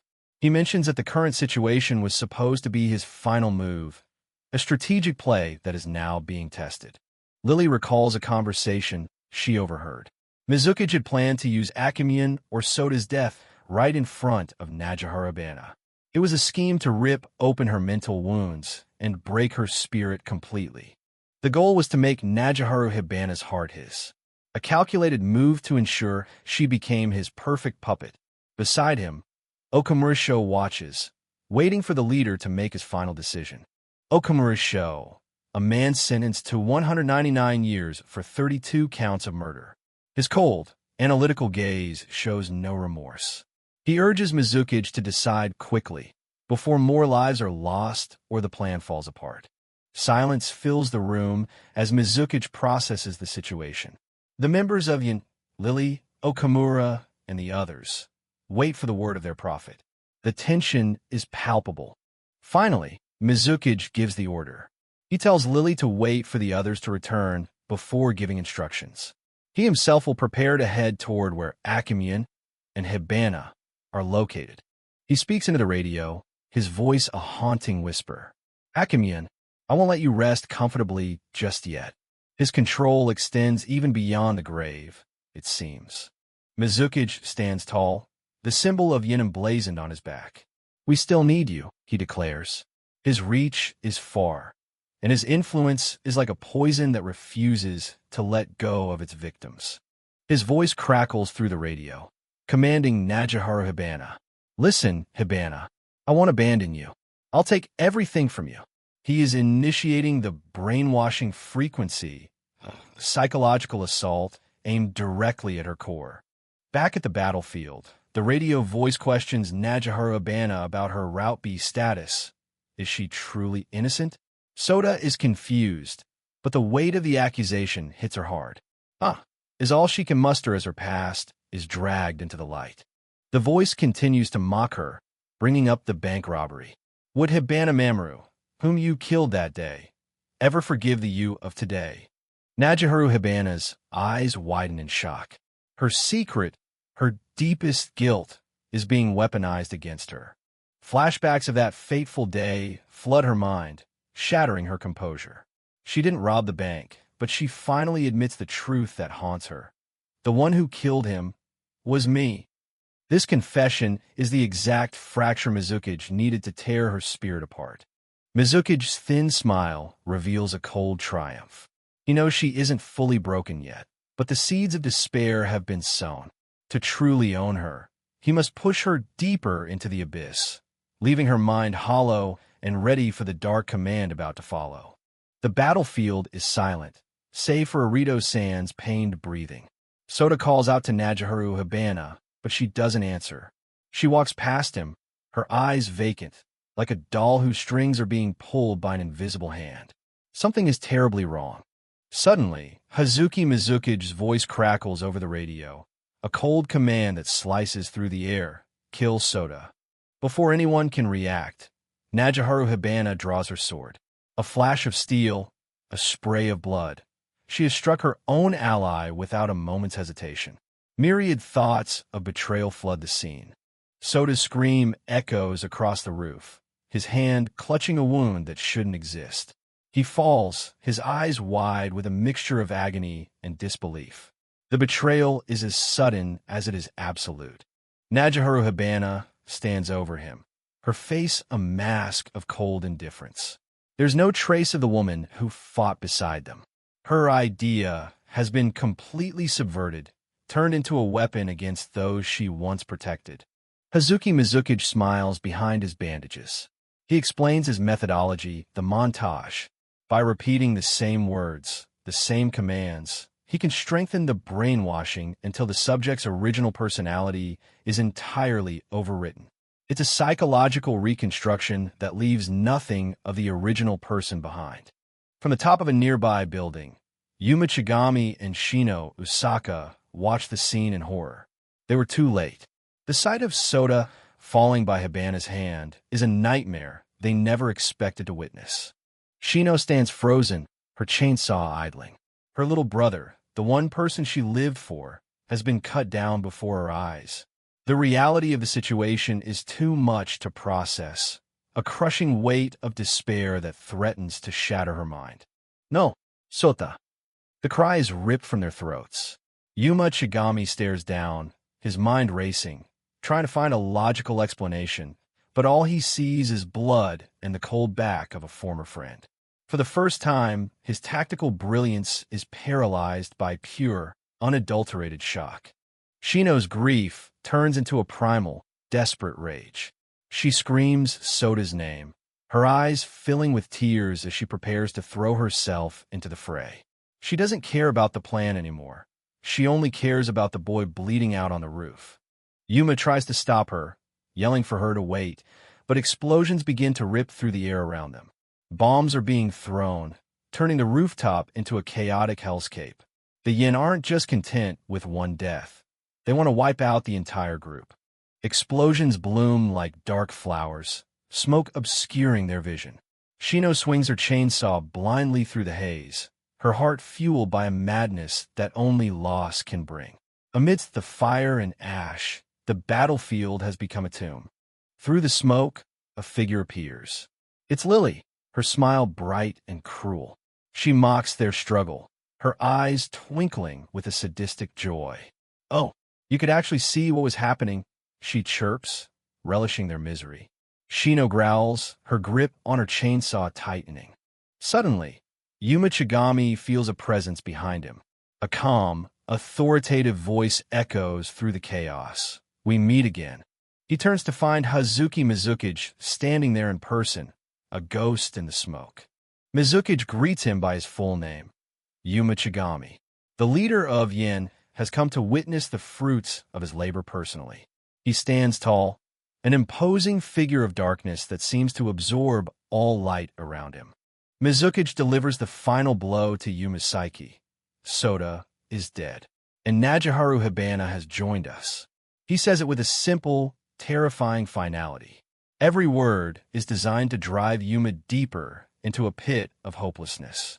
Yuma stares at him, his face covered in dirt and blood, his eyes reflecting the total collapse of his world. Everything he built, every plan he made, it's all gone. He is face to face with the architect of his defeat. Below, Shino is desperately trying to reach Soda, screaming at Najiharu Hibana. "You traitor! Why?" But Hibana doesn't speak. She only reacts with a brutal efficiency, her movements cold and robotic. She is no longer the woman they knew. Hibana looks back at the desperate Shino, her expression unyielding. There is no guilt in her eyes, only the empty void of a soul that has been completely hollowed out. Soda's blood is on her hands, and she doesn't seem to feel a thing. The title for episode 21 appears, Belief.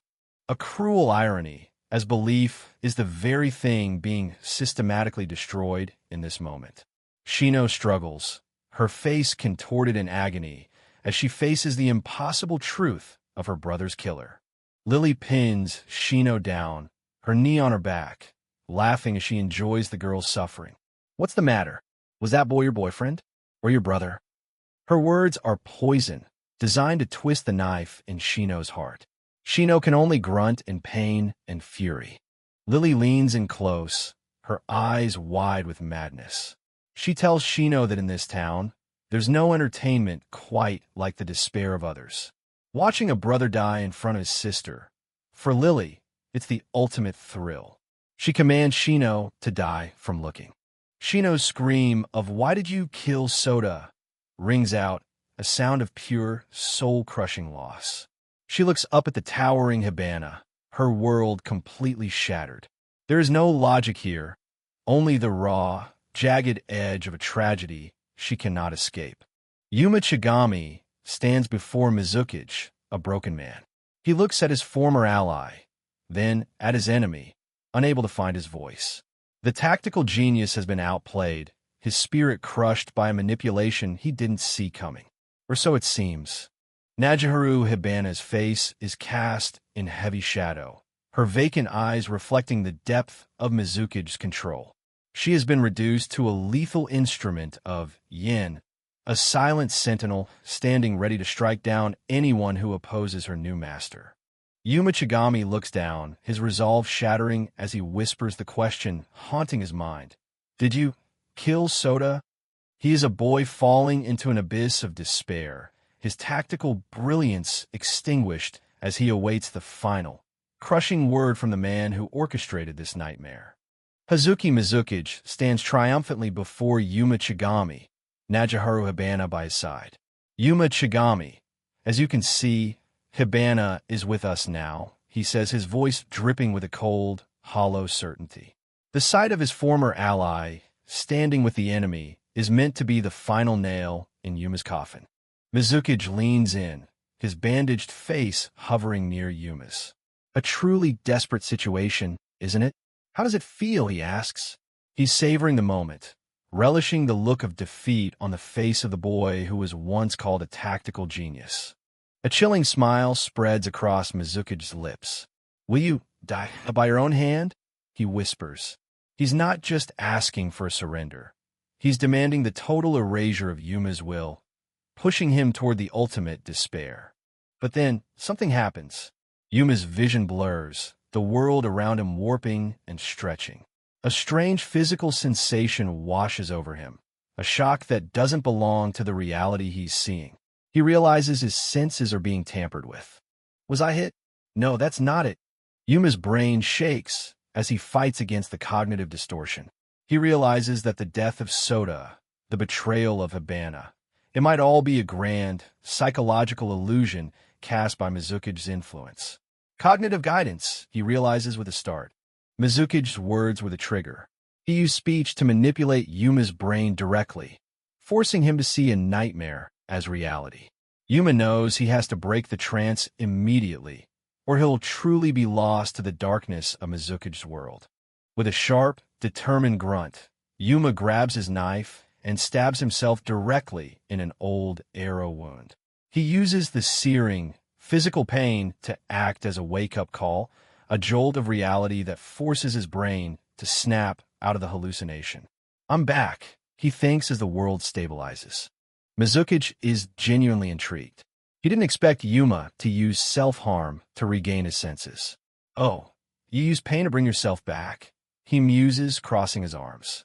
He watches Yuma with a renewed interest, the tactical battle between their minds reaching a new level of intensity. Yuma glares at Mizuki, his eyes sharp and full of resolve once more. He's seen through the trick. Soda is still alive, and Hibana hasn't betrayed them.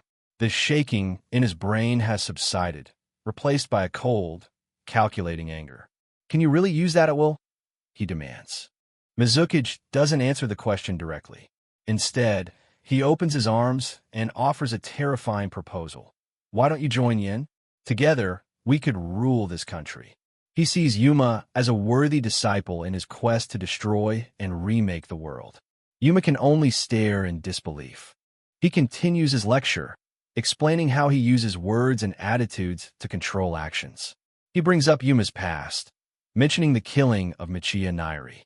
He's trying to find another crack in Yuma's armor, another guilt to weaponize. You killed him, he says flatly.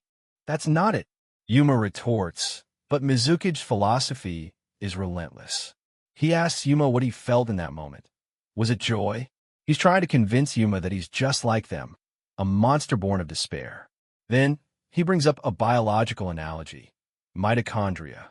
Mizuki explains that mitochondria were once independent organisms living outside the cell. But through evolution, they were incorporated into the tissue of other living things. He uses this as a metaphor for his ideology of domination and assimilation. Now, they exist as a part of the cell, controlled by the organism they once were separate from. He continues, clenching his fist. To Mizuki, this is the natural order. The weak serving the strong, the many serving the one. A terrifying vision of a world where individual will is obsolete. We humans have survived by dominating and ruling since ancient times, Mizuki says with a cold smile. That's why you are right. He's validating Yuma's intelligence, while simultaneously using it to justify his own atrocities. Yuma looks away, disgusted by the logic. You're not even trying to hide it anymore, he mutters. Mizuki's presence is overwhelming. He declares that his idea, his brainwashing ability, is the ultimate truth of this country. He sees himself as a visionary, the one who will bring the masses into his fold of shared despair. To him, this isn't evil, it's destiny. The story shifts back in time, 1 hour ago. Yuma had reached a crucial conclusion. He anticipated Mizuki's attempt to brainwash Najaharu Hibana. He knew he couldn't stop it directly, so he came up with a counterplan. It's impossible to understand, but I have to try, he thought. In a flashback, Yuma and the others are escaping after scattering caltrips. He felt a sense of unease, a realization that they were purposely being allowed to escape. It was a trap, a setup to isolate Hibana and force her into a situation where she would be vulnerable to Yin's influence. Knowing Hibana was being sent alone to Yin's hideout for brainwashing, Yuma took a desperate gamble. He spoke to her, explaining the situation and giving her a target to focus on, a point of origin to help her find her way back if she got lost in her own mind. He was taking countermeasures before the attack even began. Yuma told Hibana about the brainwashing, but even he feared it might not be enough. He looks down in the present, remembering the weight of that moment. He did what he could, but the power of Mizuki's words is immense. But it's no good. He fears the doubt creeping back in. The image of Hibana slashing Soda reappears in Yuma's mind. It's the ultimate nightmare Mizuki planted. He's struggling with the possibility that his counterplan failed, that Hibana really did cross the line. The battle for his own sanity is still raging. No matter how much logic you apply, Hibana still cuts Soda, the voice in his head yells. Yuma's heart and desires are clashing with the cold reality of what he saw. He's desperately trying to believe in his own plan, but the visual evidence is overwhelming. It's no good, he despairs. Suddenly, Yuma's thoughts are interrupted. He looks up, realizing Hibana has moved, not away from them, but toward the enemy. Hibana has turned to the enemy's side. That's how I should think. He forces himself to consider. But then, a dark shape appears above them. But before the despair can take root, a streak of light cuts through the sky. A silhouette with long, flowing hair descends from the rooftop with lethal speed. It's Najiharu Hibana. She isn't falling. She's hunting, her eyes fixed on the heart of the chaos as the game board is flipped once more. Hibana slams into the concrete with a thunderous roar, sending shards of stone and dust erupting in every direction. Hazuki Mizuki's calm mask finally cracks in shock as his perfect puppet shatters every expectation with a single impact. As the debris hangs suspended in the air, the silence that follows is even more terrifying than the crash. Najiharu Hibana stands amidst the rubble, her eyes locking onto Yuma Chigami. "Enta, we meet again," she says with a chillingly familiar smile. Yuma is frozen, the shock of her arrival still reverberating through his mind. Is she ally or enemy? The debris from her impact still floats in the air. Without warning, Najiharu Hibana's body blurs into motion. A powerful kick sends a yin member flying, the impact shattering the ground beneath them. Her speed is incomprehensible, a lethal dance that leaves her opponents with no time to react. The battlefield is her stage. Yuma Chigami is thrown back, his body hitting the wall with a sickening thud. He gasps for air, his hand clutching his side. Najiharu Hibana looks on, her expression unreadable. Hazuki Mizuki remains calm, watching the chaos unfold with a detached interest. "Ita, kakash." Yuma groans, the pain grounding him in reality. Yuma's face is a mask of despair, blood and sweat matted in his hair. He feels cornered, his tactical mind hitting a wall. The jump, everyone was cornered. He mutters. The weight of the situation is threatening to crush his spirit once more. He's looking for a way out, but all he sees is a dead end. His thoughts are a chaotic mess. How can we all survive? If I just charge in, I'll just die.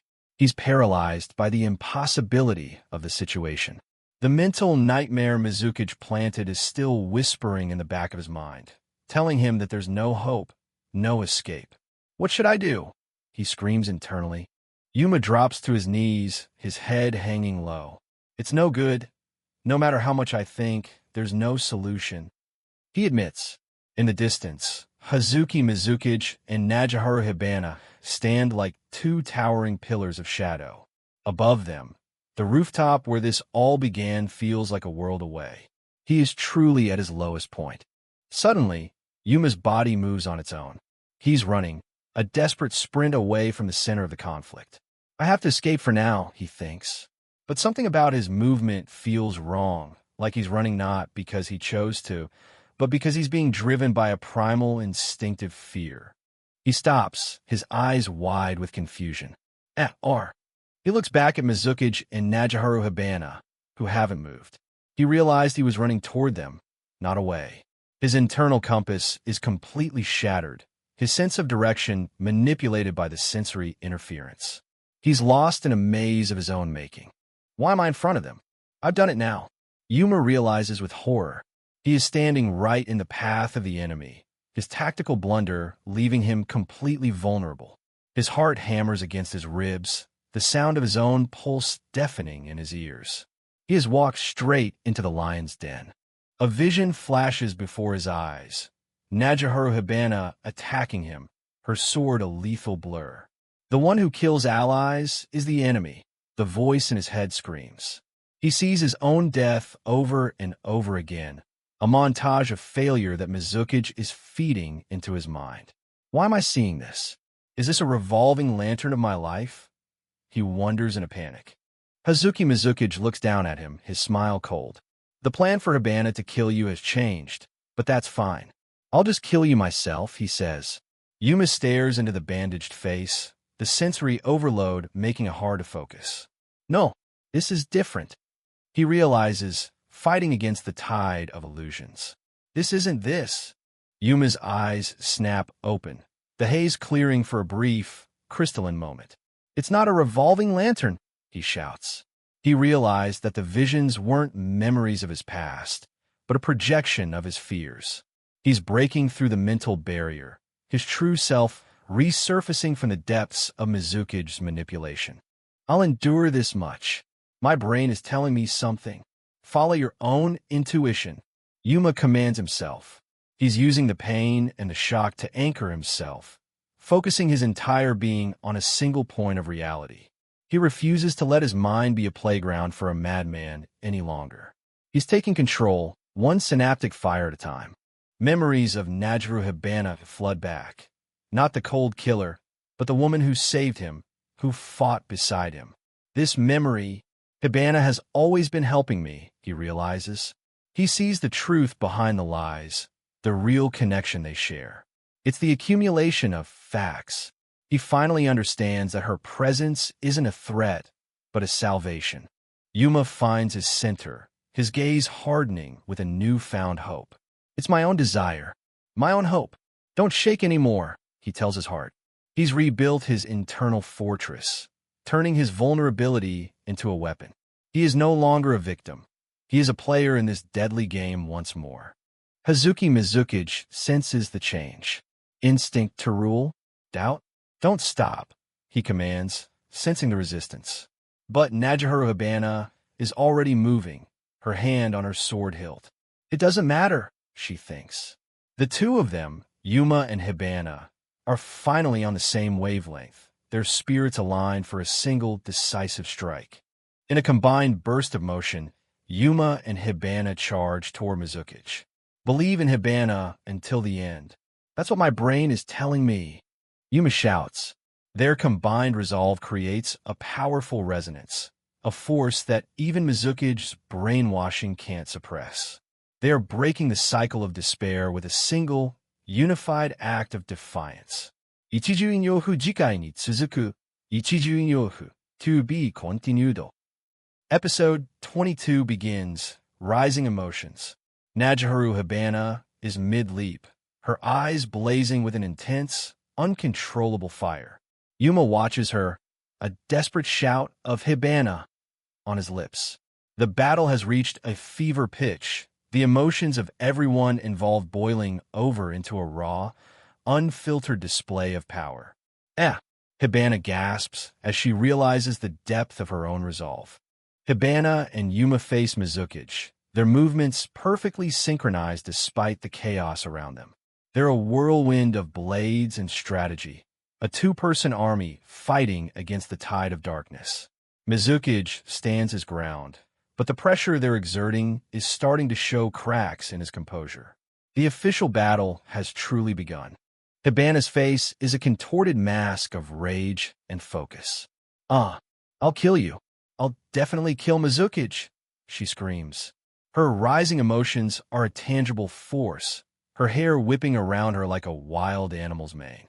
She's no longer just a warrior. She's a force of nature, driven by a primal need to protect her Ashi. Yuma, what kind of face are you making? She wonders amidst the fury. She executes a stunning, acrobatic flip, her feet kicking off the ground as she launches herself into another attack. Mizuki can only watch, his sensory manipulation failing to account for her sheer, unpredictable energy. Dame! No, he mutters, realization dawning on him. She is completely out of his control. Square root. She thinks her logic is sharp as her blade. Hibana lands a series of devastating strikes, her movements a blur of Haori and steel. She's everywhere at once, a relentless assault that leaves Mizuki reeling. Be careful, Mizuki. Lily's voice rings out from the side, but it's already too late. Hibana's acrobatic prowess has turned the rooftop into her personal playground of destruction. Hibana stands triumphant, her breath coming in ragged gasps. Yuma Chigami is strong, she declares, her loyalty to him absolute. She's found her Ashi, her anchor in the storm of her own mind. Mizuki can only stare, his bandaged face hiding his mounting frustration. The battle of wills has been won by the underdog. Hazuki Mizuki is left in a stunned silence, his mind racing to find the flaw in his perfect logic. Why? The brainwashing was definitely proceeding. He muses. He's forced to confront a variable he never calculated, a connection so deep it transcends his psychological influence. He finally sees the truth. Yuma Chigami didn't just resist. He anticipated the psychological strike and planted a mental anchor long before the first command was ever issued. "So you hit me first," Mizukage admits, his voice low with a dangerous, newfound respect. Yuma stands his ground, his unshakable resolve setting the stage for the final clash. Yuma Chigami stands firm, his gaze unshakable despite the blood on his face. He accepts the reality of the situation, prepared to face whatever comes next. If this situation was intentional, even so, I should accept it, he thinks. He is no longer reacting. He is controlling the narrative. Hazuki Mizukage stares back, his expression hidden behind the bandages. He realizes that for the first time, someone has truly outmaneuvered him. "Just the fact that you surpassed me." He muses. "It's been a long time since I felt this kind of emotion." The air between them crackles with a dangerous respect. A chilling smile spreads across Mizukage's face. He admits that the displeasure he feels is so great, it makes him want to kill Yuma right then and there. This isn't just a battle of wits anymore. It's a personal vendetta between two masters of manipulation. How unpleasant, he murmurs. Suddenly, the scene shifts. Najiharu Hibana is in mid-combat, her movements a blur of Haori and steel. She's engaging the Yin members with a ferocity that matches her name. The battle is a whirlwind of sparks and shattering concrete as she strikes with lethal precision. "Enta!" One of her opponents cries out. Flashback to their preparation. Hibana asks Yuma how she didn't realize she was being brainwashed. Yuma's answer was simple: faith. He told her not to notice, but to believe. "I didn't notice.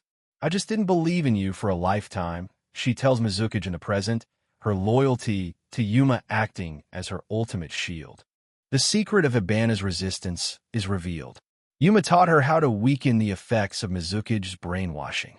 By providing her with a focus and a reason to fight, he gave her the mental tools to resist even the most potent psychological manipulation. "Yuma taught me," she says with a confident smile. Yuma's lesson was twofold. First, a person must realize they are being brainwashed and actively refuse it. Second, they must have a purpose that exists independently of the brainwashing. It's a psychological anchor that keeps the individual from drifting away into the abyss of another's will. A smiling brain versus an angry brain. The choice is clear. The infographic explains the concept. Easy versus hard mental states.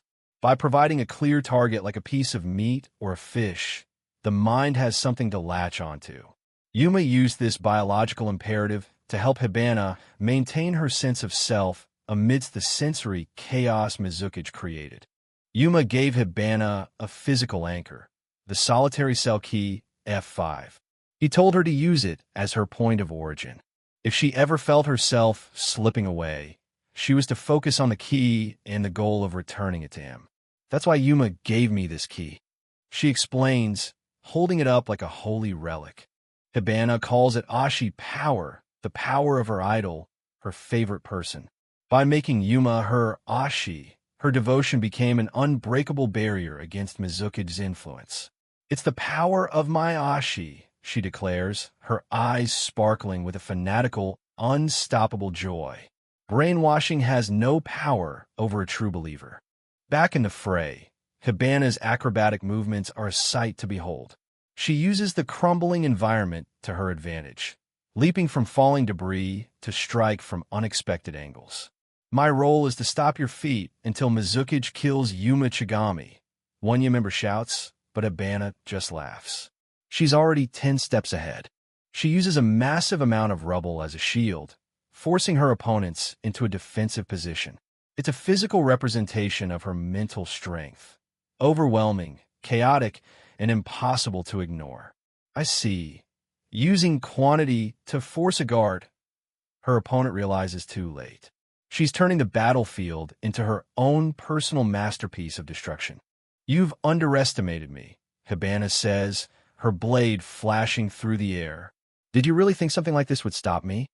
She weaves through the rain of stones with an uncanny grace, a lethal bolt of lightning that strikes with a thunderous impact. Mizuki can only watch his plans crumble along with the concrete. Her opponent gasps in shock. With a single, powerful swing, Hibana clears the air.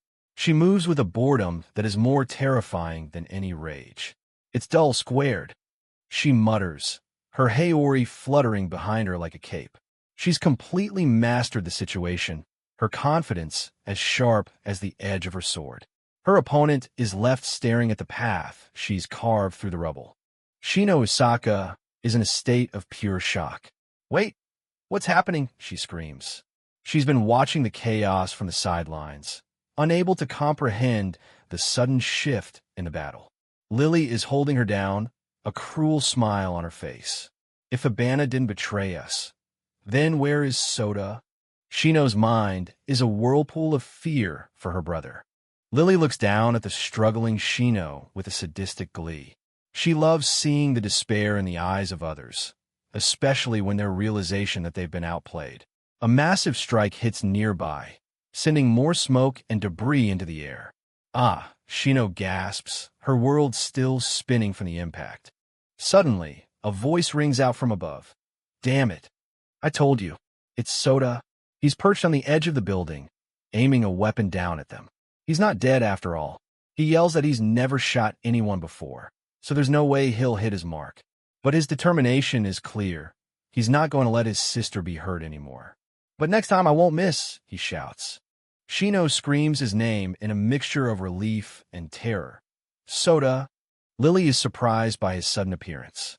Whoa, dangerous. Isn't my luck a bit too good? You're not dead, she chirps. She doesn't seem threatened. Instead, she's amused by the boy's desperate attempt to be a hero. The rooftop drama is reaching its boiling point. Lily opens her cloak, revealing a terrifying sight. Dozens of small, square bombs and detonators attached to the lining. Unfortunately for you, there's no next time, she says with a chillingly sweet smile. She's a walking arsenal, a radar that doesn't just find trouble, she creates it. The sheer number of explosives is enough to level the entire area. These, and maybe these, Lily muses, her fingers dancing over the detonators. She's treating the life-and-death struggle like a child choosing toys. Below, Mizuki and Yuma are momentarily forgotten as the bomb threat takes center stage. The tension is so thick, it's almost a physical presence. Yuma realizes the scope of the danger. Throw the gun, Soda. Yuma screams, his tactical mind immediately calculating the blast radius. It's going to explode. He knows Lily isn't bluffing. She's exactly the kind of madwoman who would blow herself up just to witness the final, beautiful despair of her enemies. Soda frozen in fear, the weight of the situation finally hitting him. A massive explosion rips through the air, fire and smoke engulfing the area where Lily and Shino were. Explosion. Soda cries out, the shockwave nearly knocking him off his perch. Ugh, hot. Yuma gasps as the heat and pressure wash over him. In the chaos, it's impossible to tell who survived. Why are you still alive?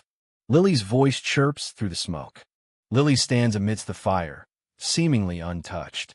I removed the bombs on Soda's waist, she says nonchalantly. Well, whatever, it's fine. She reveals that Soda's role was part of their plan all along. She's a puppet master in her own right, her radar-like hearing and strategic use of explosives making her a nightmare opponent. Soda is over there. She points. Lily leans in, her eyes wide and mocking as she savors every second of their confusion. There's nothing left, is there? She whispers, her smile a jagged, terrifying thing. She's certain she has total control, turning the battlefield into a cruel performance where her enemies are meant to die in despair. Nothing at all. Soda watches from the smoke, his face a mask of pure terror as the world seems to crumble around him. While the mental war between Yuma and Mizuki reaches a fever pitch below, A different kind of desperation is boiling over on the roof. Amidst the rumbling destruction, a silent, deadly resolve begins to burn in Shino Usaka's eyes, the look of a beast backed into a corner, ready to do the unthinkable. In a moment of pure, raw desperation, Shino Usaka closes the gap. She has dislocated her own shoulder just to bypass Lily's reach and land a crushing blow. Lily's eyes widen in shock. She never expected such a reckless, suicidal maneuver. The sound of shifting bone and the impact of the fist echo across the roof. What? Lily gasps. Lily is sent reeling, blood spray from her mouth. She stares at Shino, her mind unable to grasp the level of commitment she's witnessing. This woman, to go this far, to not care if her own body breaks? For the first time, the sadistic radar of Yen is truly shaken by the power of a sibling's bond. It doesn't hurt. Shino's internal focus is terrifying. Shino stands over her, her face a mask of pain and unwavering resolve. "I'll pull you apart," she snarls. Lily tries to maintain her composure, mocking Shino with a cruel, ugly woman. But Shino doesn't care about insults. "If you're in the way of me getting to soda," she growls. The Tanuki girl has found her teeth. The focus shifts back to the center of the storm. Hazuki Mizuki and Yuma Chigami stand facing each other, a dark void between them. "Yuma Chigami, are you not angry?" Mizuki asks, his voice calm and patronizing. He is testing the limits of Yuma's legendary composure, looking for the crack that will let him in. Mizuki speaks of the world outside Twilight Town, a world of laws, politics, and invisible collars. To him, everyone is already a prisoner, controlled by systems they didn't create and don't understand. "In the outside world, you're managed and controlled by law and politics," he says. "Right now, you're just wearing a visible collar." He's trying to normalize his atrocities as part of a larger, natural order. "From the moment we're born until we die, we're always being controlled by something," Mizuki declares. He sees the entire human experience as a series of dominations. But Yuma Chigami isn't buying it. "Something like that. My instinct completely refuses to accept it," Yuma retorts. His spirit is a wall that Mizuki's ideology cannot scale. Mizuki's ultimate goal is revealed. "That's why I will continue to be on the side that rules. First Twilight Town, then this country." He's not just a prison gang leader. He's a revolutionary who wants to bring the world to its knees.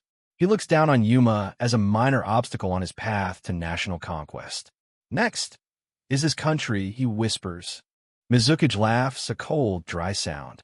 "For that appetizer, you're just right, Yuma Chigami."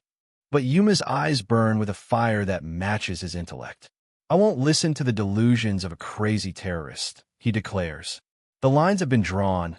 The battle for the soul of Twilight Town has reached its endgame. Things are heating up. The final struggle is only beginning. To be continued, the battle between cognition and control begins. Yuma Chigami stands face to face with a blindfolded leader, Hazuki Mizuki, as the vortex of memory starts to swirl. Yuma's eyes lock onto the strange weapon in Mizuki's hand. It looks familiar, like a fragment of a memory he's seen somewhere before. He remembers a peaceful moment with Najiharu Hibana. She was excitedly showing him a picture on her tablet, asking for his opinion on a weapon she wanted to buy. It was an ancient Chinese striking weapon. Not quite a sword, but a tool used by generals to command their troops in the heat of battle. Back in the present, Mizuki is intrigued. He realizes Yuma has already deduced the nature of his brainwashing ability through pure observation. Yuma recalls the moment soda was taken. From Mizuki's calm confidence, even when surrounded, Yuma saw a man who knew he held all the cards. Yuma reasons that Mizuki didn't need Hibana to talk now, because he has a guaranteed method to extract information from her later. It's either truth serum, hypnosis, or brainwashing, Yuma declares with a sharp grin. "The rest is just my intuition." Mizuki stands still, a silhouette of terror. This is the man responsible for inciting chaos across Japan, a master of breaking the human mind. Mizuki admits that Yuma's explanation is surprisingly accurate. He's been watching Yuma's gestures and speech, gauging his intellect with every word. With a haunting smile, Mizuki makes a chilling promise. I will rule your eyes, your brain, and your very life. Yuma's internal monologue is far less dramatic. He's just tired of the sheer number of absolute weirdos he keeps running into in Twilight Town. What's your goal? Yuma asks, his voice cold. You're terrorists who attacked this country. Why are you targeting Hibana and me? Mizuki simply stares back, claiming that Yuma is fundamentally misunderstanding his intentions. He isn't looking for a political statement. I just want to rule, he whispers. His expression shifts into something truly sadistic. If he loses interest in Yuma, he'll simply discard him. Like trash. He casually mentions that his brainwashing of Najihara Hibana is still incomplete. He lacks a grand purpose. He just enjoys the process of control. Mizuki holds up a small, unassuming stone. He explains that even an incomplete control can be devastatingly effective with the right trigger. Suddenly, he tosses the stone into the air. Yuma flinches, confused by the seemingly meaningless gesture. What is he doing? That stone, Mizuki's voice rings out with hypnotic weight, is now the most important thing in your entire life. Yuma's eyes are glued to the rock. He can't look away. His cognition is being forcibly redirected, his survival instincts overridden by a single pebble. Mizuki strikes instantly. Yuma tries to use the pain of the impact to snap his mind back to reality, but the hypnotic suggestion is too strong. He's stunned by Mizuki's speed. Even with his eyes partly fixed on the stone, he can barely track the movement of that steel staff. The kin strikes home with bone-shattering force. Yuma is completely defenseless, his mind and body at war with each other. The force of the impact sends Yuma Chigami sprawling across the cold ground. It's a bitter realization. He's been completely outplayed by a psychological trick that weaponized his own brain's focus against him. As Yuma gasps for breath, Hazuki Mizuki closes the distance with terrifying calm. Pick up the stone, he commands, preparing to crush what's left of Yuma's resistance. Mizuki lands a brutal strike with his staff, the can. Block this with your bones, and they'll snap like dry twigs, the blindfolded man warns. The power behind the blow is terrifying. Yuma collapses, his breath stolen by the impact. He realizes that brainwashing combined with that steel staff is a lethal cycle. One mistake leads to another until your will is shattered. Mizuki twirls his weapon with effortless grace. He explains that its lightness is deliberate. It's designed to strike during the microscopic gaps in a person's concentration while they're struggling against his brainwashing. Dragging himself back to his feet, Yuma knows he's outmatched physically. He needs to buy time. He prays for Hibana to help him find the information he needs to turn this around. You're lying, Yuma spits out, calling out Mizuki's bluff. He realizes the entire negotiation was a sham.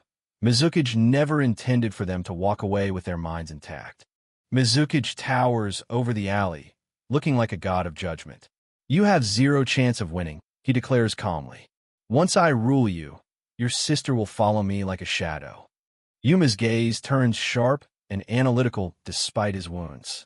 He identifies the two pillars of Mizuki's power, his brainwashing and his uncanny ability to know exactly when someone is lying. Mizuki smiles, seemingly pleased by Yuma's intellect. He admits that those two abilities are made possible by his idea, his specialized supernatural power. Yuma leans on his knowledge of psychology. Brainwashing isn't a magical spell. It's a process that typically follows 3 calculated steps. If he can break the logic, he can break the man. The first step is isolation from society. The second is the induction of intense fear and anxiety. The third and final step is the planting of entirely new values into the hollowed-out victim. By stripping away a person's anchors and overwhelming them with terror, a master can rewrite their soul.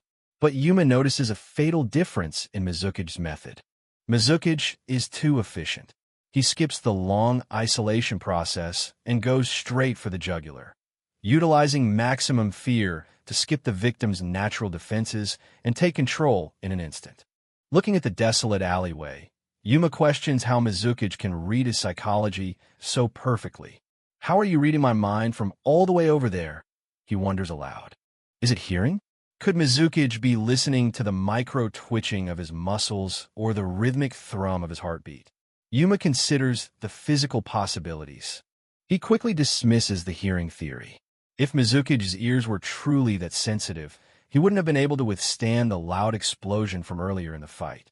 There has to be another way. Mizuki lets out a chilling laugh. Yuma realizes he was right. It's not sound-based. Are you really just buying time?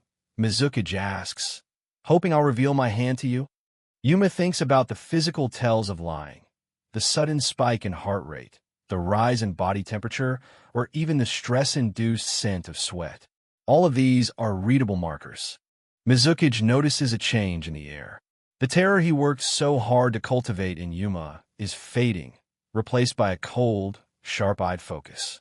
Fine then, he sighs. Mizuki decides to raise the stakes to the breaking point. To control you, I'll start by killing Hibana, your painless sister. Then I'll come for Soda.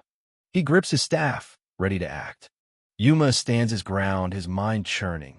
What is the true nature of his idea? He asks himself, scouring his memory for the one detail that can explain Mizuki's mind reading. He dives into a collage of memories, shadows, eyes, and the way Mizuki avoided certain areas. The answer has to be here. There must be a logic to this magic. Suddenly, the truth surfaces. Yuma realizes that if he floods the environment with a specific stimulus, he can blind Mizuki's supernatural perception. He knows what he has to do. A wide-eyed epiphany strikes Yuma. I see, so that's how it is. The pieces of the puzzle finally lock into place, exposing the vulnerability behind Mizuki's godlike aura. The truth finally surfaces, stripping the magic from Mizuki's unnatural movements. It wasn't mind reading, it was heat tracking. Mizuki is seeing the world in infrared, reading Yuma's body like a thermal map to predict his every move. Gazing down the long alley, Yuma finally deciphers the deep-seated strategy hidden within Mizuki's absolute control. The mystery that once fueled his terror has evaporated, clearing the way for a counterattack that will turn the predator into the prey. Yuma Chigami's eyes sharpen with a newfound clarity.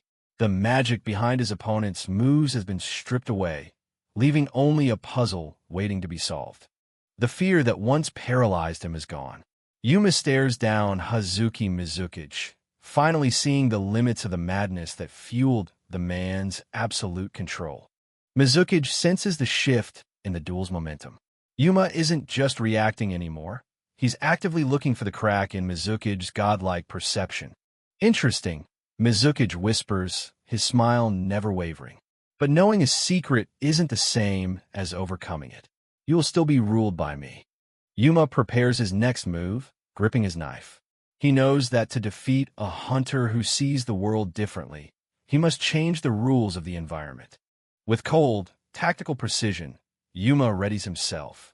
Every breath, every heartbeat is now a tool he will use to dismantle Mizuki's advantage. In a shocking move, Yuma cuts his own hand, letting the blood drip freely. Ouch! That really hurt, he says with a dark, mocking grin. But it's worth it. He coats his blade in the warm blood. You should know better than anyone, Mizuki. This is the beginning of the end for your perfect vision. Mizuki watches, his smile faltering as Yuma explains the incongruity in their previous exchange. Yuma's mind is already steps ahead, analyzing the geography of their battlefield. From a bird's-eye view, the tactical geometry of the alley becomes clear. Yuma recalls how Mizuki's every strike was calculated to control his position. Yuma points out that Mizuki's attacks weren't random. They were designed to push Yuma away from a specific direction, acting as an invisible wall. He realizes that Mizuki was guarding a specific spot, not because of treasure, but because of environmental hazard to his thermal vision. Yuma scans the area around the solitary cells, his eyes landing on the crucial element he had overlooked before. He's found the key to the blindfolded man's weakness. The river. Yuma shouts. The flowing water creates a thermal dead zone, a mass of cold energy that masks anything near it from infrared tracking. You were controlling my position to keep me away from the water, Yuma declares, his voice filled with triumph. Because near that river, you're truly blind. Yuma lunges forward with a sudden burst of speed, but it's not a direct attack. He hurls something large and black toward his opponent's head. It's his jacket. The fabric billows in the air, creating a massive, heat-radiating distraction that momentarily overwhelms Mizuki's artificial retinas. Mizuki barely flinches, his expression turning to one of disdain. A jacket as a blindfold? Do you really think I would fall for such a childish bluff? Mizuki mocks the attempt, believing Yuma has finally run out of options. But he fails to realize that the jacket itself was never the actual threat. Yuma explains the double bluff, mentioning the river was meant to make Mizuki fixate on it, while the jacket decoy created a blind spot in his thermal field. In that split second of confusion, Yuma closes the distance. He lunges with the blood-coated knife, aiming for a critical blow while Mizuki's guard is split. The clash is thunderous. Mizuki's steel staff intercepts the blade just in time, but the physical impact sends sparks flying as Yuma presses his advantage. Mizuki notices the blood on the blade. He realizes that Yuma wasn't just throwing out theories. He's fully understood the secret of his thermal eyes and is actively exploiting it. I have to hand it to you, Mizuki says, his voice dripping with respect and malice. You're the first person to ever reach this realization. You should be proud to have glimpsed the true nature of my eyes. But pride won't save Yuma. As blood splashes from a brutal counterstrike, Mizuki confirms that while Yuma's analytical mind is sharp, his human body has reached its limit. The secret behind those blindfolded eyes is far more technological than mystical. Hazuki Mizuki finally pulls back the curtain on his godly perception. His eyes aren't magic. They are advanced artificial retinas that allow him to see the world through infrared radiation. It's a sophisticated retinal prosthesis, a device designed to bypass a failed natural retina and send light information directly to the brain as electrical signals. But Mizuki's version does so much more. His artificial eyes expand the human spectrum, delivering infrared data that normally remains invisible. To him, the world is a map of heat, making it impossible for anyone to hide in the shadows. Through this thermographic vision, Mizuki sees his surroundings as a shifting landscape of temperatures. He doesn't need to see you. He just needs to track your heat signature. But Yuma has decoded the fatal flaws in this high-tech advantage. Even the most advanced sensors have two major weaknesses: water and temperature contrast. First, infrared rays cannot penetrate water. Second, if an object matches the temperature of its background, it becomes functionally invisible to the sensor. Knowledge is the first step toward victory. If a target gets wet or cold, they merge with the environment, becoming a thermal ghost that Mizuki's artificial eyes struggle to track. This is exactly why the villain was so desperate to stay away from the river. Mizuki smiles, genuinely impressed. He realizes Yuma had constructed a complex, three-layered strategy. Step 1 was the bluff about heading toward the river to create a mental blind spot. Step 2 was coating the knife in blood. By warming the blade to body temperature, Yuma made the weapon invisible to Mizuki's infrared sensors, allowing for a sneak attack that defied logic. In Step 3, Mizuki notes, was the blood in your left hand, intended to be splashed like water to blind my vision.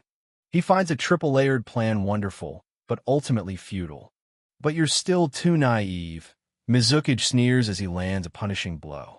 He tells Yuma to bear the pain, as the organization intends to keep him as their guest for a long time. The screen goes black as a heavy go echoes through the alley. Mizuki's voice remains calm and superior, convinced that he has finally secured his newest prisoner. But the tide is about to turn. Suddenly, Mizuki's confidence vanishes, replaced by a sharp. His absolute control over the situation evaporates as his high-tech vision suddenly fails him. What? I can't see anything, he panics. The thermographic world has been swallowed by darkness, and the only thing he can sense is the overpowering metallic stench of blood. Mizuki reaches for his face, realizing his blindfold, and the sensors beneath it are completely drenched. Blood has effectively shorted out his thermal connection to the world. Yuma lies on the ground, gasping and broken, but he's landed the one hit that mattered. He watches through his own blurry vision as his opponent stumbles in the dark. Mizuki struggles to piece it together. Yuma, despite the agony, knows that his desperate gamble has finally paid off. The invincible leader is finally vulnerable. Yuma looks up, blood staining his teeth as he delivers a cold revelation. 3 steps. You're wrong, Mizuki. The strategy one actually thought of was 4. The river bluff, the warm knife, the left-hand splash. They were all distraction for the real killing blow. Mizuki had read the obvious traps, but missed the one Yuma carried within himself. While they were talking, Yuma was biting the inside of his own mouth, accumulating a mouthful of warm blood. He waited for the exact moment of proximity to spit it directly into Mizuki's eyes. With his enemy truly blinded, Yuma pours every remaining drop of his willpower into his fist. Now, I can finally reach you, he roars, shattering the silence of the alley. The punch connects with devastating power, a culmination of every calculated risk and every sacrifice. Everything, the pain, the blood, and the logic, was for this one singular strike. The tension in the air is palpable as Shino Osaka stands her ground against the arrival of Yui Hamamoto. Yui, draped in her black fur coat, stares down her opponent with a cold, mocking gaze, her eye patch only adding to her menacing aura. Meanwhile, Najihiro Hibana stands ready, his katana unsheathed. He exudes the aura of a modern-day Ronin, his expression calm, but his stance signaling that he's ready to slice through anyone standing in his way. From the sidelines, Sota watches with a mix of fear and desperation. He calls out, his voice cracking with worry, urged by the chaos unfolding before him. He knows the stakes are high, and he can't bear to see his sister in danger. Sota's frustration boils over. He yells out, his face contorted in a scream of defiance. The weight of their past and the brutality of this town are pushing him to his breaking point. Perched above the battlefield, Sota takes a moment to scan the area.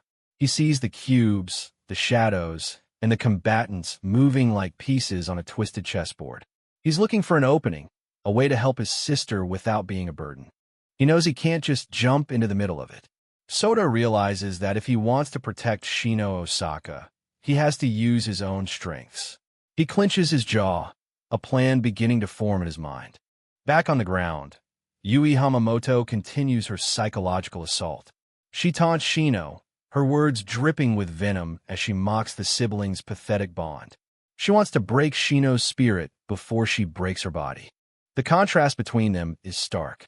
Yui is the picture of cruel confidence, while Shino Osaka's face, marred by scars, shows the grit of someone who has survived hell. Shino doesn't flinch, her gaze fixed on the woman who threatens her family. The taunting ends and the violence begins. Blades clash and bodies blur as Shino Osaka engages Yui. It's a high-stakes dance where one wrong move means the end. Shino fights with everything she has, driven by a singular purpose. Shino moves with surprising speed, her bandages fluttering as she maneuvers around Yui's defenses. She knows Yui is powerful, but she also knows that every monster has a weakness. She just needs to find it before it's too late. Yui laughs, a chilling sound that echoes through the courtyard. She enjoys the struggle, finding amusement in Shino's desperate attempts to survive. To her, this isn't just a fight, it's a spectacle. How do you plan to win without ever having killed anyone? Yui asks, her grin widening. She looks down on Shino, convinced that the girl's morality is her greatest weakness. It's a cruel game of cat and mouse. Suddenly, a shadow moves on the roof.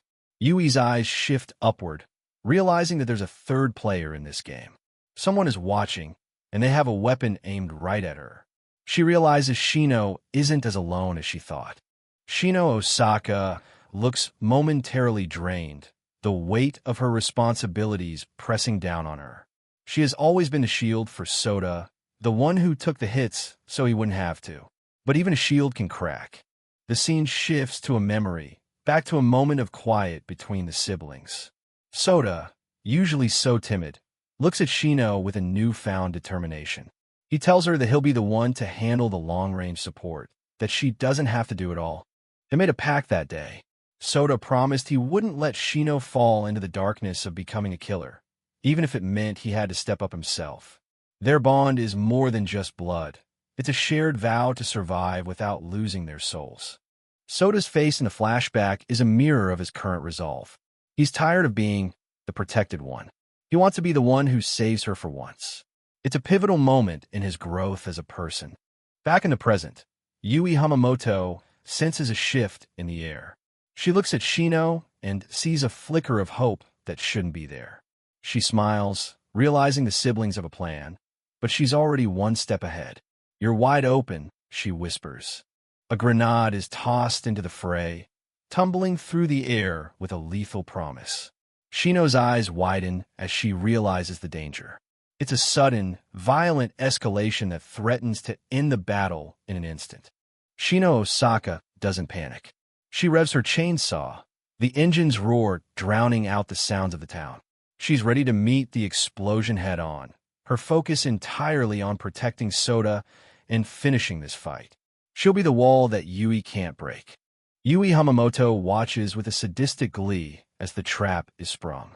She loves the moment when hope turns to despair. To her, the siblings' efforts are nothing more than a final, futile struggle before the inevitable end. A massive explosion rocks the courtyard, fire and debris erupting everywhere. Sota screams out for his sister, his voice lost in the thunderous roar. The screen is filled with smoke and light, leaving their fate hanging in the balance. In the midst of the chaos, Najiharu Hibana moves with lightning speed. He launches himself into the air, his silhouette sharp against the crumbling buildings. He's performing a high-level combat technique, his katana gleaming as he descends. Najiharu Hibana becomes a blur of lethal elegance, his blade weaving a web of steel. He isn't just swinging a sword. He's an artist of combat, his mind already 3 moves ahead as he tracks the erratic movements of his target. As the duel reaches its boiling point, Hibana narrows his eyes, his focus sharpening into a cold, diamond edge. He's entering the heart of the storm now, prepared for the high-speed exchange that will decide the fate of this night. Najiharu Hibana remains the center of gravity in this chaotic duel. His katana is a fluid extension of his body as he parries the lightning-fast strikes of his cat-like opponent. Every movement is a calculated dance, his kimono jacket billowing like a banner of calm in the midst of storm. The agile assassin launches an aerial assault, her movements jagged and unpredictable. Najiharu Hibana is caught off guard for a fraction of a second, his eyes widening as he realizes the sheer speed of her desperation. The courtyard is a blur of motion lines and flying debris. The two combatants lock eyes, sharing a moment of mutual recognition of each other's skill. Najiharu's expression shifts into a subtle, confident smirk, while the girl remains intense, her cat-like eyes narrowing as she calculates her next move. In Twilight Town, respect is earned through blood. She doesn't rely solely on her blades.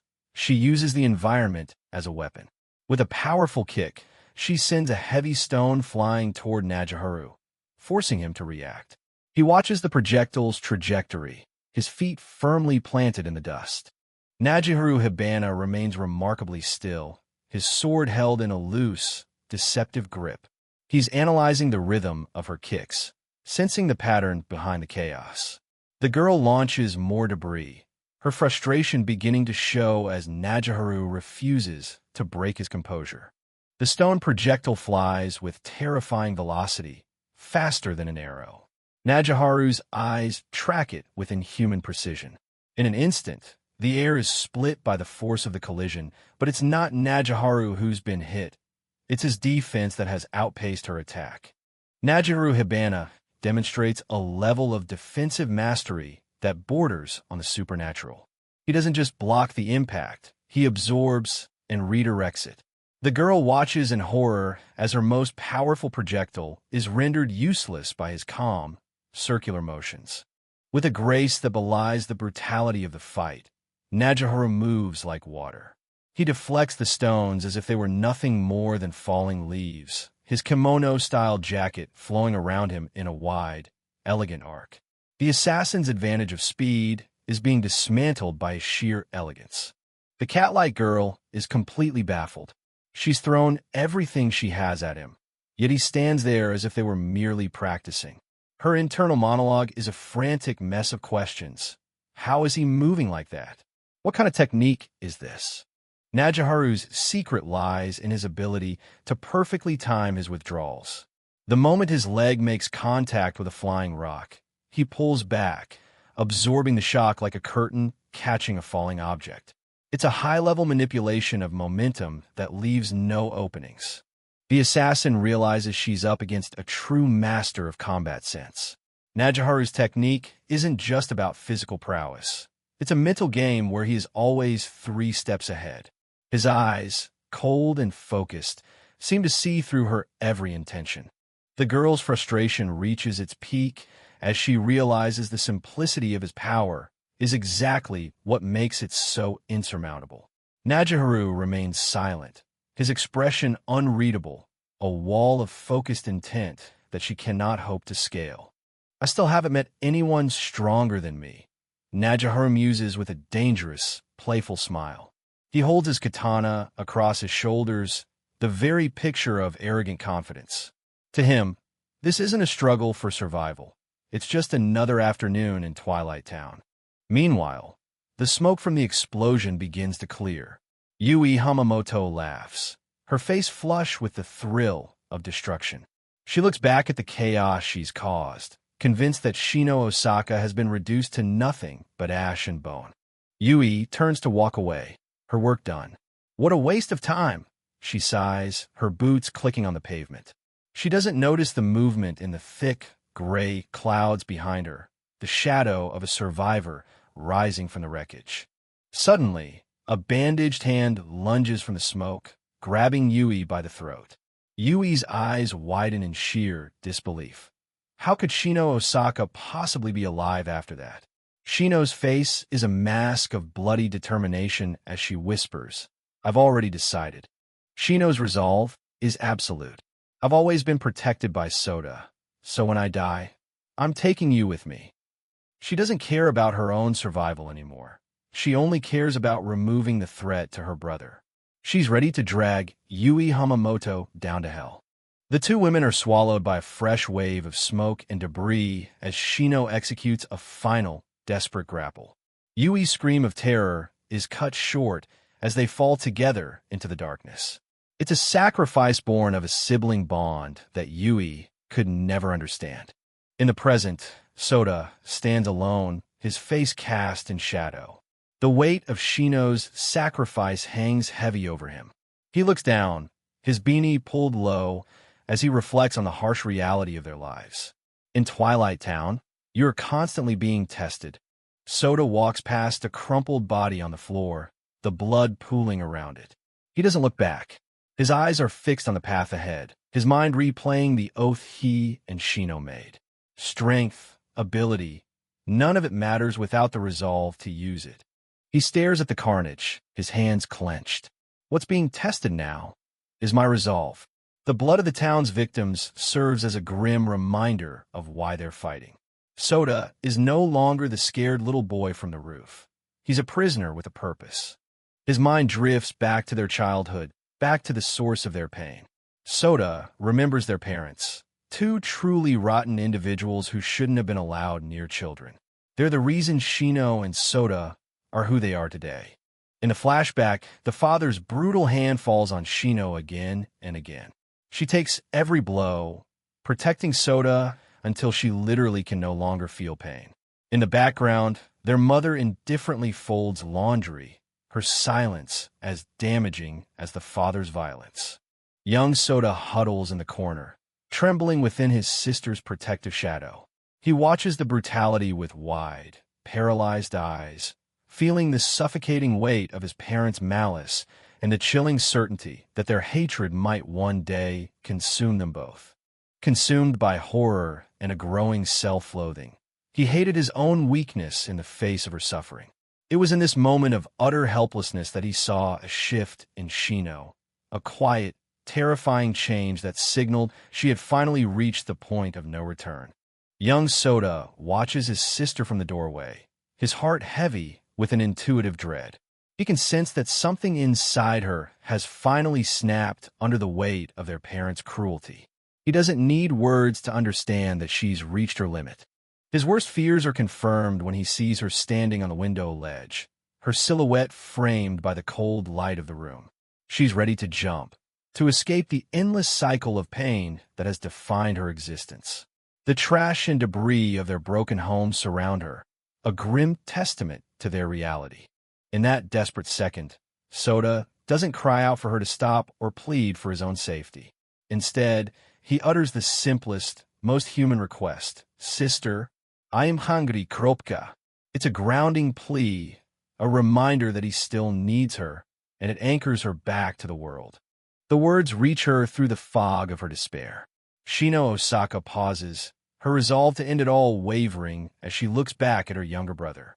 She realizes that as long as he is alive and needs her, she cannot leave him alone in this hell. Soda reflects on that day, wondering if he was being selfish or if he truly wanted to save her. Was he afraid of the violence escalating without her there to protect him? Or did he simply love her too much to let go? The question haunts his younger self as they navigate their bleak environment. From that moment on, they became inseparable, two shadows moving through a world that wanted to break them. Soda followed her everywhere, his presence a silent vow to never let her feel like she had to face the darkness alone again. They were just children, carrying backpacks full of books and a life full of sorrow. Even when she was bedridden and bruised, Shino would look at him with a mix of annoyance and deep-seated affection. She never felt like she was needed by anyone else, but Soda's constant presence gave her a reason to keep breathing, even when the world felt like it was closing in. Then came the day the violence reached a breaking point. Their father, consumed by rage and perhaps something even darker, launched a final, lethal attack. He lunged at Shino, the air thick with the smell of stale alcohol and pure malice. It was no longer just a beating. It was an attempt at murder. Soda watched in frozen horror as his father screamed, blaming them for his own failures. "It's your fault. If only you weren't here." The room was a scene of utter chaos, debris flying as the man descended on his daughter with a kitchen knife. Soda's voice was lost in the roar of the assault. In a display of sheer, terrifying resilience, Shino Osaka did the unthinkable. She didn't block with her hands. She caught the descending blade with her teeth. Blood sprayed as the steel bit into her flesh, but she didn't flinch. She became the very definition of a protector, a monster born of a sister's love. Soda reflects on the aftermath of that day, looking down at the carnage of the present. He never found an answer to his questions, but he knew one thing for certain. He would never apologize for choosing to live. He would use his own body, his own life, to ensure Shino's sacrifice wasn't in vain. That was the day he made a singular vow. No matter what it took, no matter what he had to do, he would become strong enough to stand by her side. He wouldn't be the one hiding in the shadows anymore. He would be the one providing the support she needed to survive. The memory of her catching that knife haunts him. The sheer brutality of her will to survive, even as her mouth bled and her eyes remained fixed on him, is what drives his current resolve. "Run," she had hissed through the blood and steel, thinking only of his safety. Soda's younger self had run, but he didn't run away. He ran toward a future where he could fight back. The image of his sister's sacrifice became the fuel for his transformation into a marksman. He wouldn't let anyone hurt her again, not their father, and certainly not the predators of Twilight Town. He vowed to become so strong that he would never lose to her, or anyone else. He would be the one to carry the burden for a change. His resolve was forged in the fire of their shared tragedy, a bond that can never be broken by time or violence. Present-day Soda walks away from the scene, his mind clear. He knows that he can't go to heaven, but he doesn't care. As long as he can protect Shino, he's willing to walk through hell. He's accepted his role in this twisted town. The explosion was massive, a blinding eruption of heat and light that seemed to swallow everything. Soda watches from the roof, his hand steady. He was the one who provided the opening, the one who distracted the enemy, so Shino could make her move. Their teamwork is a lethal symphony. The shockwave ripples through the area, leveling structures and filling the air with ash. To an outsider, it looks like total annihilation. But for Shino and Soda, this is just a calculated risk in a game where the only prize is tomorrow. Through the smoke, Shino's face emerges, bloody but unbowed. She was hit by the debris, but her unique resilience, the one forged by years of her father's abuse, kept her going. She's a survivor in the truest, most brutal sense of the word. Yui Hamamoto's eyes widen as she sees Shino rising from the rubble. She can't understand it. How could someone survive that explosion?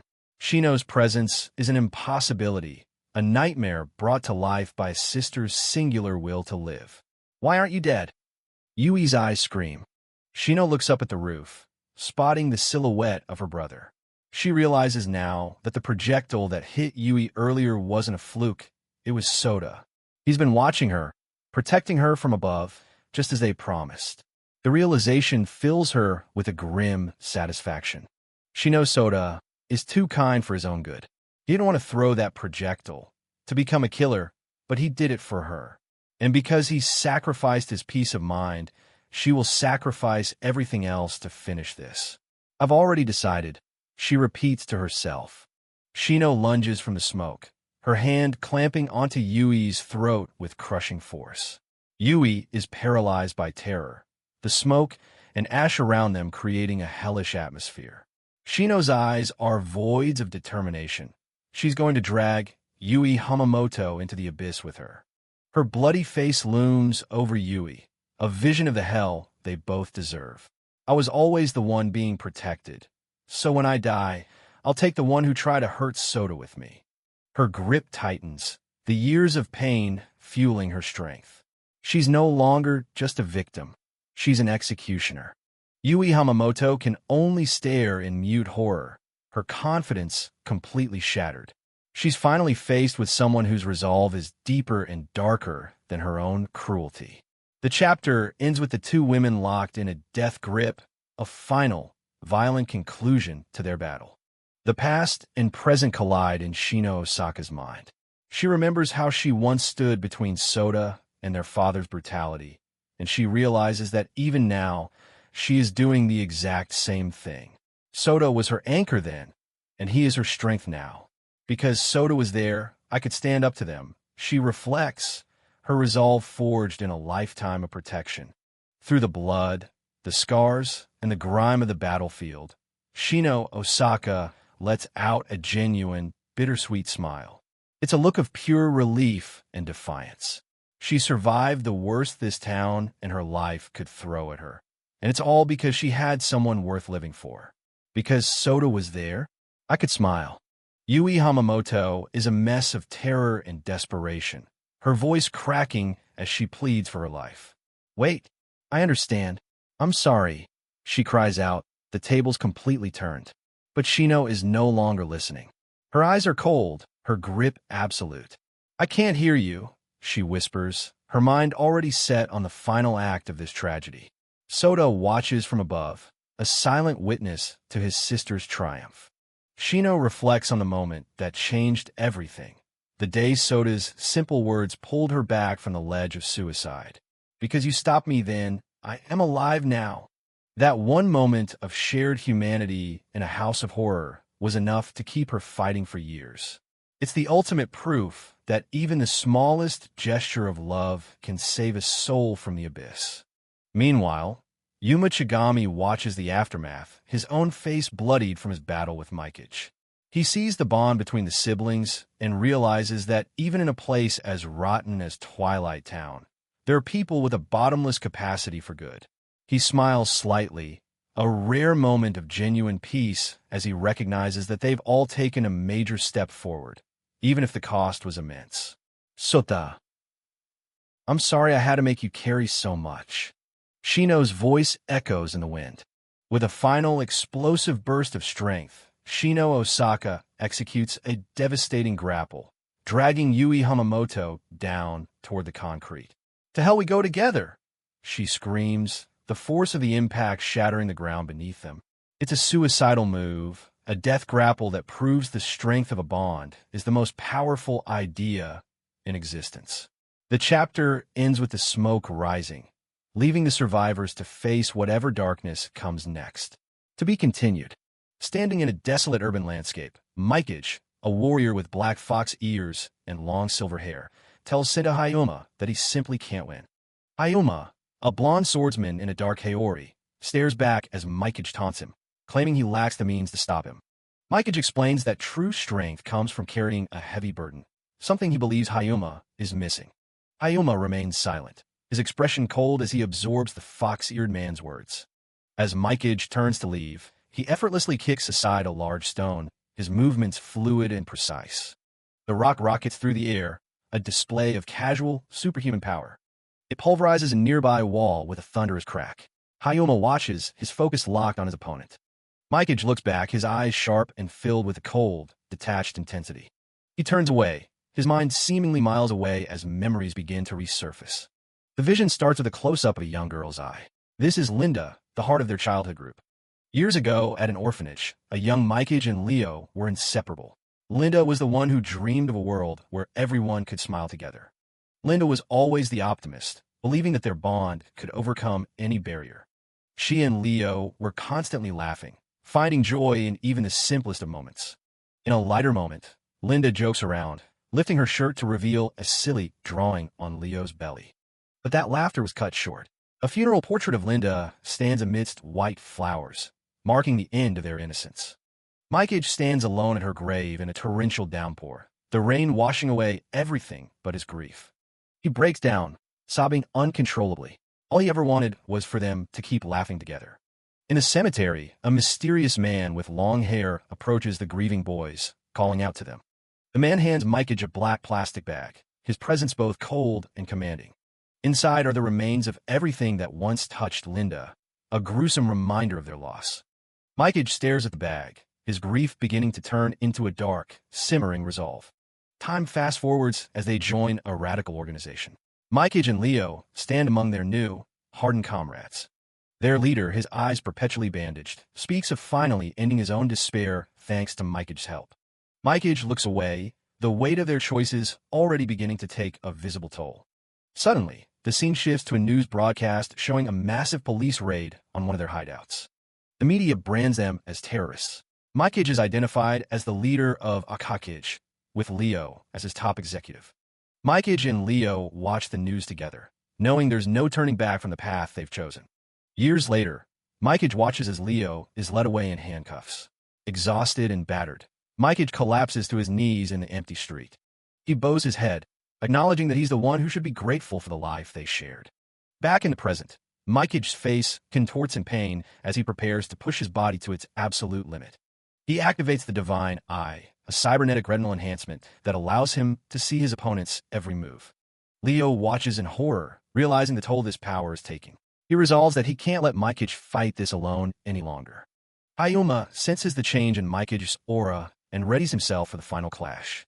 He prepares his signature aerial technique, designed to overwhelm any defense with sheer speed. Hayuma leaps into the air, his movements a blur as he kicks off the atmosphere to accelerate his strike. He launches a relentless barrage of attacks, his power magnifying with every blow. The impact is devastating, tearing up the pavement and obscuring the area in a massive cloud of dust. Hayuma lands gracefully, but blood sprays into the air as his attack connects. He mutters that his opponent is still too slow. The swordsman looks down at the fallen warrior, his expression cold and detached. Blood pools on the street as Mikage lies broken, the brain damage from the Divine Eye finally taking its toll. Miles away, an old master in a quiet dojo senses the disturbance. He turns to a small creature nearby and asks what's wrong.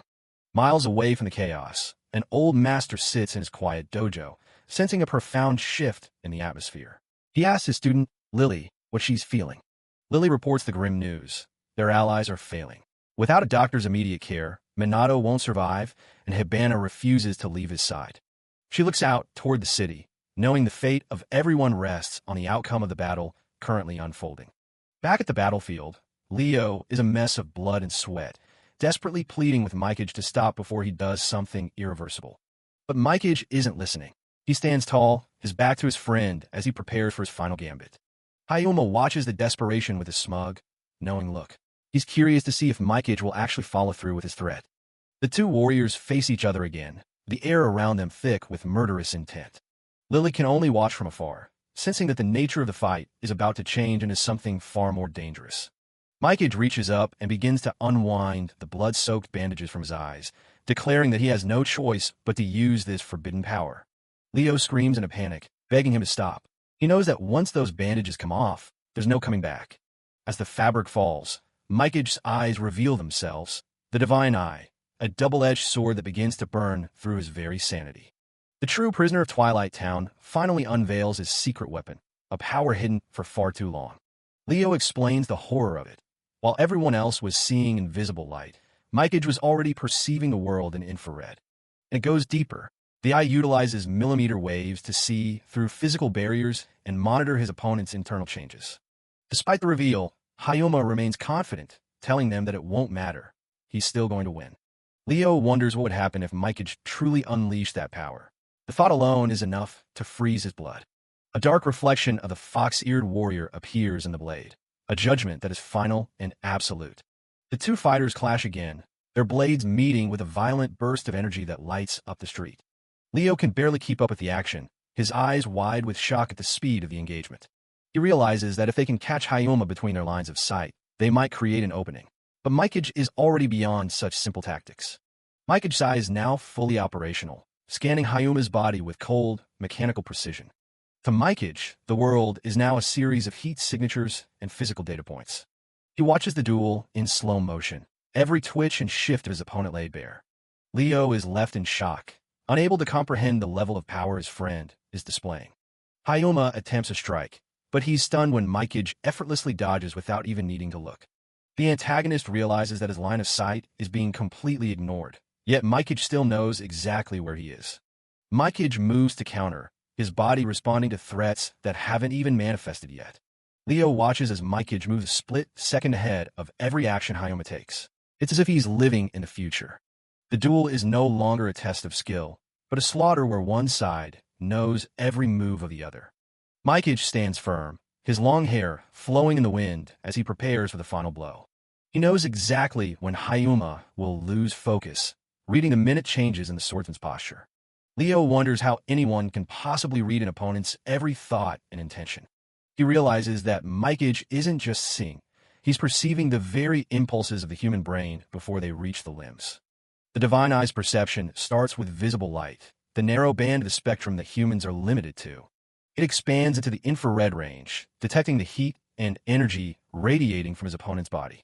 Finally, it utilizes millimeter waves, the same technology found in airport scanners, to see through clothes and skin alike. This allows Mikage to witness the expansion and contraction of every single muscle in Hayuma's body. By seeing these preparatory movements, he can predict a strike before the sword even begins to swing. Hayuma realizes his moves are being perfectly countered, his frustration turning into genuine surprise. Leo is overcome by a sense of dread. He realizes that if he hadn't been saved by Hibana earlier, he wouldn't even be alive to witness this. He wonders if he can even survive within the range of Mikage's terrifying vision. Leo realizes that in that circle of combat, there is no longer a human, but something that has surpassed all limits, reading thoughts and futures alike. In a horrifying vision born from his failing mind, Mikage finds himself at the gate of the underworld, walking a path paved with the bleached skulls of those who fell before him. In the real world, his body is at its breaking point. He gasps for air, his consciousness flickering as the sheer power of the divine eye consumes his physical form. Leo watches in terror as blood pours from Mikage's glowing eye, realizing that the overwhelming volume of data being processed is literally tearing his friend's brain apart. The artificial retina is both a miracle and a curse. It forces the human brain to handle information at a rate it was never designed to survive, causing irreversible damage. With every second the Shingon remains active, Mikich's brain cells are being scorched, permanently destroyed by the immense neural load of the forbidden technology. Leo's voice cracks as he screams for Mikich to stop, his heart breaking as he sees his friend's life force being traded for a few moments of supernatural perception. "Stop it, Mikich! You're going to die!" Leo wails, unable to bear the sight of the man he loves like a brother, sacrificing everything. Mikich's mind briefly drifts back to the past, to the moment he told his followers he would destroy the current world with his own personal despair. He remembers leading them into Twilight Town, the sanctuary that eventually became their prison, and the crushing weight of the responsibility he carries for them. His ultimate goal was always to lead them back to the world outside, to finally take control of the country that had so cruelly discarded them. But now, as he faces his end, his expression is one of tragic, quiet resolve. He rejects the world as it is, seeking a path that doesn't rely on control.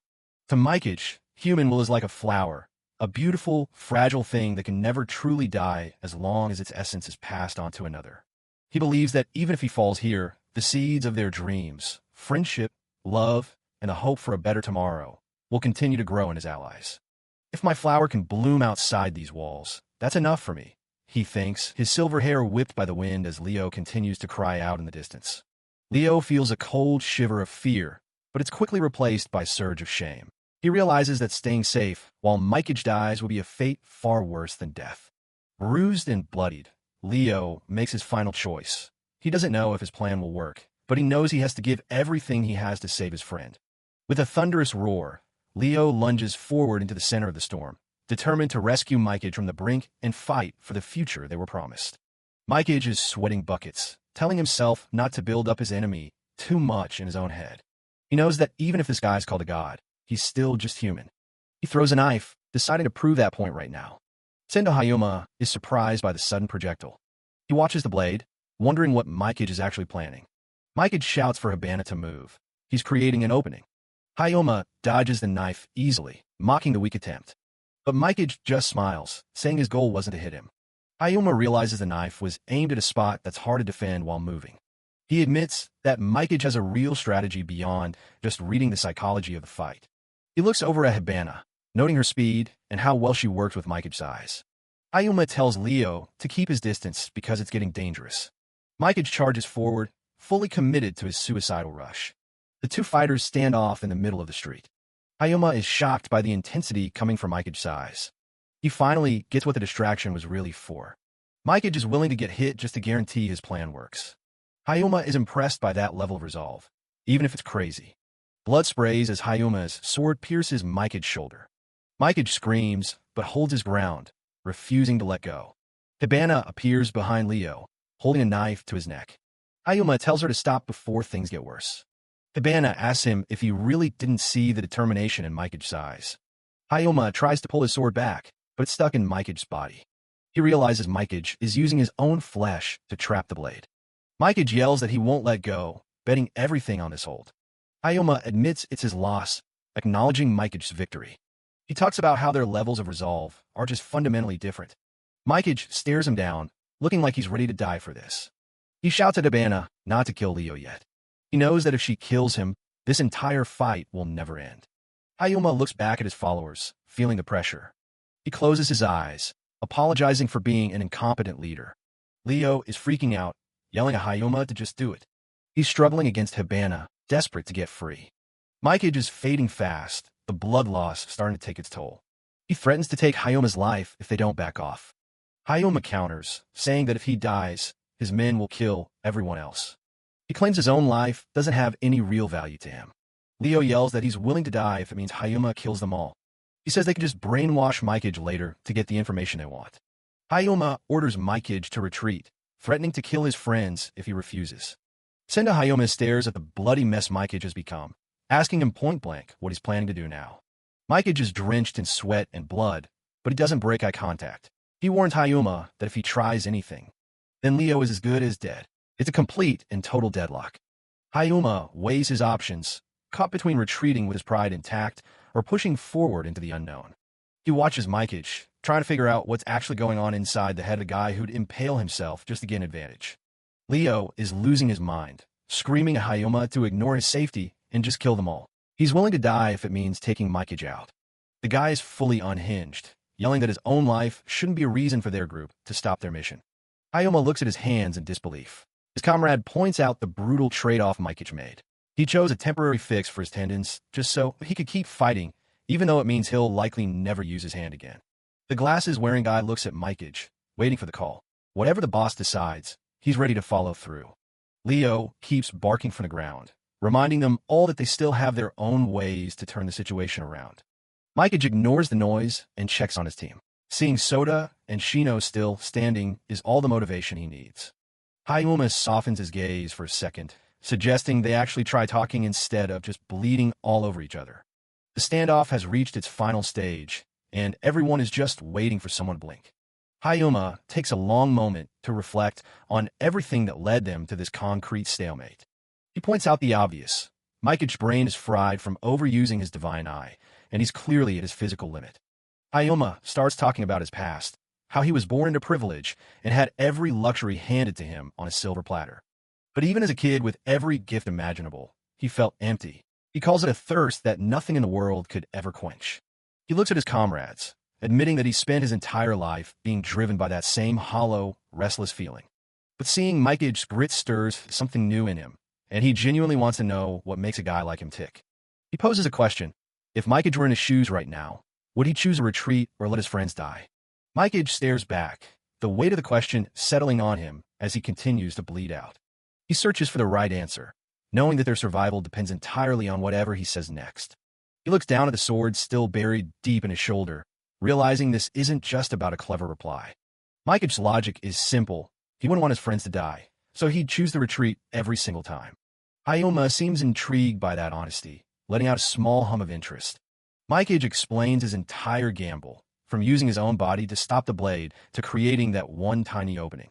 He tells Hayuma that even if he followed through and killed him, it wouldn't have technically been wrong. In a lawless place like Twilight Town, survival of the fittest is the only thing that really matters. But he believes the only real mistake is ignoring your gut. For him, this choice was the only one that felt right. Mikage stares ahead, reflecting on the heavy regret of taking a life for the first time in this town. He maintains his grip on the blade, letting it stay buried deep in his shoulder to keep his opponent trapped. Blood pours down his face, but he's committed to trusting the people he chose to believe in. Sendu Hayuma pauses, seemingly struck by the raw intensity of Mikage's resolve. He has spent his life protecting and ruling, often pushing his own mind to its absolute limits. While Hayuma has always fought as an isolated force, Mikage chose to find a human way to win through his team. Hayuma wonders if this simple act of entrusting everything to others is the true source of Mikage's strength. Mikage isn't in the mood for a lecture and snaps at him to shut up and just finish the fight. Hayuma realizes he can't save his comrade Leo without making a move that might cost him everything. He admits that his own greed is what ultimately led them to this stalemate. Looking at his scarred companions, he realizes he can't simply abandon those who follow him. He finally asks Mikage to put a stop to this before any more lives are lost. The swordsman accepts the reality of the situation and agrees to stand down. He pulls his blade out of Mikage's shoulder, choosing his comrades over his own pride. As he walks away, he admits he hates how human he's become in the heat of battle. The two warriors finally separate, the immediate threat of death beginning to fade. Hayuma makes it official, declaring that they are pulling back for now. Mikage watches him go, barely able to process that the confrontation is actually over. Leo remains on edge, accusing his leader of being a liar and questioning his motives. Hayuma tells him to stop acting so relieved just because the fighting has come to an end. He continues walking, calling the entire encounter a massive waste of their time. Hibana looks down in silence, likely thinking about the heavy price of their survival. Hayuma touches the bandage on his face, noting that this retreat was quite costly for him. One of his men notes that Hibana's technique was so precise it was almost terrifying. He teases Hayuma, saying he wasn't cold-blooded enough to go through with a total massacre. They wonder if Mikage's gamble on trust will actually work, but respect that it was his choice to make. Leo drops to his knees to offer a formal apology, but Hayuma tells him to save it. Leo is still stinging from his loss to Hibana, but tells the others not to worry about his state. He grits his teeth, silently swearing that he won't let himself lose a second time. Back at the square, Mikage leans on Soda as the group's usual bickering starts to fill the air.